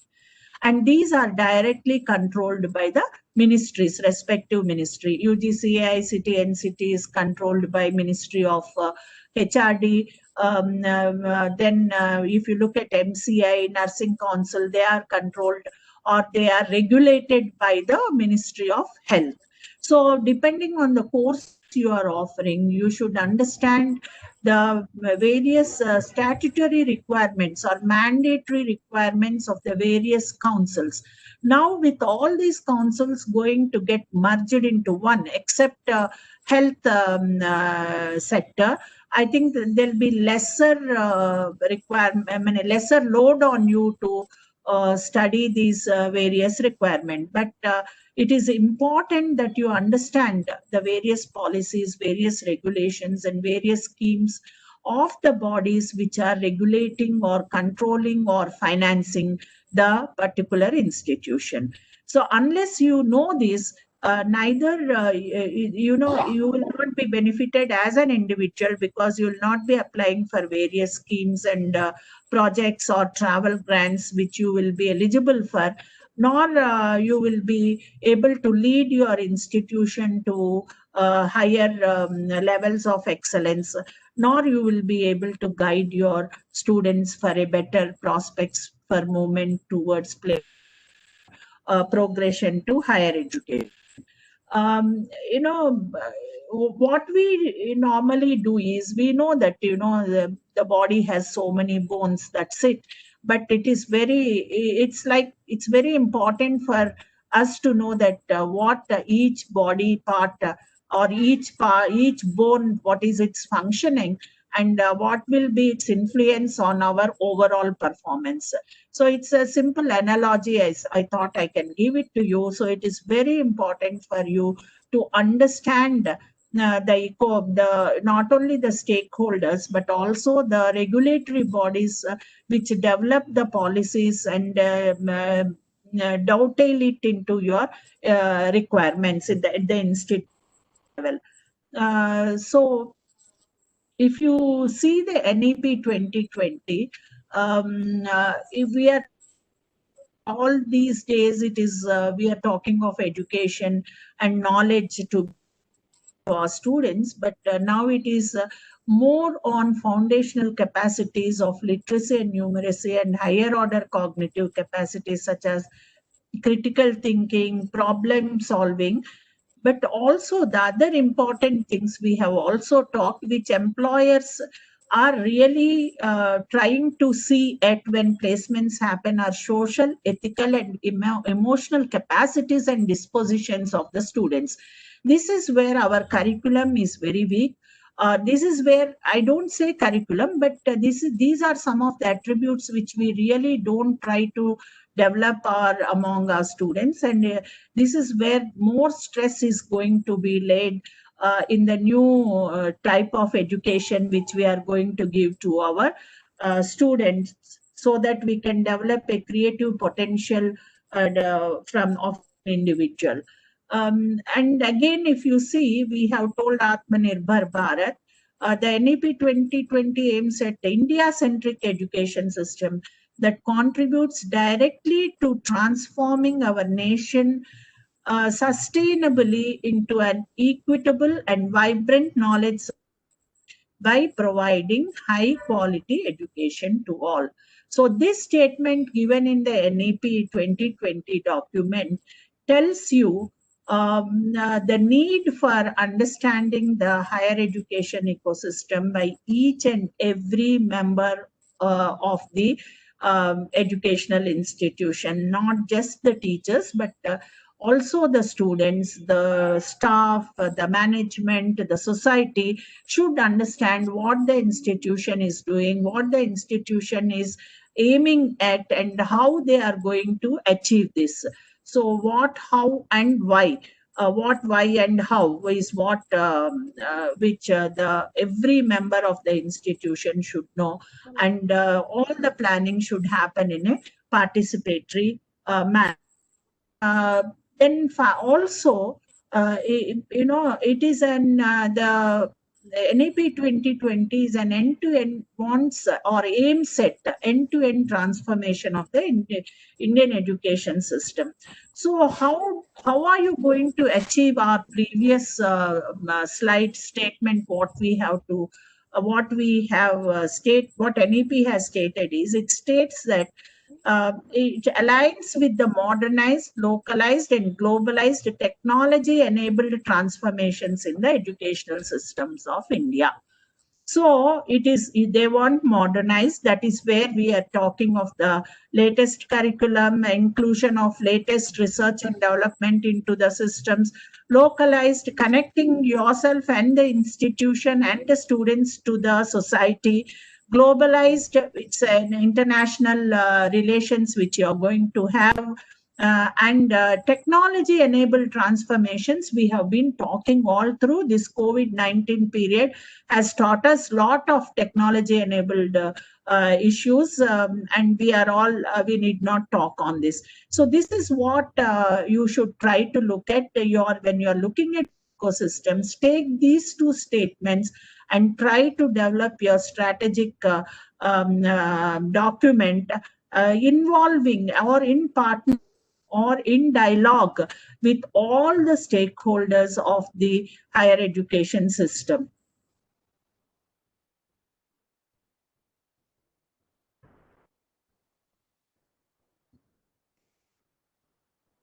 So to conclude, a few slides I would like to show on this ecosystem. So we have talked how you have to interrelate and align with all these stakeholders and their requirements. There should be a needs analysis. So the external institutional ecosystem is first and foremost is the society.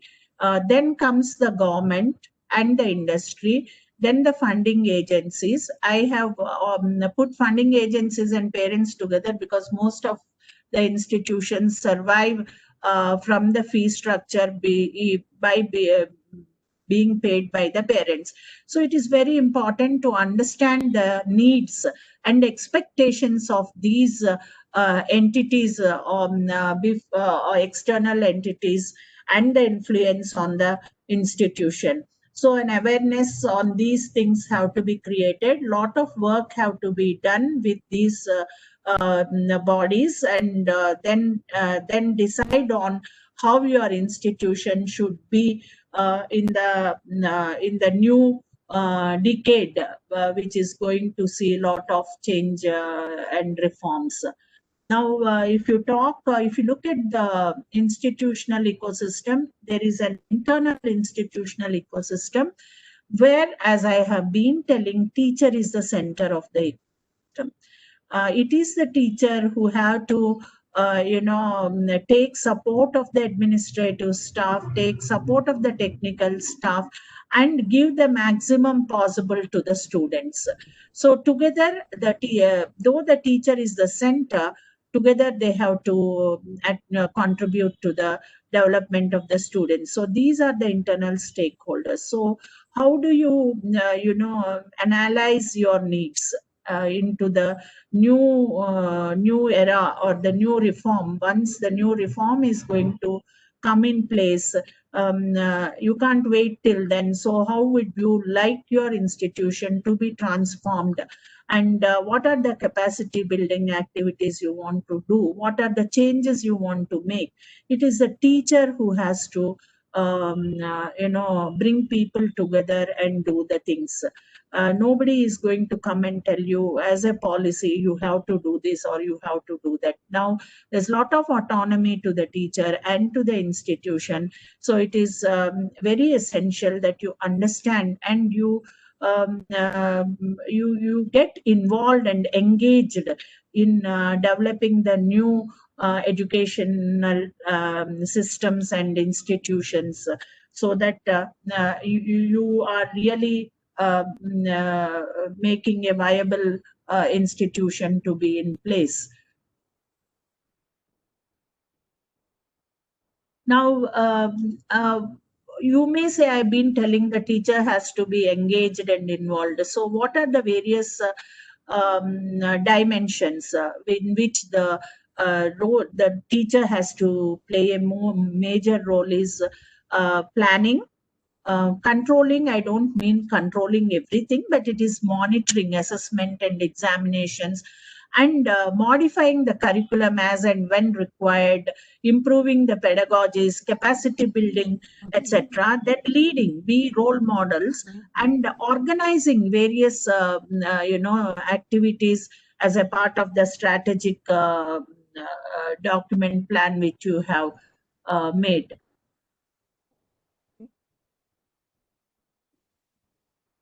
So it is, these are the broad functions which we have told in the earlier slide. So in what does the planning mean is establishing the objectives, preparation of the various units in your curriculum, and schedule training and retraining programs and academic activities, etc.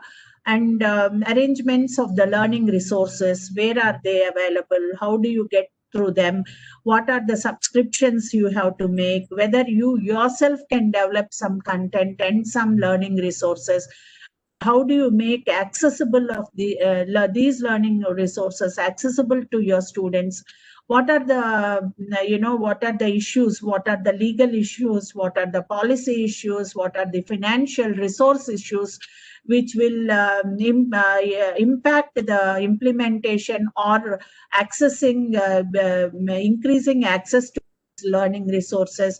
These are some of the issues like plagiarism. If you develop content, how to check plagiarism issues, and what are the IPR issues, whether you can bring certain, copy certain learning resources and give it to your students. This is where you have to organize. For organizing these things, you have to understand a lot.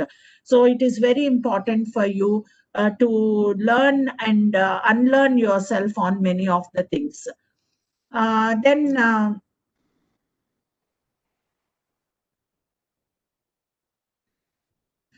Leading, I have already told. How do you motivate your colleagues and your students and staff? How do you provide encouragement and be role models, providing stimuli to the students to become self-learners, to improve their learning processes, to make right choices of the courses. And controlling, we have already talked, assessment, feedback, and regulation, so as to realize the objects optimally. These are interrelated functions of a teacher, and it is very important to engage yourself in these activities from now onwards. By understanding the various stakeholders and policy makers' intents and decisions. If you can strategically locate yourself, form teams, and look into the issues, each one needs a separate policy for itself. How do you do an implementation plan for itself, and an assessment and monitoring strategy to be in place. So this slide, I think I can slip. So this is one more issue which is going to happen. Any research activity, it has to be related to industry. So university industry science partnership, like institute industry science partnership, is one important component which is going to come up in a big way. So that it is like, how do you match the education provided with the industry needs? How do you transfer the research findings from the university to industry, and from industry to university, lab to land, or type of activity? And how do you retrain the in-service personnel, that is skill, upskill type of activity? How do you do that? And how do you maintain the competency as an individual yourself? How do you enroll to various courses, various programs, various FDPs? What is the policy which will be built into the institution? This is something which you have to look into. Similarly,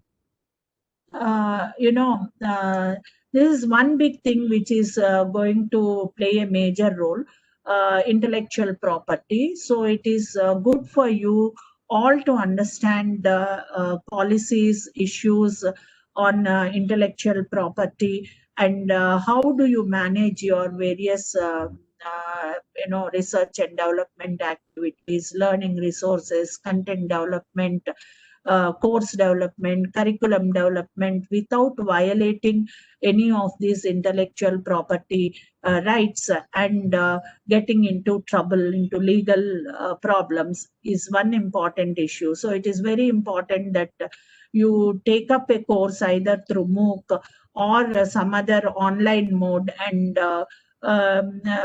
try to understand the issues relating to intellectual property and education management.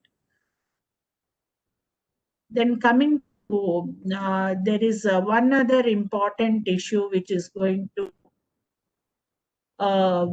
happen in a big way. All the institutions will be running in partnership. As I have told you, there is an academic bank of credits.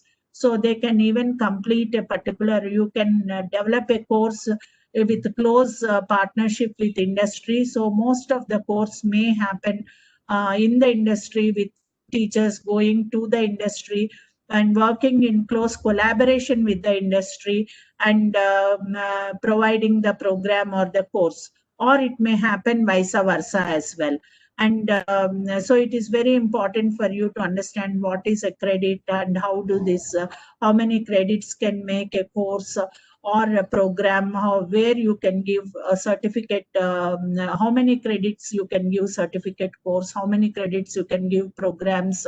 So what are the equivalence issues involved in this? Understanding these things are very important. So while building your curriculum, you are going to have partnership with the industry, consultancy from other universities as well, other institutions, have joint seminars, sharing requirements, even infrastructure with university and industry, what we have taken, and also sourcing some funding from the industry so that you can run a program or a course as per their requirement. This is another important thing which is essential for you to understand. So to all these things what we have talked of is by understand. I have just put in one slide.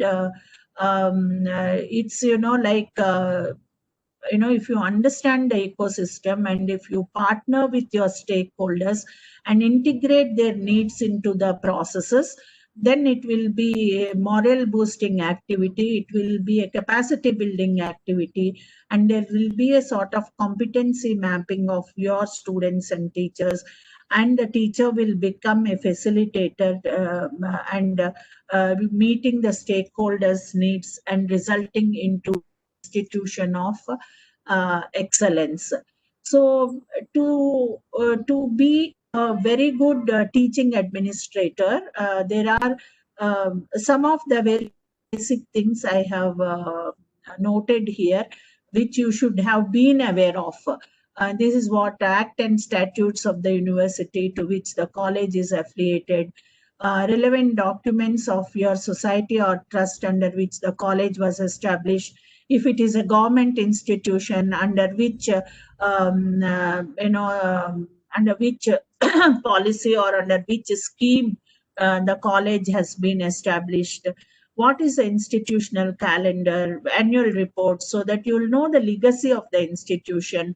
At least for the past 2 to 3 years, you should be knowing what has happened in the institution. You should be very much aware of your achievements, whether examinations have happened in time or not, what was the pass percentage, if not, why it has happened, why was the pass percentage low, why didn't the examinations didn't happen in time, were there any student agitation, student strikes, what was the performance of each department, and whether the program admissions are proper, which are the programs which are not having admissions for last 2 years, and what are the reasons, should we shift these 2 programs, should we discontinue these programs, so that you also plan your career simultaneously. If you have a know-how of this, you'll also be planning your career ahead. So, and you will also not become obsolete in the system.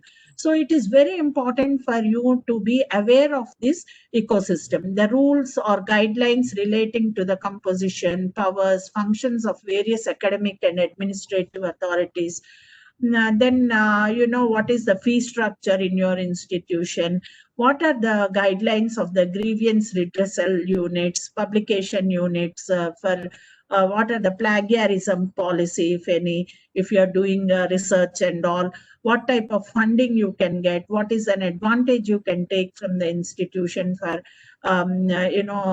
doing research or for starting new programs if you have an idea, or taking ahead of any of your idea. These are some of the things which you should be very aware of. Master plan of the institution, audited balance account sheets. This, because if you are proposing a new thing, it should be within the limitations of the institution. If there is a very a small piece of land, and if you are proposing to have a big playground, football ground, it will not be viable and your idea will not be taken up. So you should be aware of these things so that you can move towards move your ideas towards implementation. So it is very important for you to know of these documents if you have to have. These are some of the slides which we have already talked of, so I will not talk much on the earlier slide. We have first part I have already told you.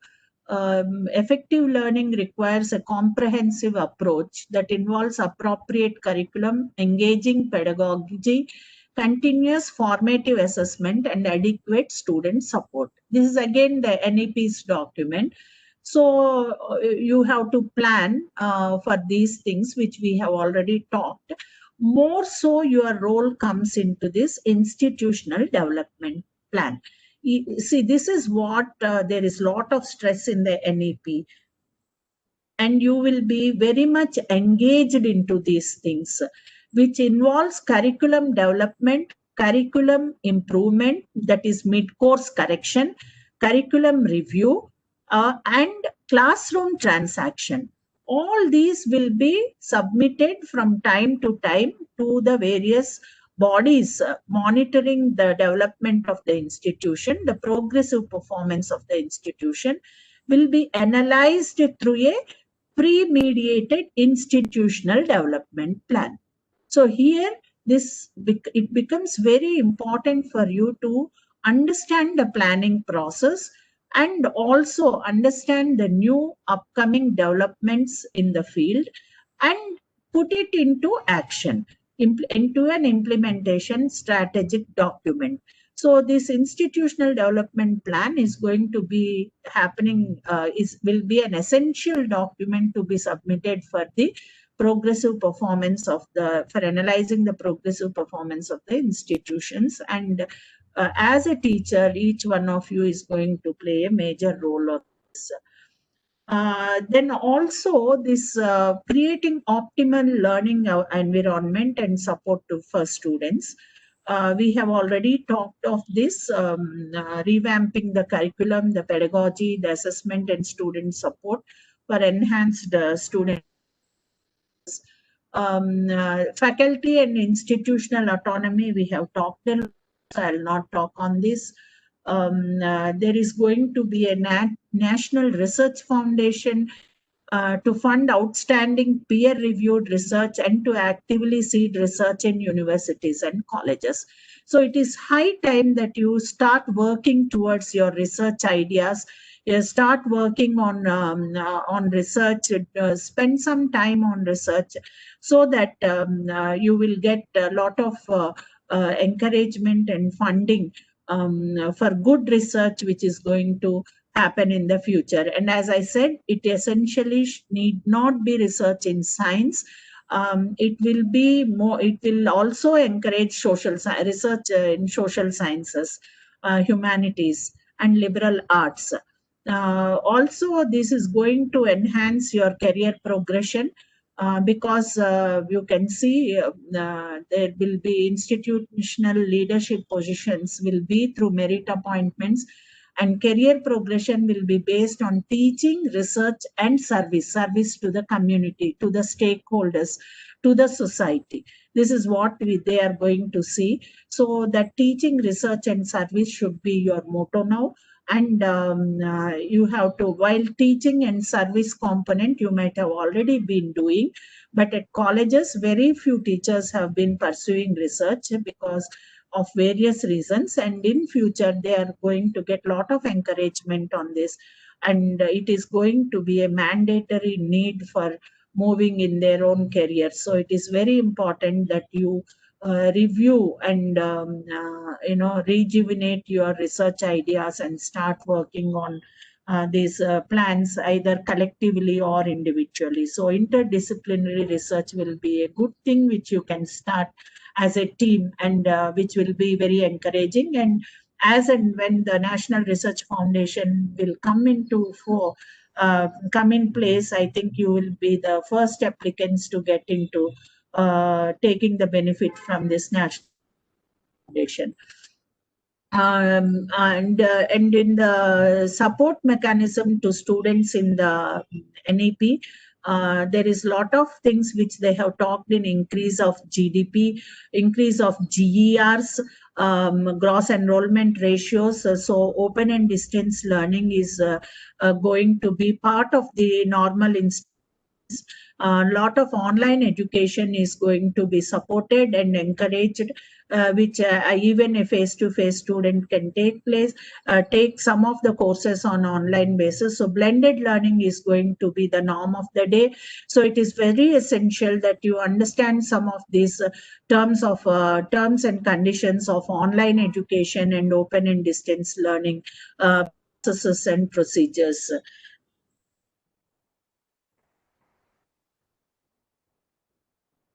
There is also a lot of things which you should understand on equitable use of technology. We have been using technology, but that word of equitable use of technology becomes very important. So because of the academic bank of credits and a lot of curriculum and lot of courses of your curriculum can be transacted online or through distance mode. So, and there will be a lot of blended learning happening. So that equitable use of technology becomes very important. That is access to the technology, how much access you are able to provide, and how much access to the students and access to the teachers and the staff is available is going to become a very prominent thing. So what type of technology you would like to deploy to ensure this equitable access is one important thing which you should really start thinking on. And what are the different types of platforms and tools required? It's not just deploying the technology, but the adaptability of this technology is also one important thing which you should understand. The other part is the content creation. We have already talked of. I think it is high time all of you start taking some programs online in terms of how to create content and how to work with platforms like and deposit your content and offer this content for various student communities. These are some of the technology initiatives in the. So it is very important to understand this National Education Technology Forum, which is going to be established, which will be a dedicated unit for building world-class digital structure. And also it will be posting like Swayam, NPTEL, etc. A lot of educational digital content which any one of you can post, and there will be a lot of capacity building which will be occurring through this forum. So it is very important that you also try to take advantage of this forum and transfer it both for your students and also for the teachers and staff capacity building. So there will be a lot of, these are some of the highlights, focal issues which the NETF will be doing. It will provide independent evidence-based advice to central and state government agencies on technology-based interventions, build intellectual and institutional capacities in education technology, envision strategic thrust areas in this domain, and articulate new directions for research and innovation. So, because most of it will be working at the apex level, and NETF will be working, most part of it will be coming from the apex level. So, it is important that you keep yourself abreast of the developments of the NETF and take advantage at the right time.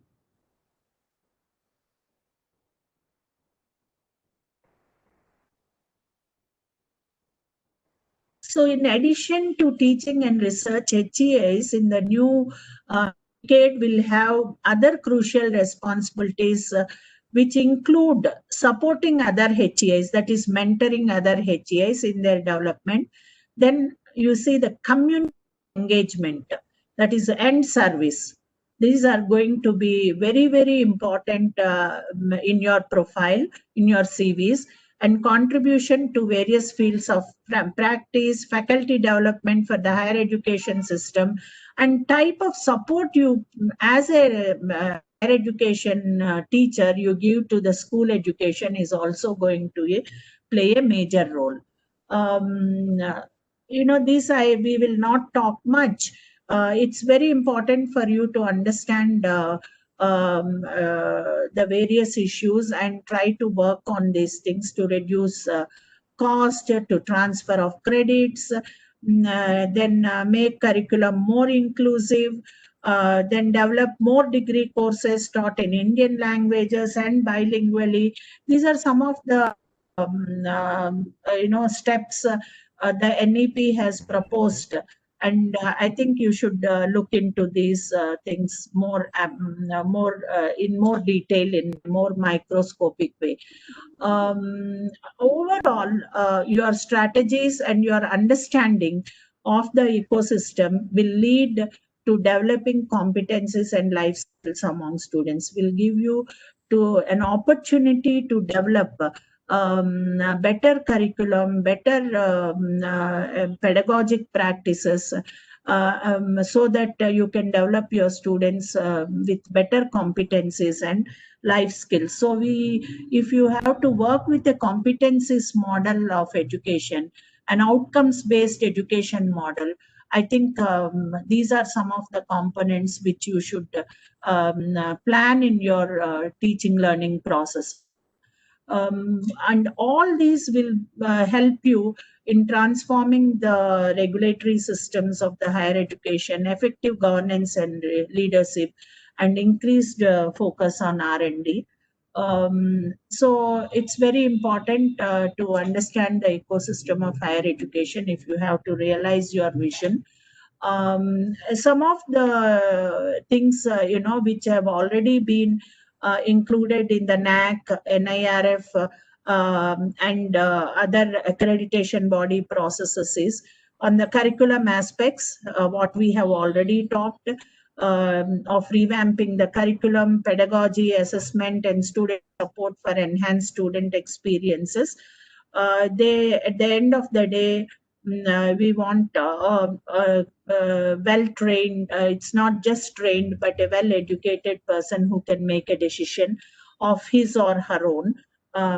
This is where a lot of changes will have to happen, and it's good to know, to understand the various stakeholders' needs when you are doing these aspects, when you are revamping your curriculum, when you have to look at new pedagogical practice, new assessment practices, formative or summative, whatever you would like to, whether for some it may be formative, for some it may be relevant of being summative.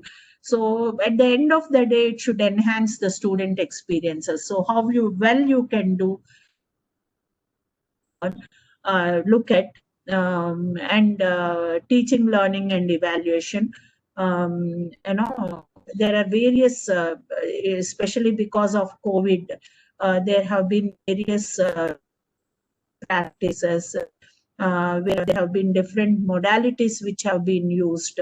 How well which system has performed is what the research you have to do, and take up the best, take the second advantage and take up the best, and try to develop on that for the future. This is what you should try to review for yourself and look into, relook into. Research, innovation and extension, we have already talked a lot. This is going to be the focus area, both for student as well as for teachers' career development. It is very important for you. Infrastructure and learning resources, what type of ICT enabled learning resources you have. Ma'am, shall we take a break? Tea break? I think I have concluded because I have another meeting at 3:30. Shall I finish? Yeah, it's over almost. Okay. Student support and progression, what type of the career services, advising what you are going to give, and also student support. We need health and wellness. Apart from academic support, health and wellness and advising is going to be a major component in governance and leadership. How do you do things in partnership? How do you work out long-term and short-term goals? And how do you do the strategic planning involving all the stakeholders is one thing. Finally, it is the twin focuses of the institution. If you understand the ecosystem, all the stakeholders, all the regulatory bodies, what they expect is excellence in teaching learning from an institution and accountability for whatever they have claimed to do. So you have to evolve an actions model which will talk of acts involving and integrating the stakeholders' needs, cost, how can you reduce the cost, what is the teaching function, what are the new approaches and modalities you are taking, how interactive and user-friendly your system is, how it is working, how are you organizing your things, what changes will be needed in the organizations to facilitate of its objectives, how are they identified, planned and introduced, the novelty with what as innovation you do, and with what speed you accommodate the change, and the change management can happen. This is what which you should look. So whether you don't want to compete in the learning society, then you can rest where you are. You need not think. But if you are to go compete in the learning society, it is very, very essential to understand the ecosystem in which you are working. And it is also important to understand your stakeholders' need and partner with your stakeholders if you have to be a very successful and dominant institution in the system. Thank you so much for this opportunity and for patient hearing. Thank you. Back to the organizers.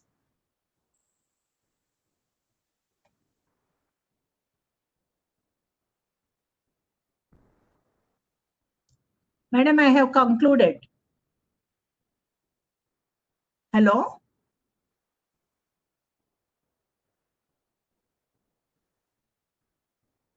Hello?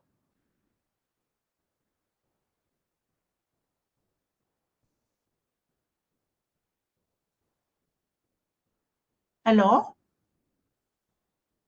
Yeah, ma'am. I finished. Actually, Yeah, okay. I have a meeting with the ministry, so Okay. excuse Okay. me. So, sorry. Okay. No, ma'am. Okay. It's all right. Whatever you have told, it's very informative, very useful, very informative. I think they have understood it very nicely. You have explained it so nicely. So thank you, ma'am, for sharing your valuable time with us and giving a wonderful lecture to all of us. Thank you so much. Thank you. I know that you are very busy, but you have taken some time and you have given the lecture. So thank you so much, ma'am. Thank you. Pleasure, ma'am. Thank you for patience. Okay. Thank you, ma'am. Okay. Thank you, ma'am. Okay. Thank you. Participants. Thank you, ma'am.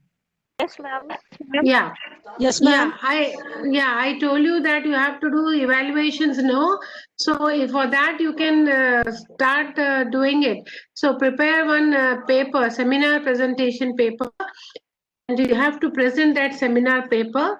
So you have to unmute and you have to present it. The evaluator will listen and they give the marks. So in your discipline only, you have to prepare a paper of 6 to 8 pages. 6 to 8 pages. Okay? Hello, ma'am. Ma'am, there is a Ma'am, question. on which topic? The question is, yes, ma'am. Ma'am? Am I audible, ma'am? One at a time, one at a time. Ma'am, I'm Dr. Abhina from CT Ma'am, MANUU on which Bhopal. topic we have And my to prepare question a is, paper? will be the paper Please, one at a research-based or time. technical-based? Research based. You have to prepare a paper as if you are presenting in any seminar or any conference. Take a topic of your own discipline and you have to prepare a paper. Okay? Okay. Okay. 6 to 7 slides. What are you telling me? 6 to 7 slides we have to It is take. based on like data collection Ma'am, can you research please paper, right? write the details On our in the WhatsApp group? interest topics, ma'am. One at a time, Is there please. Madam, any particular theme is there, ma'am, or No, or as I any told you, particular topic listen there? it carefully. Please listen it, all the participants. I'm telling you again, listen it carefully. This is a seminar presentation. This is the first evaluation, what you have to do it. In that, you have to choose one topic of your own discipline. Because you are from different discipline, that's why I'm telling you that you have to take one topic of your own discipline and you have to write it 6 to 7 pages on that. And you have to present it. And you have to present it, okay? And evaluator will be there. He or she will judge your paper and give the marks, and the marks will be of 25 marks. Out of 25, I will give you the date. I will give you the date next week, most probably. Next week, I will give you the you be ready. 5 to 6 minutes. 5 to 6 minutes. Then we have to prepare 6 to 7 slides for it. Yeah, you put the slides but you have to, you have to explain, write it in the points and you have to explain it. Okay, ma'am. Okay, write it on the points, in bullet points, and you have to explain that points. Okay? Ma'am, it should be theory paper or research-based paper? Research-based paper. Research-based, okay, ma'am. Okay. Thank you, ma'am. Any doubt? PPT is mandatory for this presentation. PPT, if you want to give PPT presentation, you can. No problem for that. Okay? Anything else? Okay, madam. Okay. So tomorrow we'll start our session at 10 o'clock. You be here at 10 o'clock. Okay? Okay, ma'am. Okay, madam. Thank you, ma'am. Okay. Thank you, madam. Okay. Thank you, madam. Okay. Thank you, madam. Thanks, madam. Okay. Yeah, ma'am. Tomorrow. Ma'am, does the presentation session will start from tomorrow? You have to prepare. No, first you have to prepare the paper. Next week I will give you the date. Okay, ma'am. Okay. You start preparing your paper.